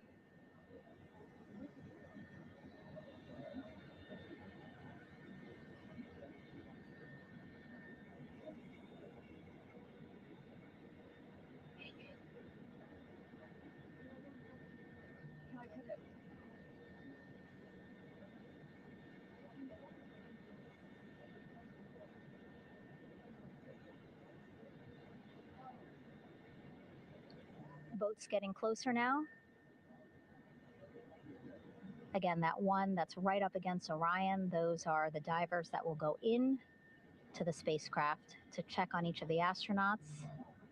These other boats will begin doing a number of things, putting on that stabilization collar onto Orion, building that front porch. Eventually, they will retrieve the parachutes, as well as tow Orion back to the well deck of the recovery ship here.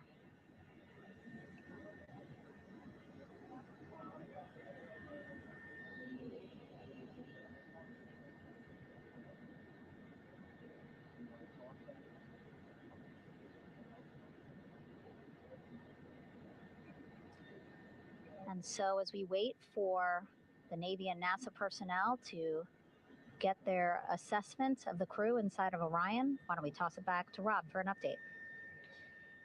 Yeah, thank you, Megan. Here in Mission Control, Flight Director Rick Henfling and the entry team of flight controllers still on duty. The vehicle has been powered down for some time now. There are no hazardous gases emanating from integrity. That, of course, allowed the recovery personnel to approach the vehicle and then open the hatch to begin the initial medical assessment of the crew, as you just indicated. Now we're standing by for the erection of that inflatable raft, the front porch, alongside of the vehicle that will enable the crew to be extracted one by one onto the raft, have a moment or two to get their land legs back before they're hoisted into 2 hovering Navy helicopters, 2 crew members for each helicopter, for a short flight back to the deck of the USS John P. Murtha.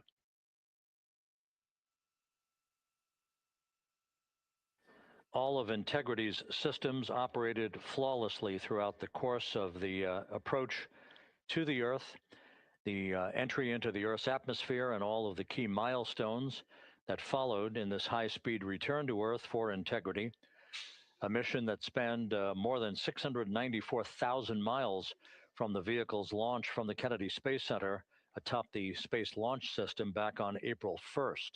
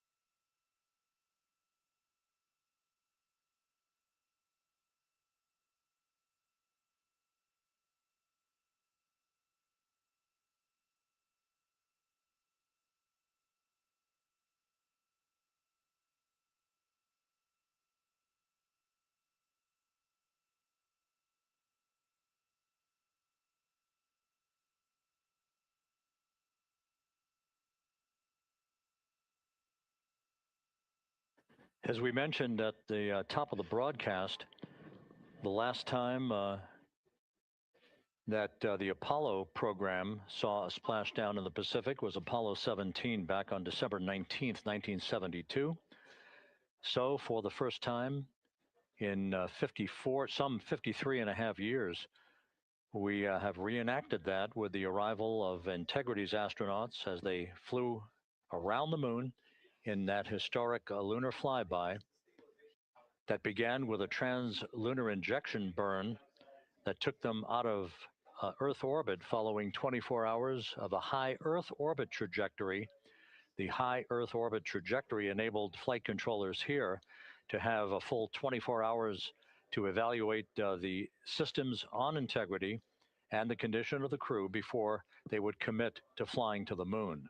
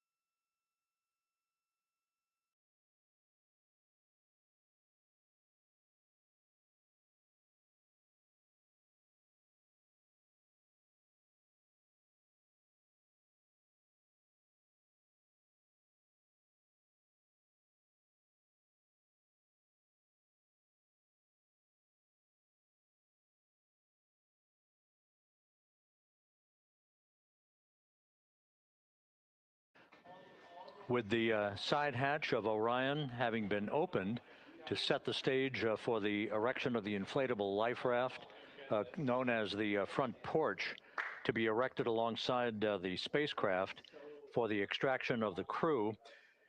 Let's play for you an interview that my colleague Megan Cruz conducted on the USS John P. Murtha with Navy diver First Class David McMahon that explains how this process is unfolding.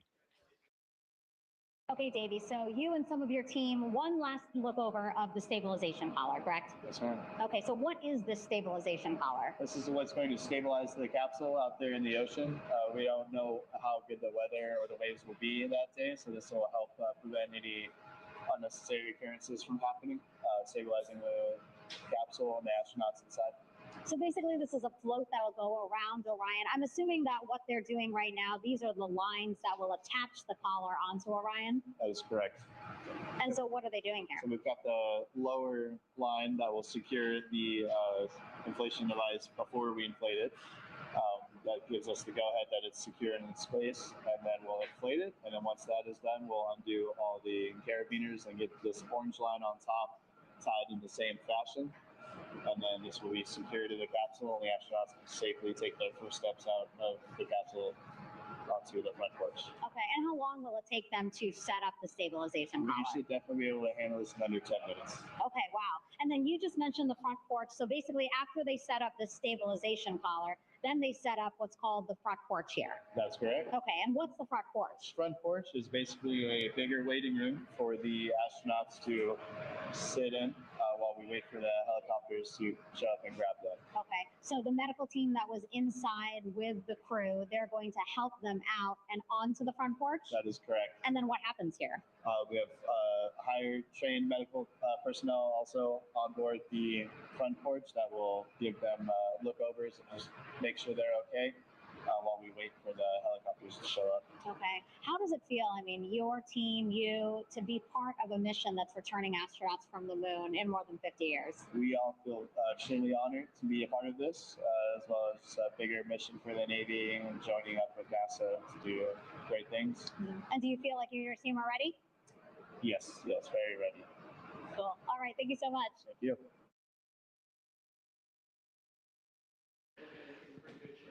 Once again, the recovery operations are continuing out in the Pacific. We shortly should see that life raft, the front porch, erected alongside the side hatch of the vehicle.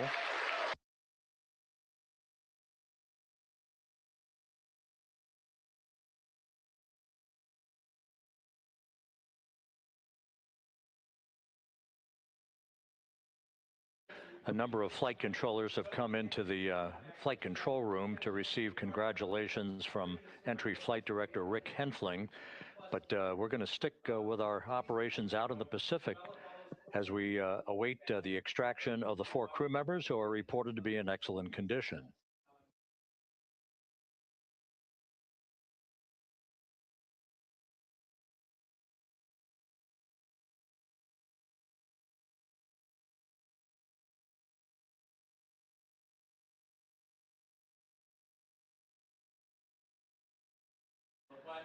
Again, while we stand by for that front porch to be erected alongside of the side hatch of the vehicle, let's go back to the USS John P. Murtha and Megan Cruz. Megan?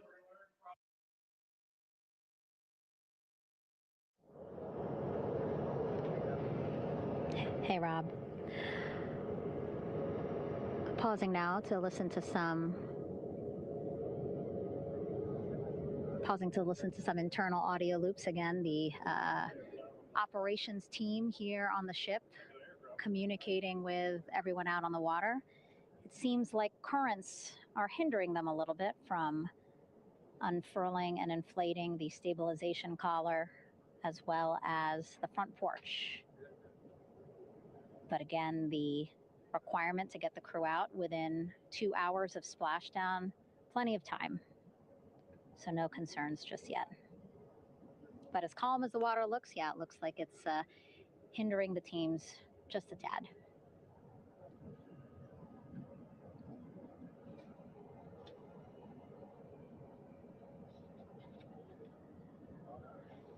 You can see in some of our shots that side hatch still open.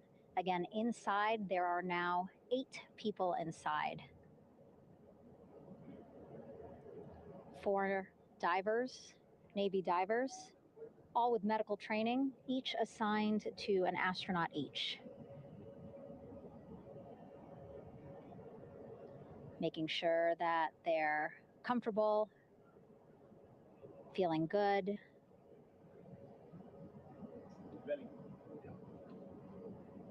As you've heard us say in the broadcast, you know, they expect a little bit of discomfort. Again, these astronauts just traveled back to Earth at 25,000 miles an hour, a nearly 695,000 mile journey around the moon. If you think you get car sick.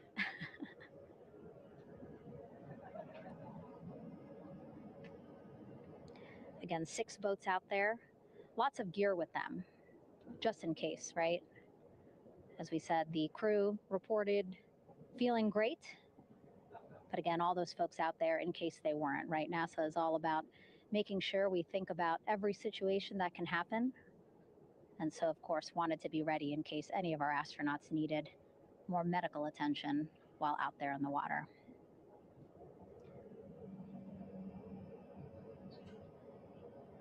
You see now teams, again, trying to set up the stabilization collar and front porch for the crew to get out of Orion.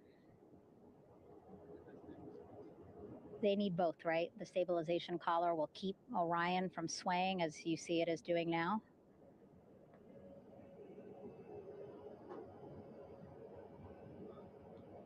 And then they will connect to the front porch to the stabilization collar so that the crew can take 2 steps and they will be in the front porch.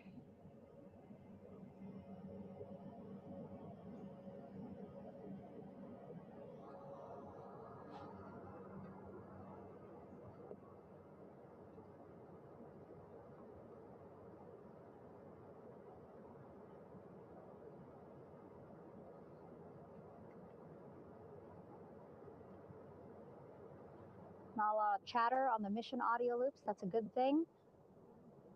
Again, things proceeding pretty nominally, even if they're fighting some currents out there on the Pacific Ocean.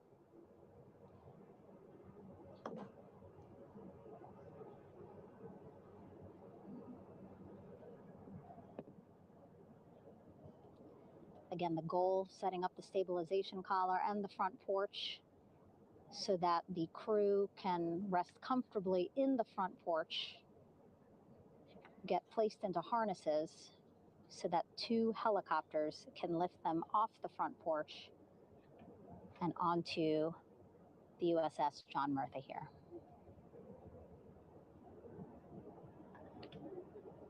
The helicopters are going to take turns picking up an astronaut.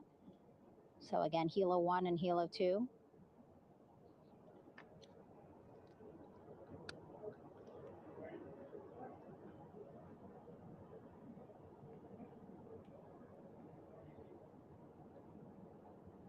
Okay, and the recovery team here on the ship just got a report from the undersea medical officer who is inside the capsule with the crew. He is reporting all 4 members are green. All of our 4 astronauts, Reed, Victor, Christina, Jeremy, green, meaning they are feeling great, not the complexion of their skin. They are feeling great, happy to be home, and ready to be extracted as soon as possible.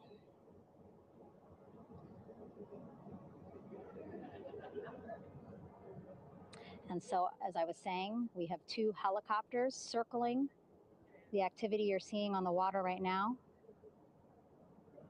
Each will take turns picking up an astronaut.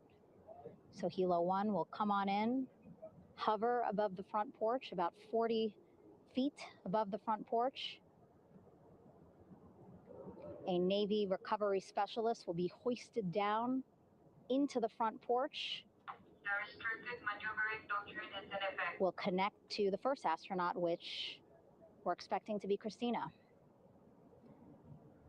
And then Helo 2 comes around, picks up Jeremy, while Helo 1 stays above head, and then Helo 1 will come back in for another astronaut, and then Helo 2 for the last astronaut, and then back to the flight deck here on the recovery ship.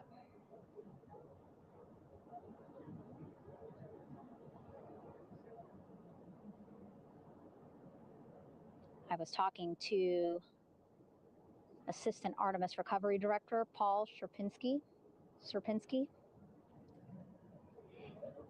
He said helos are a much quicker, safer way to get on board. They did actually consider boats, but then if you think about it, longer time, the crew would have to move through more of the ship. This way the helos will give a more direct, quicker route to the medical bay for our 4 astronauts.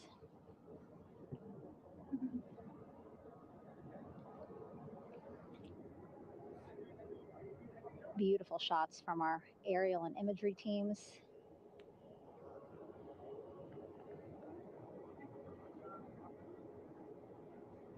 Clouds have dissipated for a clear view from the bow of the recovery ship here.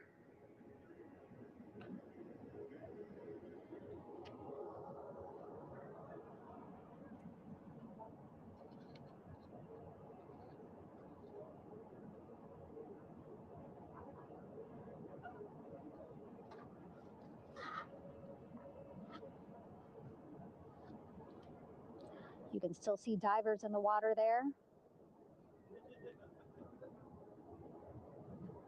Encircling Orion, that is that stabilization collar we've been telling you about. As you saw in that interview just a few minutes ago, they have to first connect it to Orion, and then once it's secured onto Orion, they can inflate it, and then they'll further secure it with other harnesses and lines.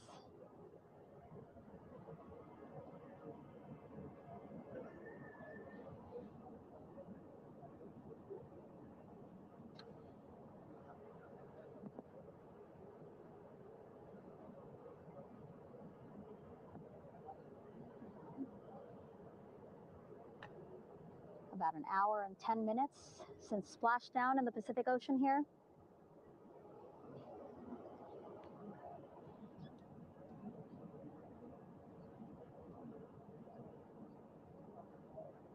Reed, Victor, Christina, and Jeremy back home after a history-making mission to the moon and back.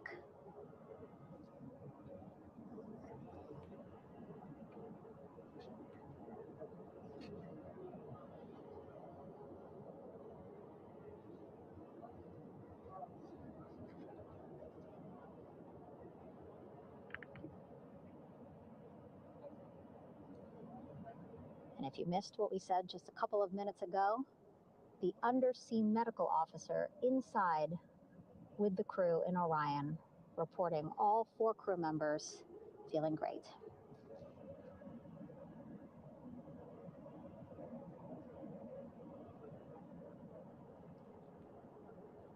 Progress being made there on the stabilization collar. It looks like they are beginning to inflate it.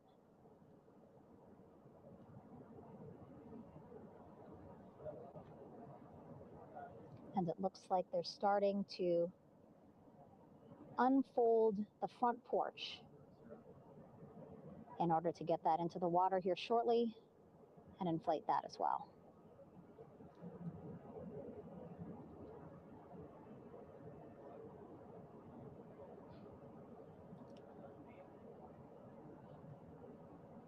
Again, more than 40 people out in the water right now. And those Navy and NASA personnel have been in the water for now about 4 hours.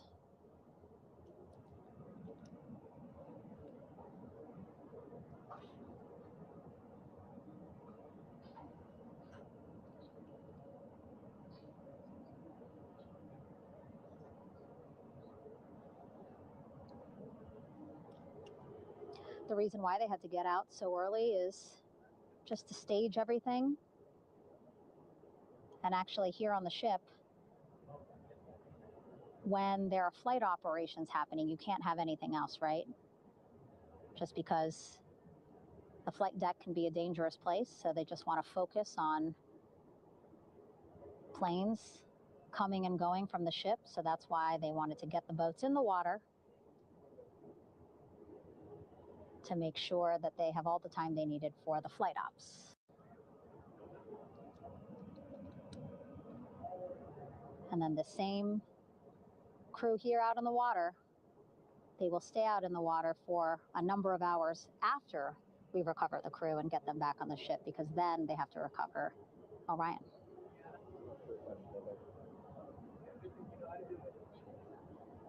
All right, that stabilization collar looking good around Orion. We're now seeing some recovery personnel getting on to that collar. Again, they need to further attach it to Orion to make sure that it can really prop up the spacecraft. It's basically lifting it up off of the water just a tad. Again, so it's not so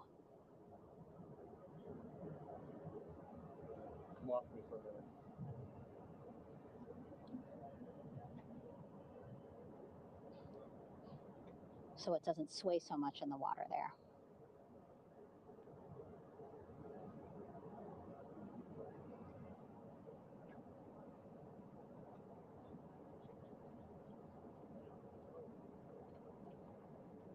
And now that front porch looks like it's nearly fully inflated as well. You can see a much larger surface area.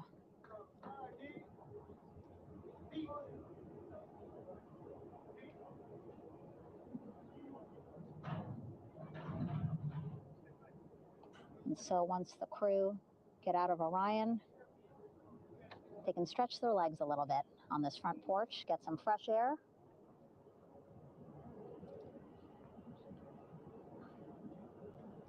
And enjoy this beautiful day here on their home planet.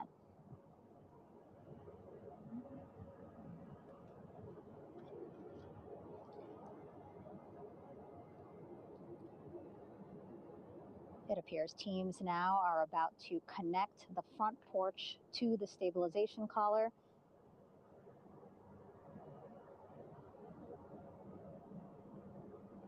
And at that point, when both are secure, we should soon see astronauts come out of Orion.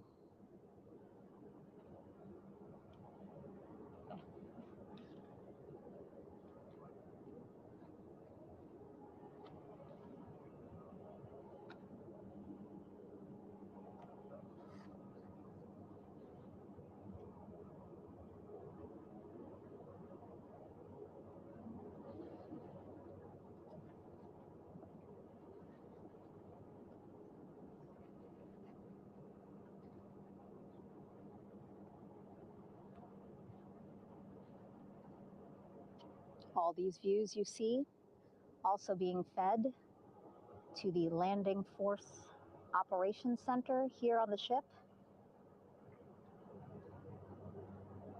Of course, it is very important for our recovery teams leading the mission to have all the views that you're seeing as well. Again, listening to their communication loop here on the ship. Very quiet, which is a good thing. It means things are going pretty nominally, meaning as expected.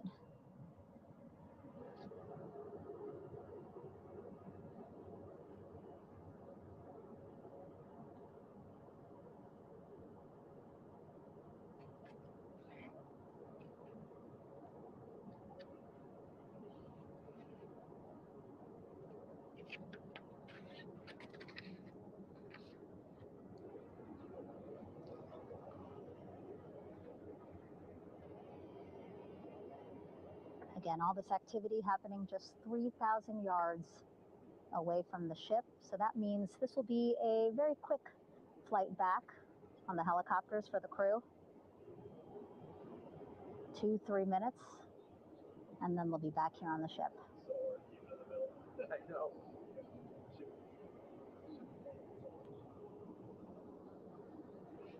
Okay, Saw a thumbs up from one of the personnel on the front porch. It looks like they are now getting ready to deploy what they call the Air Rescue Vest, ARV. And so this is the harness that each crew member will get into in order to be hoisted into the helicopters. Again, those helicopters hovering just about 40 feet above the front porch when they're ready to pick up each crew member.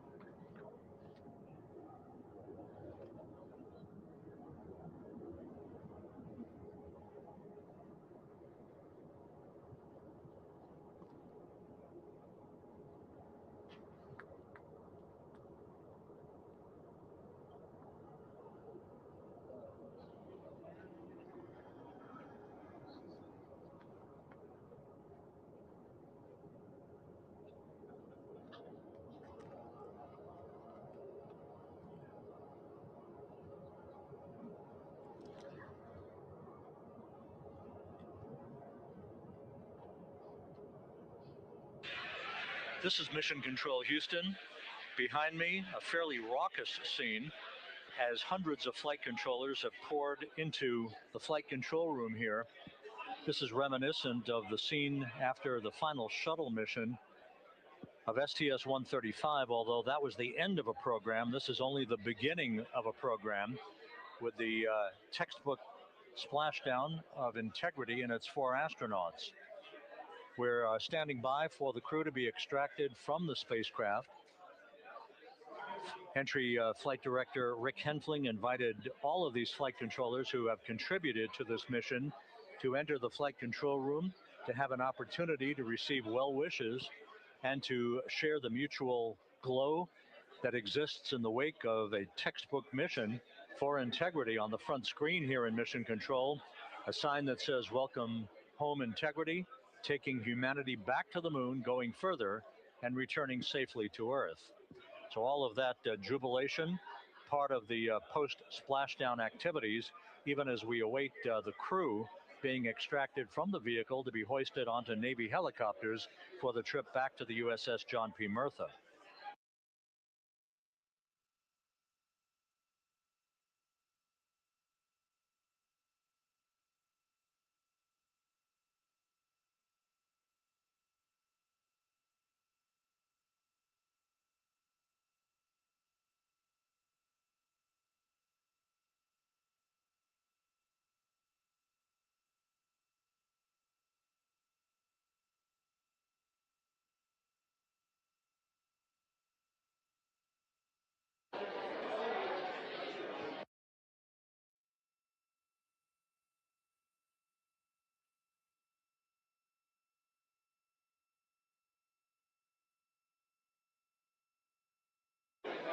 Once again here in Mission Control, this view of the Artemis flight control room, known as the White Flight Control Room. This is the old shuttle flight control room, and now is the home of Artemis missions to the moon and beyond.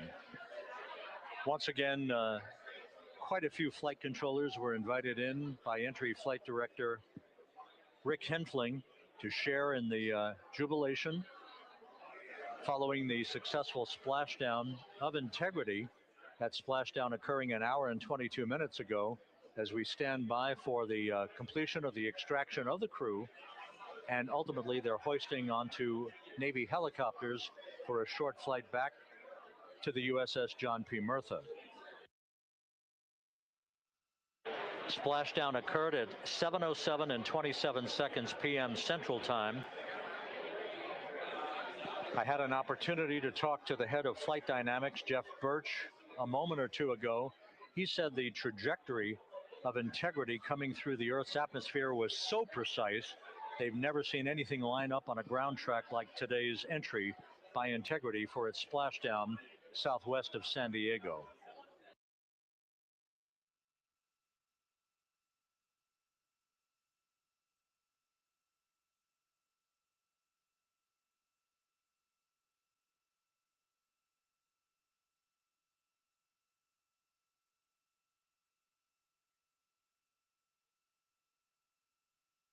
And the initial, you can hear it.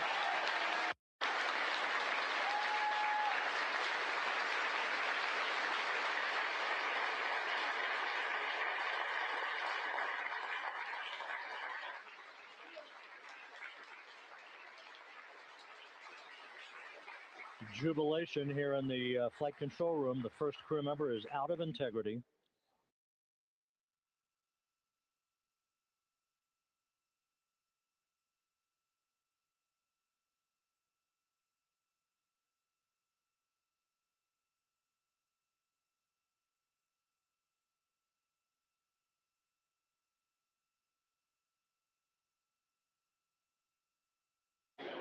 We are expecting the other crew members momentarily to be extracted.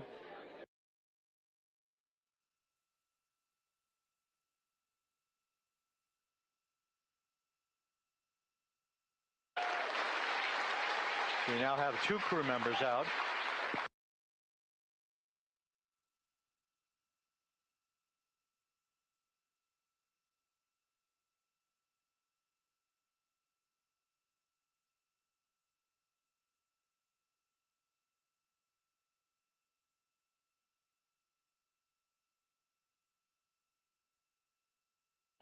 Two crew members out, 2 to go.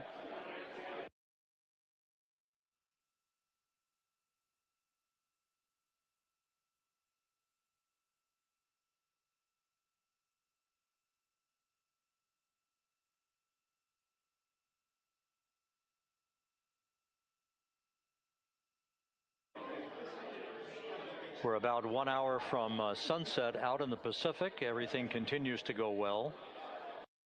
Integrity's systems function perfectly during its entry back to Earth. And Reed Wiseman, the commander who will be last out of the vehicle, reported that all the crew members were feeling very well.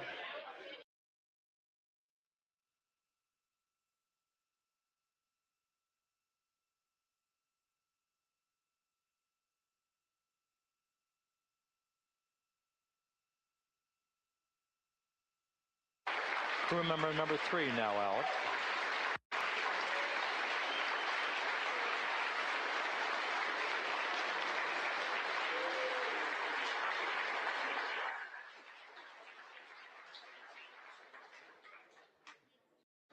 And now standing by for the commander, Reed Wiseman, who will be last out of his ship. Bobbing in the Pacific under almost ideal conditions, Integrity spanned 694,000 miles during its journey from launch to splashdown.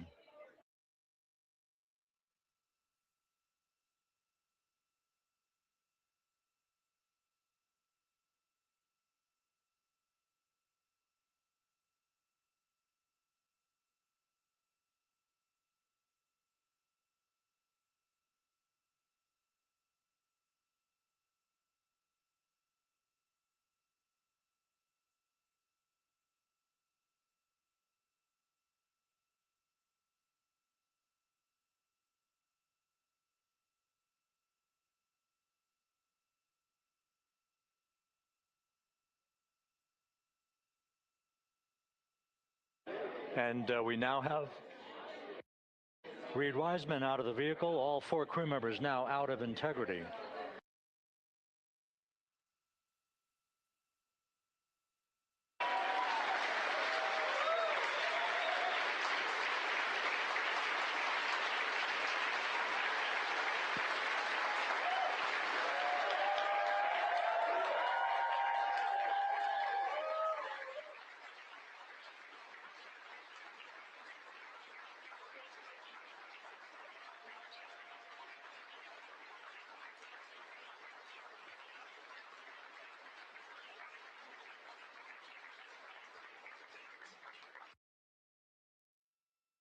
Once again, all 4 crew members now on the front porch, and the procedure to begin hoisting them up to these 2 Navy helicopters hovering overhead will begin shortly.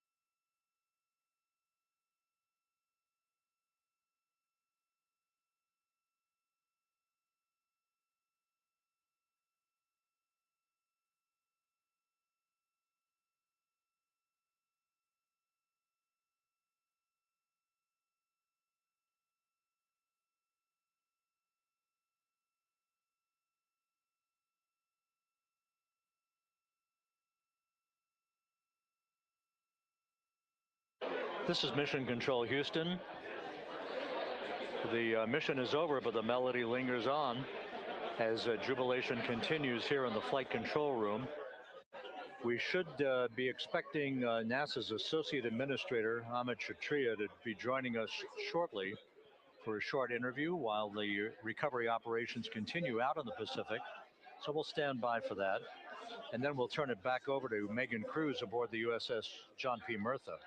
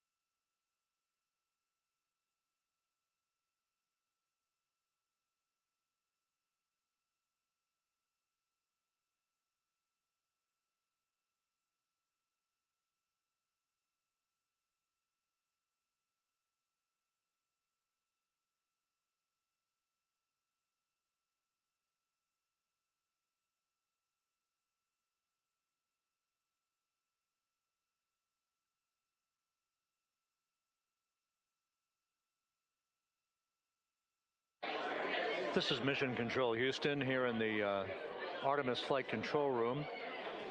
A number of flight controllers basking in the glory of the successful end of this mission that carried 4 astronauts around the moon on a lunar flyby, and the first test flight of Orion with crew members on board. Splashdown occurring an hour and 32 minutes ago after a flawless descent back into the Earth's atmosphere for the vehicle. Its 4 crew members in good shape, simply enjoying their time right now on the front porch, as it were, the inflatable raft alongside of their Integrity spacecraft. We're expecting Amit Kshatriya, the NASA Associate Administrator, to join us here momentarily for a brief interview. before we turn it back over to Megan Cruz aboard the USS John P. Murtha, the recovery ship.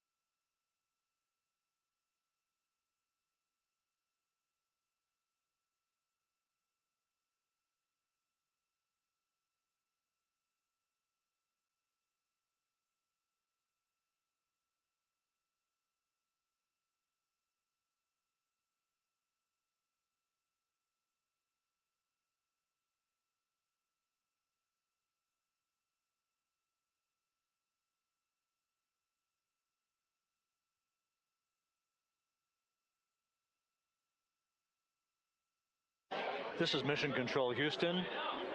We're about an hour and 34 minutes since the textbook splashdown of integrity in the Pacific to bring home our astronauts. And with us now is Amit Kshatriya, the NASA Associate Administrator. Amit, a little bit of history made tonight, a little bit of history made over the past few weeks. Your thoughts as this team here basks in the glow of what they just accomplished?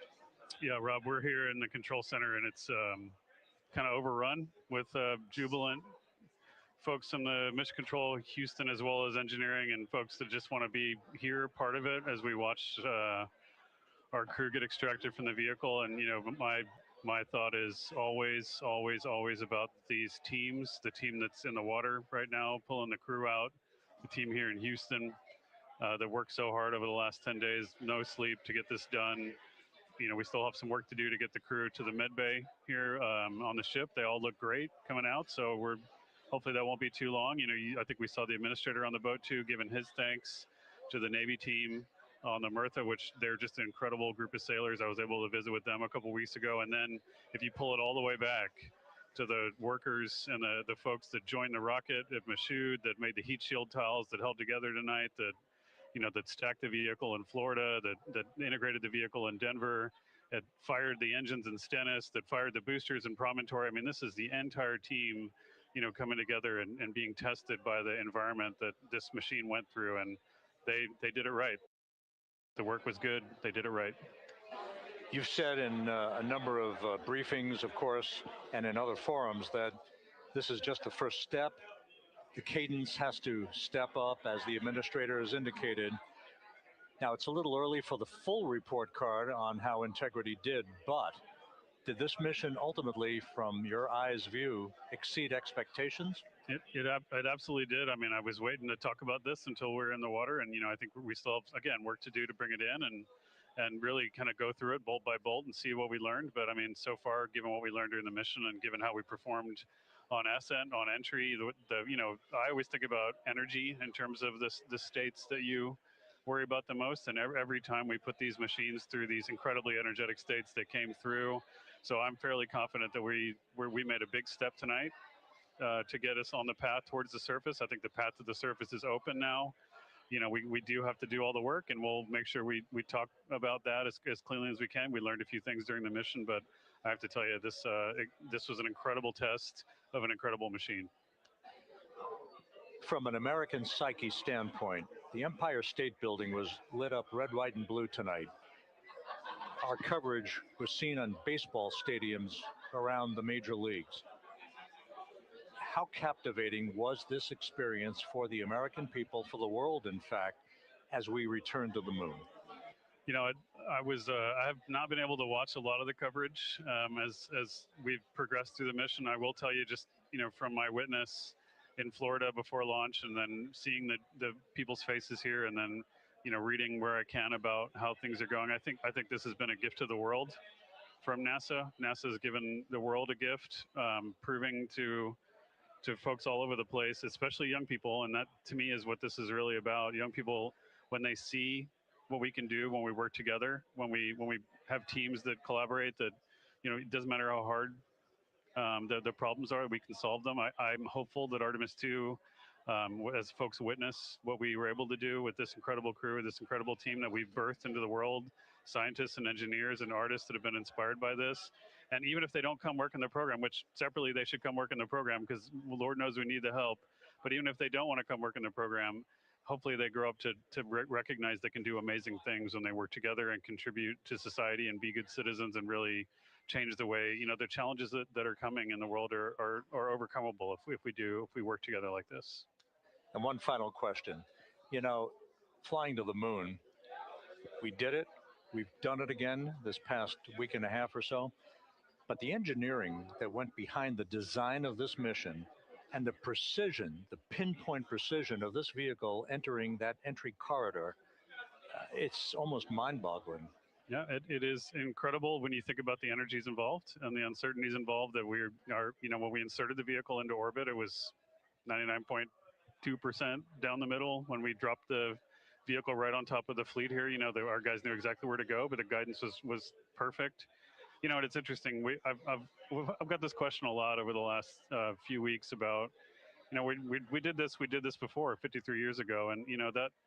I think, it is a reasonable thing to contemplate, like what's gone on since then. And what I'd tell you is, when we did Apollo, which again, the more we learn about what they did, the more magical it seems what they were able to accomplish given the technology and the learnings that they had. But when we did Apollo, the architects of Apollo, Gilbert, Seaman, von Braun, Mueller, what they really, really wanted to do, as they were contemplating what it meant to expand our range of action to the lunar surface, what they wanted to do was learn how to live and work in space for a long time.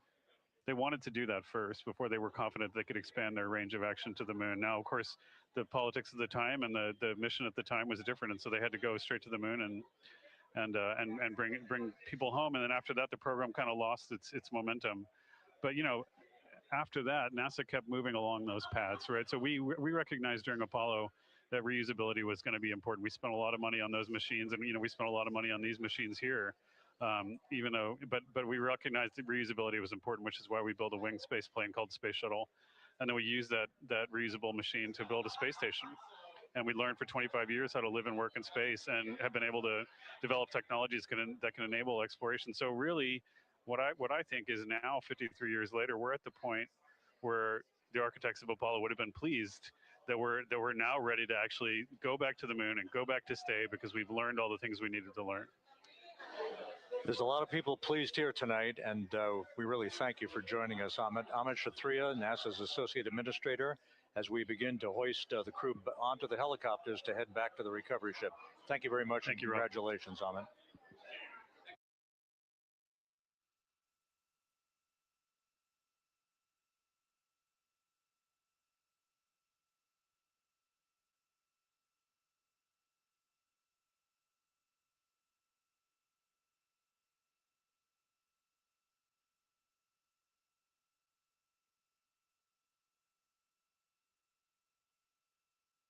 This is Mission Control Houston, with the crew members now beginning to be hoisted aboard the Navy helicopters.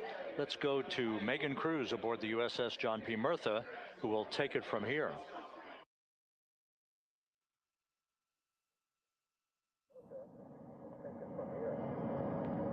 Hey, Rob, yeah, back on the bow of the ship here, we are seeing the helicopters circling Orion, the first one there, having just completed picking up the first astronaut. Helo 2 now, hovering just 40 feet above the front porch, lowering a recovery specialist out of the helicopter. That person will touch down in the front porch just there.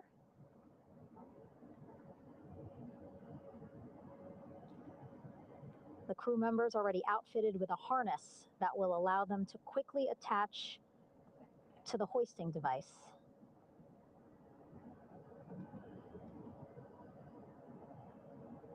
Look at the power of those blades throwing water out at the center there, the front porch, with now 3 astronauts and the recovery specialists. Again, crews already outfitted with a harness vest. And here we go. Second astronaut now off the front porch, getting hoisted into the second helicopter.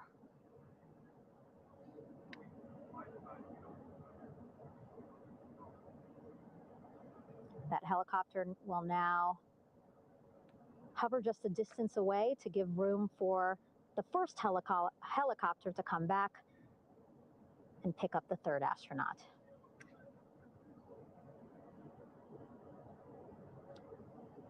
As we wait for that helicopter to come back, make its way back around, just want to mention that the President of the United States called our NASA administrator today while he was on the ship, just minutes after we interviewed him live on our coverage, and congratulated him and NASA on this history-making moment tonight.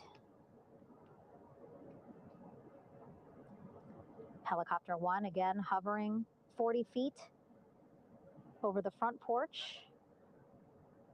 We will soon see another recovery specialist getting lowered onto the front porch.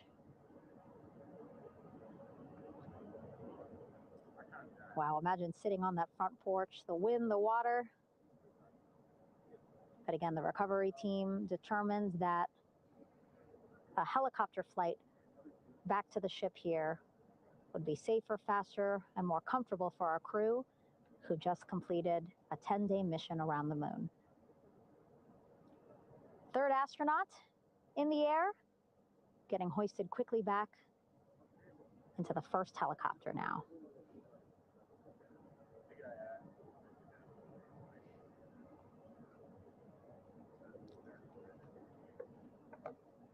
That first helicopter now on its way back to the ship here. We will soon see it land in just a few minutes. Again, all this action happening just 3,000 yards away from us, so a very quick flight back to the flight deck.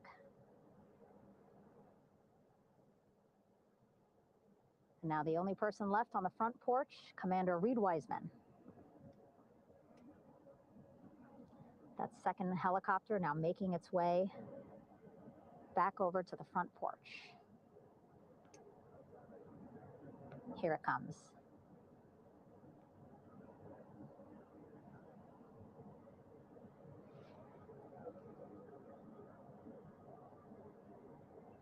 Making its final approach here.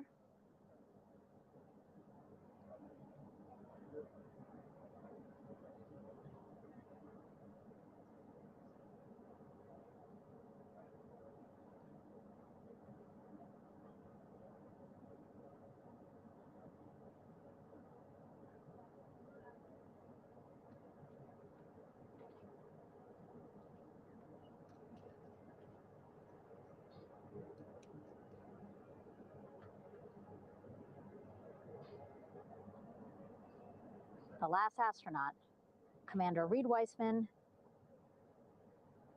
now off the front porch and almost into the second helicopter. Both now on their way back to the ship where we are, the USS John P. Murtha, just west of San Diego in the Pacific Ocean.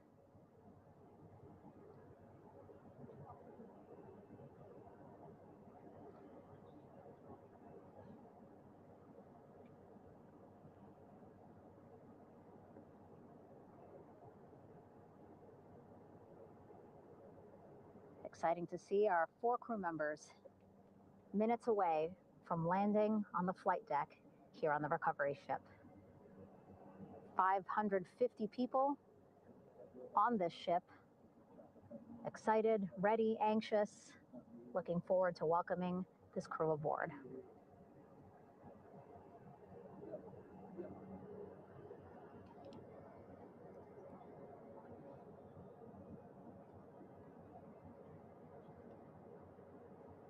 Watching them now with our own eyes.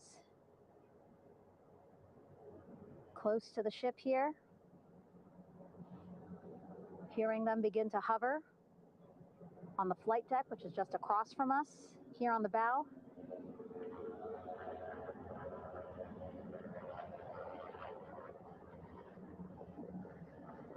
The first helicopter coming in.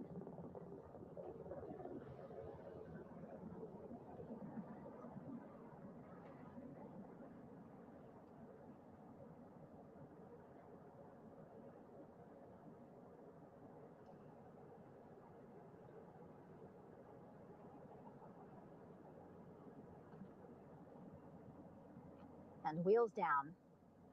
Wheels down of the first helicopter carrying 2 of our Artemis II crew. Pilot Victor Glover and mission specialist Christina Cook.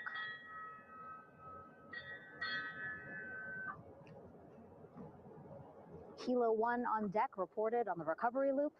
Again, the mission audio loops that the recovery team are using here to communicate with one another. And an announcement just made on the ship, integrity incoming. 2 more helicopters on their way to the flight deck, one carrying the crew, the other, one of our imagery helicopters. Again, kudos to our imagery and aerial teams for giving us these beautiful views of history in the making. Set amid a gorgeous, soon-to-be sunset here in the Pacific Ocean.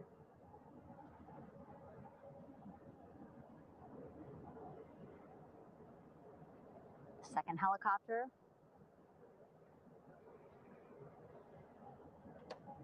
Making its approach of the flight deck.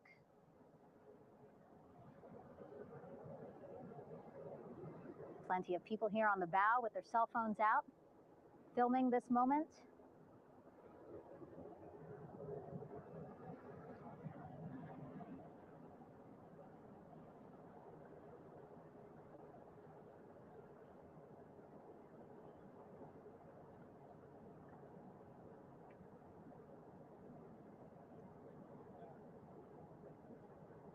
Some impressive flying here by the Navy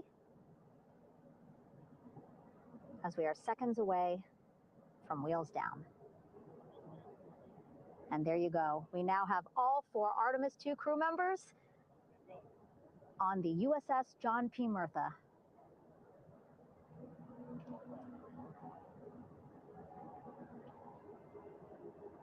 I'm sure they're happy to be out of the water and on this recovery ship with, again, 550 people on board, ready to welcome them home. But first, as we've been saying throughout the broadcast, just making sure the crew feel good. We reported that they were feeling good when they were in Orion, but those were just initial, quick, verbal assessments of how they're feeling.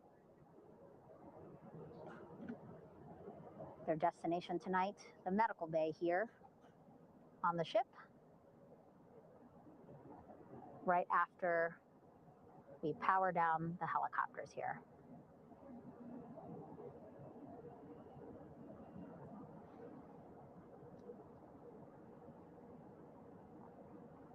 The team on the flight deck working quickly but methodically.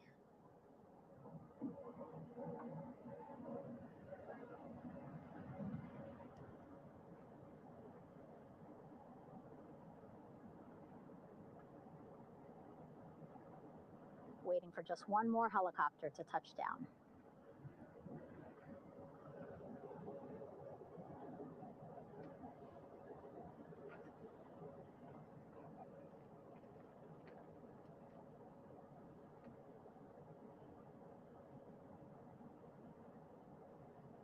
Very limited personnel here on the flight deck. Maneuver doctrine is in effect. As that third helicopter touches down.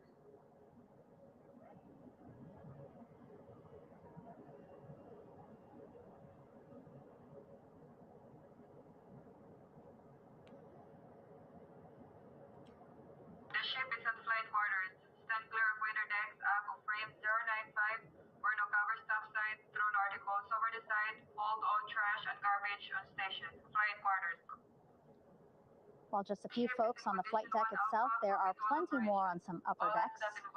You'll see in some of our views a very packed crowd overhead. Announcements being made over the ship's loudspeaker system, reminding folks to stay clear of operational areas like the flight deck, so that teams can work quickly to get the crew off of the helicopters and into the medical bay.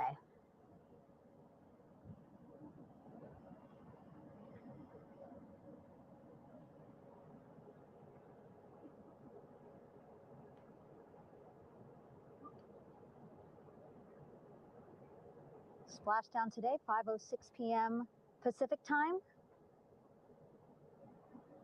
We are within 2 hours of that splashdown time, and already we have all 4 crew members on the flight deck of the USS John P. Murtha.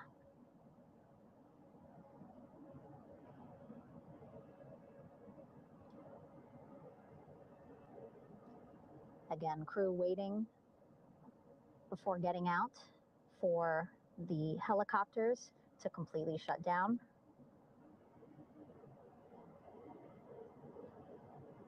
Safety, of course, very important to NASA and the U.S. military.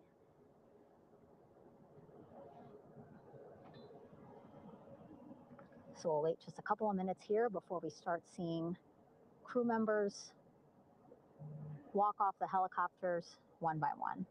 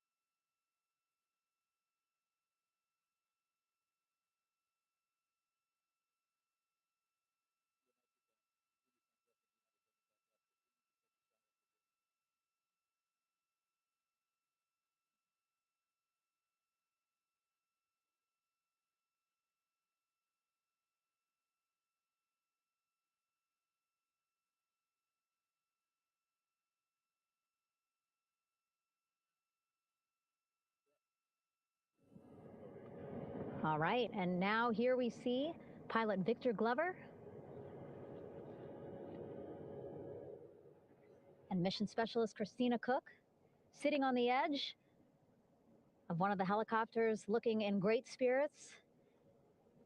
That familiar smile and laugh from Victor, I can see it from here. Christina, I'm sure, feeling the same way, just blocked a little bit by our camera here, but we'll see her here shortly. A photographer taking their pictures. Victor saluting folks on the flight deck. They look like they're in great spirits. Happy to be home, I'm sure.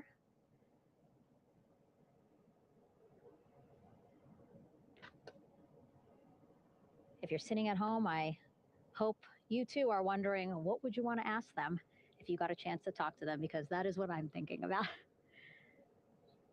Getting the opportunity to talk to or ask questions of these 4 astronauts who just made history as the first crew to return to the moon since 1972.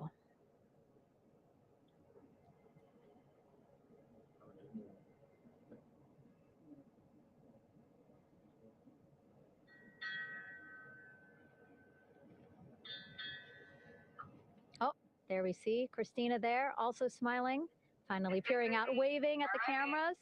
Hello to you too, Christina, yes. Welcome back. Welcome, welcome home. A loudspeaker announcement on the ship saying, "Welcome home, Integrity."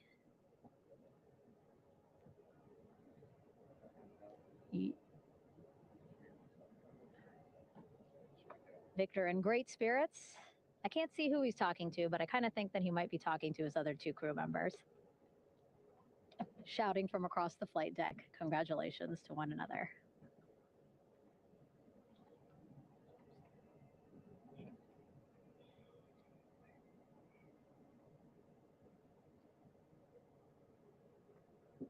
And so now we see some Navy personnel walking up to the helicopter.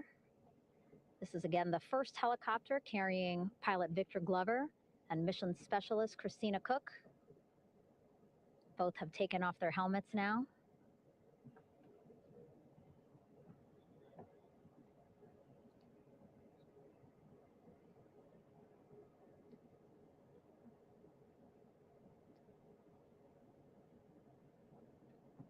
Some pictures, video to catalog this historic moment. A beautiful sunset just behind them here in the Pacific Ocean. Golden hour. These pictures will be beautiful.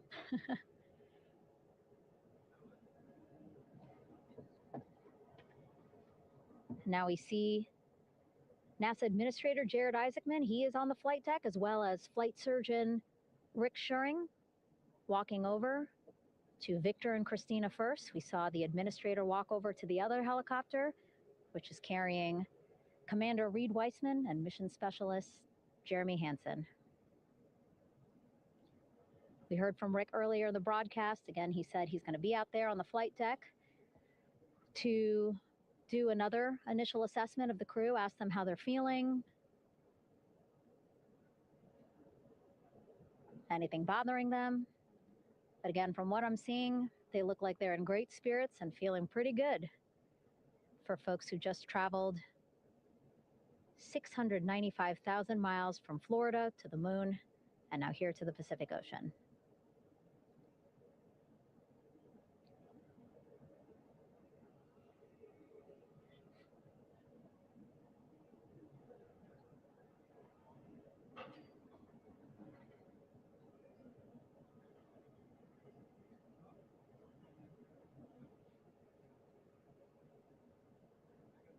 We're now seeing NASA Administrator Jared Isaacman walking across the flight deck. He had been talking to Reed and Jeremy, now approaching Victor and Christina. A hug from Victor, a hug from Christina. What a moment that we're getting to experience together.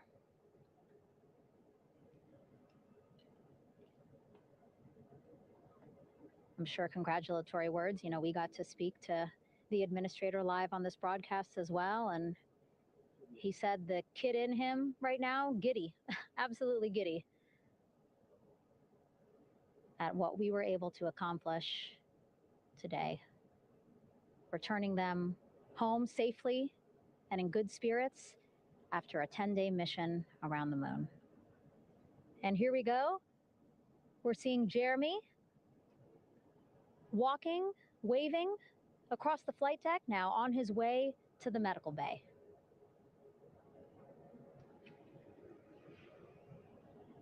It's a short walk, less than a minute. Again, that's why the recovery team decided to use helicopters to get them on the flight deck for that short walk to medical bay. And now on the flight deck, we see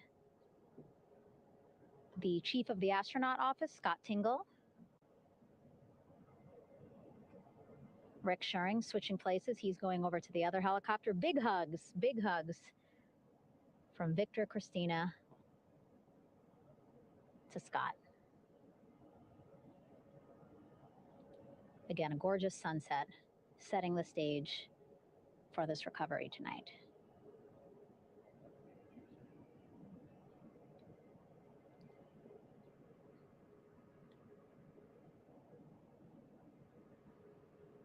All right, and now here we are, Christina,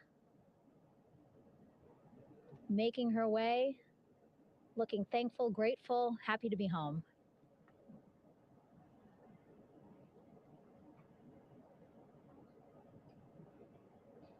You can see she's looking up. Again, lots of people, just a few levels up off the flight deck, welcoming her home.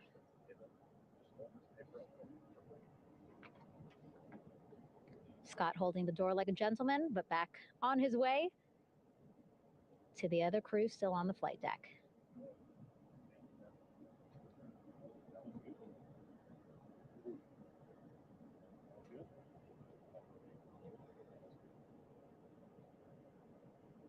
So still on the flight deck, Victor Glover and Reed Weissman. It looks like Victor will be the next one headed to medical bay. More hugs, more hugs. He's a hugger.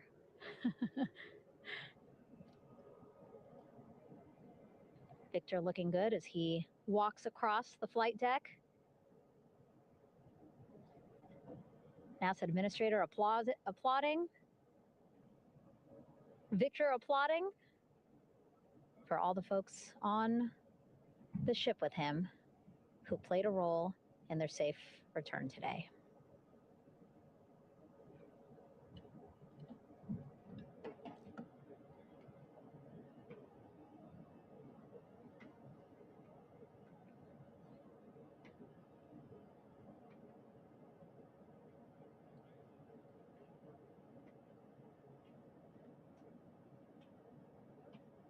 And finally, just one Artemis II crew member left on the flight deck, Commander Reed Weissman.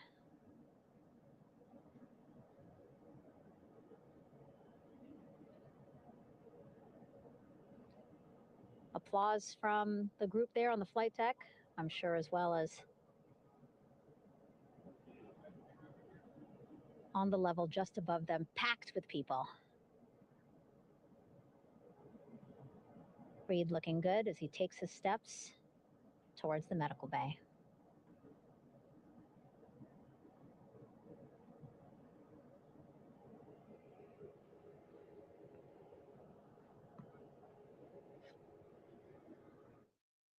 See our 4 Artemis II crew members back on the ship. Again, now they will head into medical bay, where they will be assessed by flight surgeons from both NASA as well as the Canadian Space Agency. A more in-depth assessment. When they get to medical bay, they will each have their own nurse. They will be helped out of their suits. And then again, we'll check to see that they're feeling good. Make sure it's not just adrenaline, but that they are feeling good from their long journey back from the moon. Beautiful shot of that sunset, illuminating our flight deck.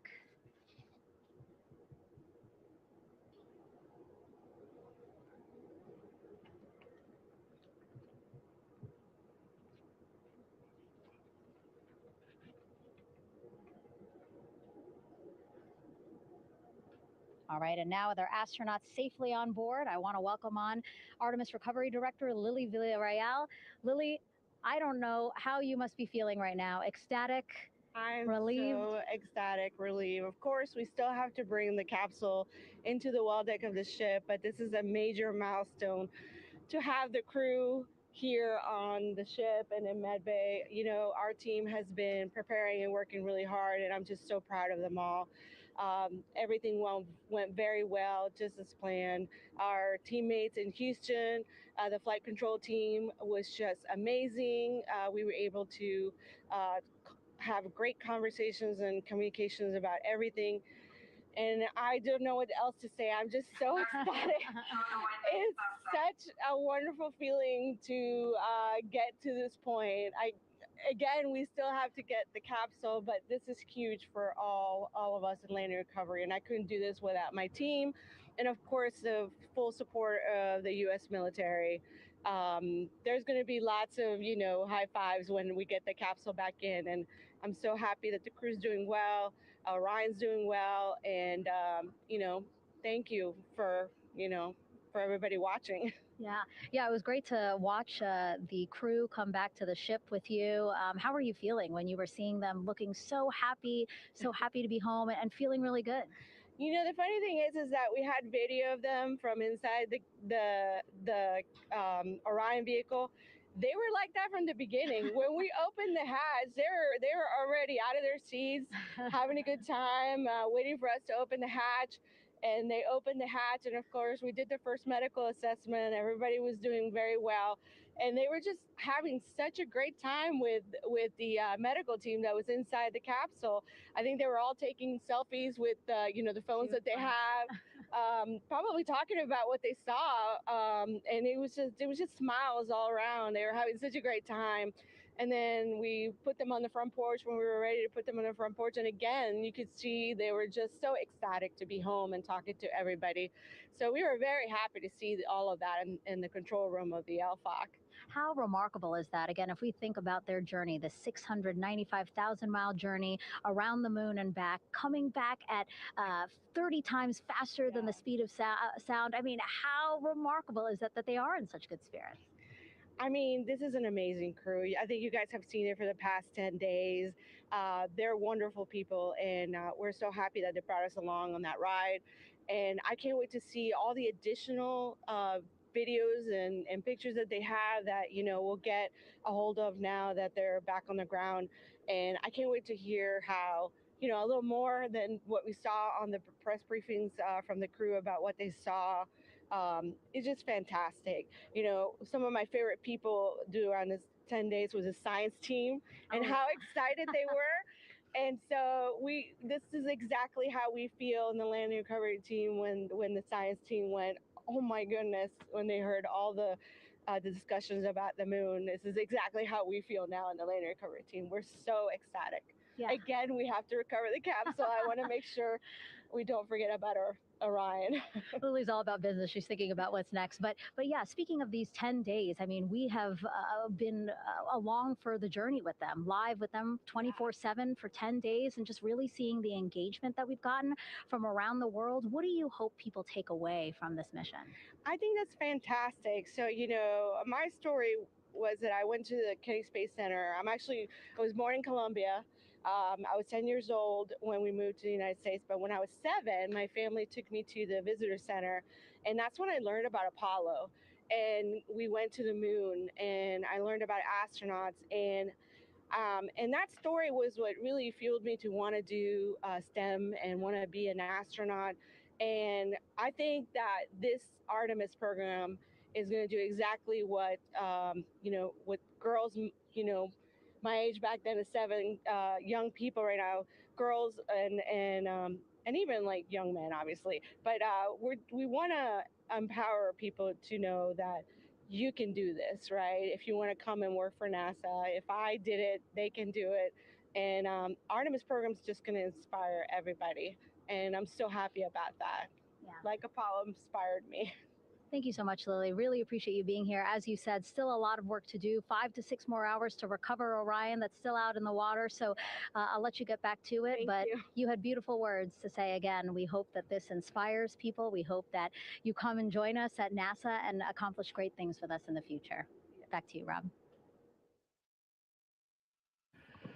Thank you, Megan, and safe sailing out there in the Pacific. Here in Mission Control, it is now all quiet. The team of flight controllers and all their support personnel have left the room to enjoy the aftermath of a textbook touchdown by Integrity that splashed down in the Pacific right on target to complete this historic flyby of the moon, the Artemis II mission.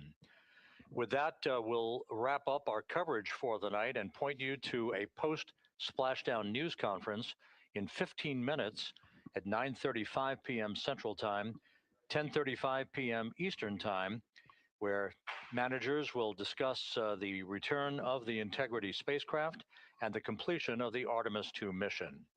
With that, we'll wrap up our coverage for this evening and historic mission in the history books. This is Mission Control Houston.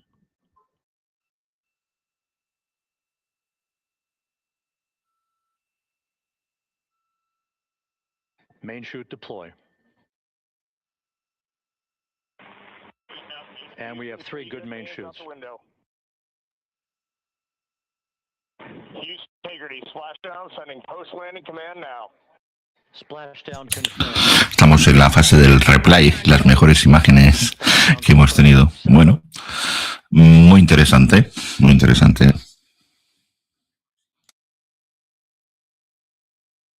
7 p.m. Central Time, 5:07 p.m. Pacific Time.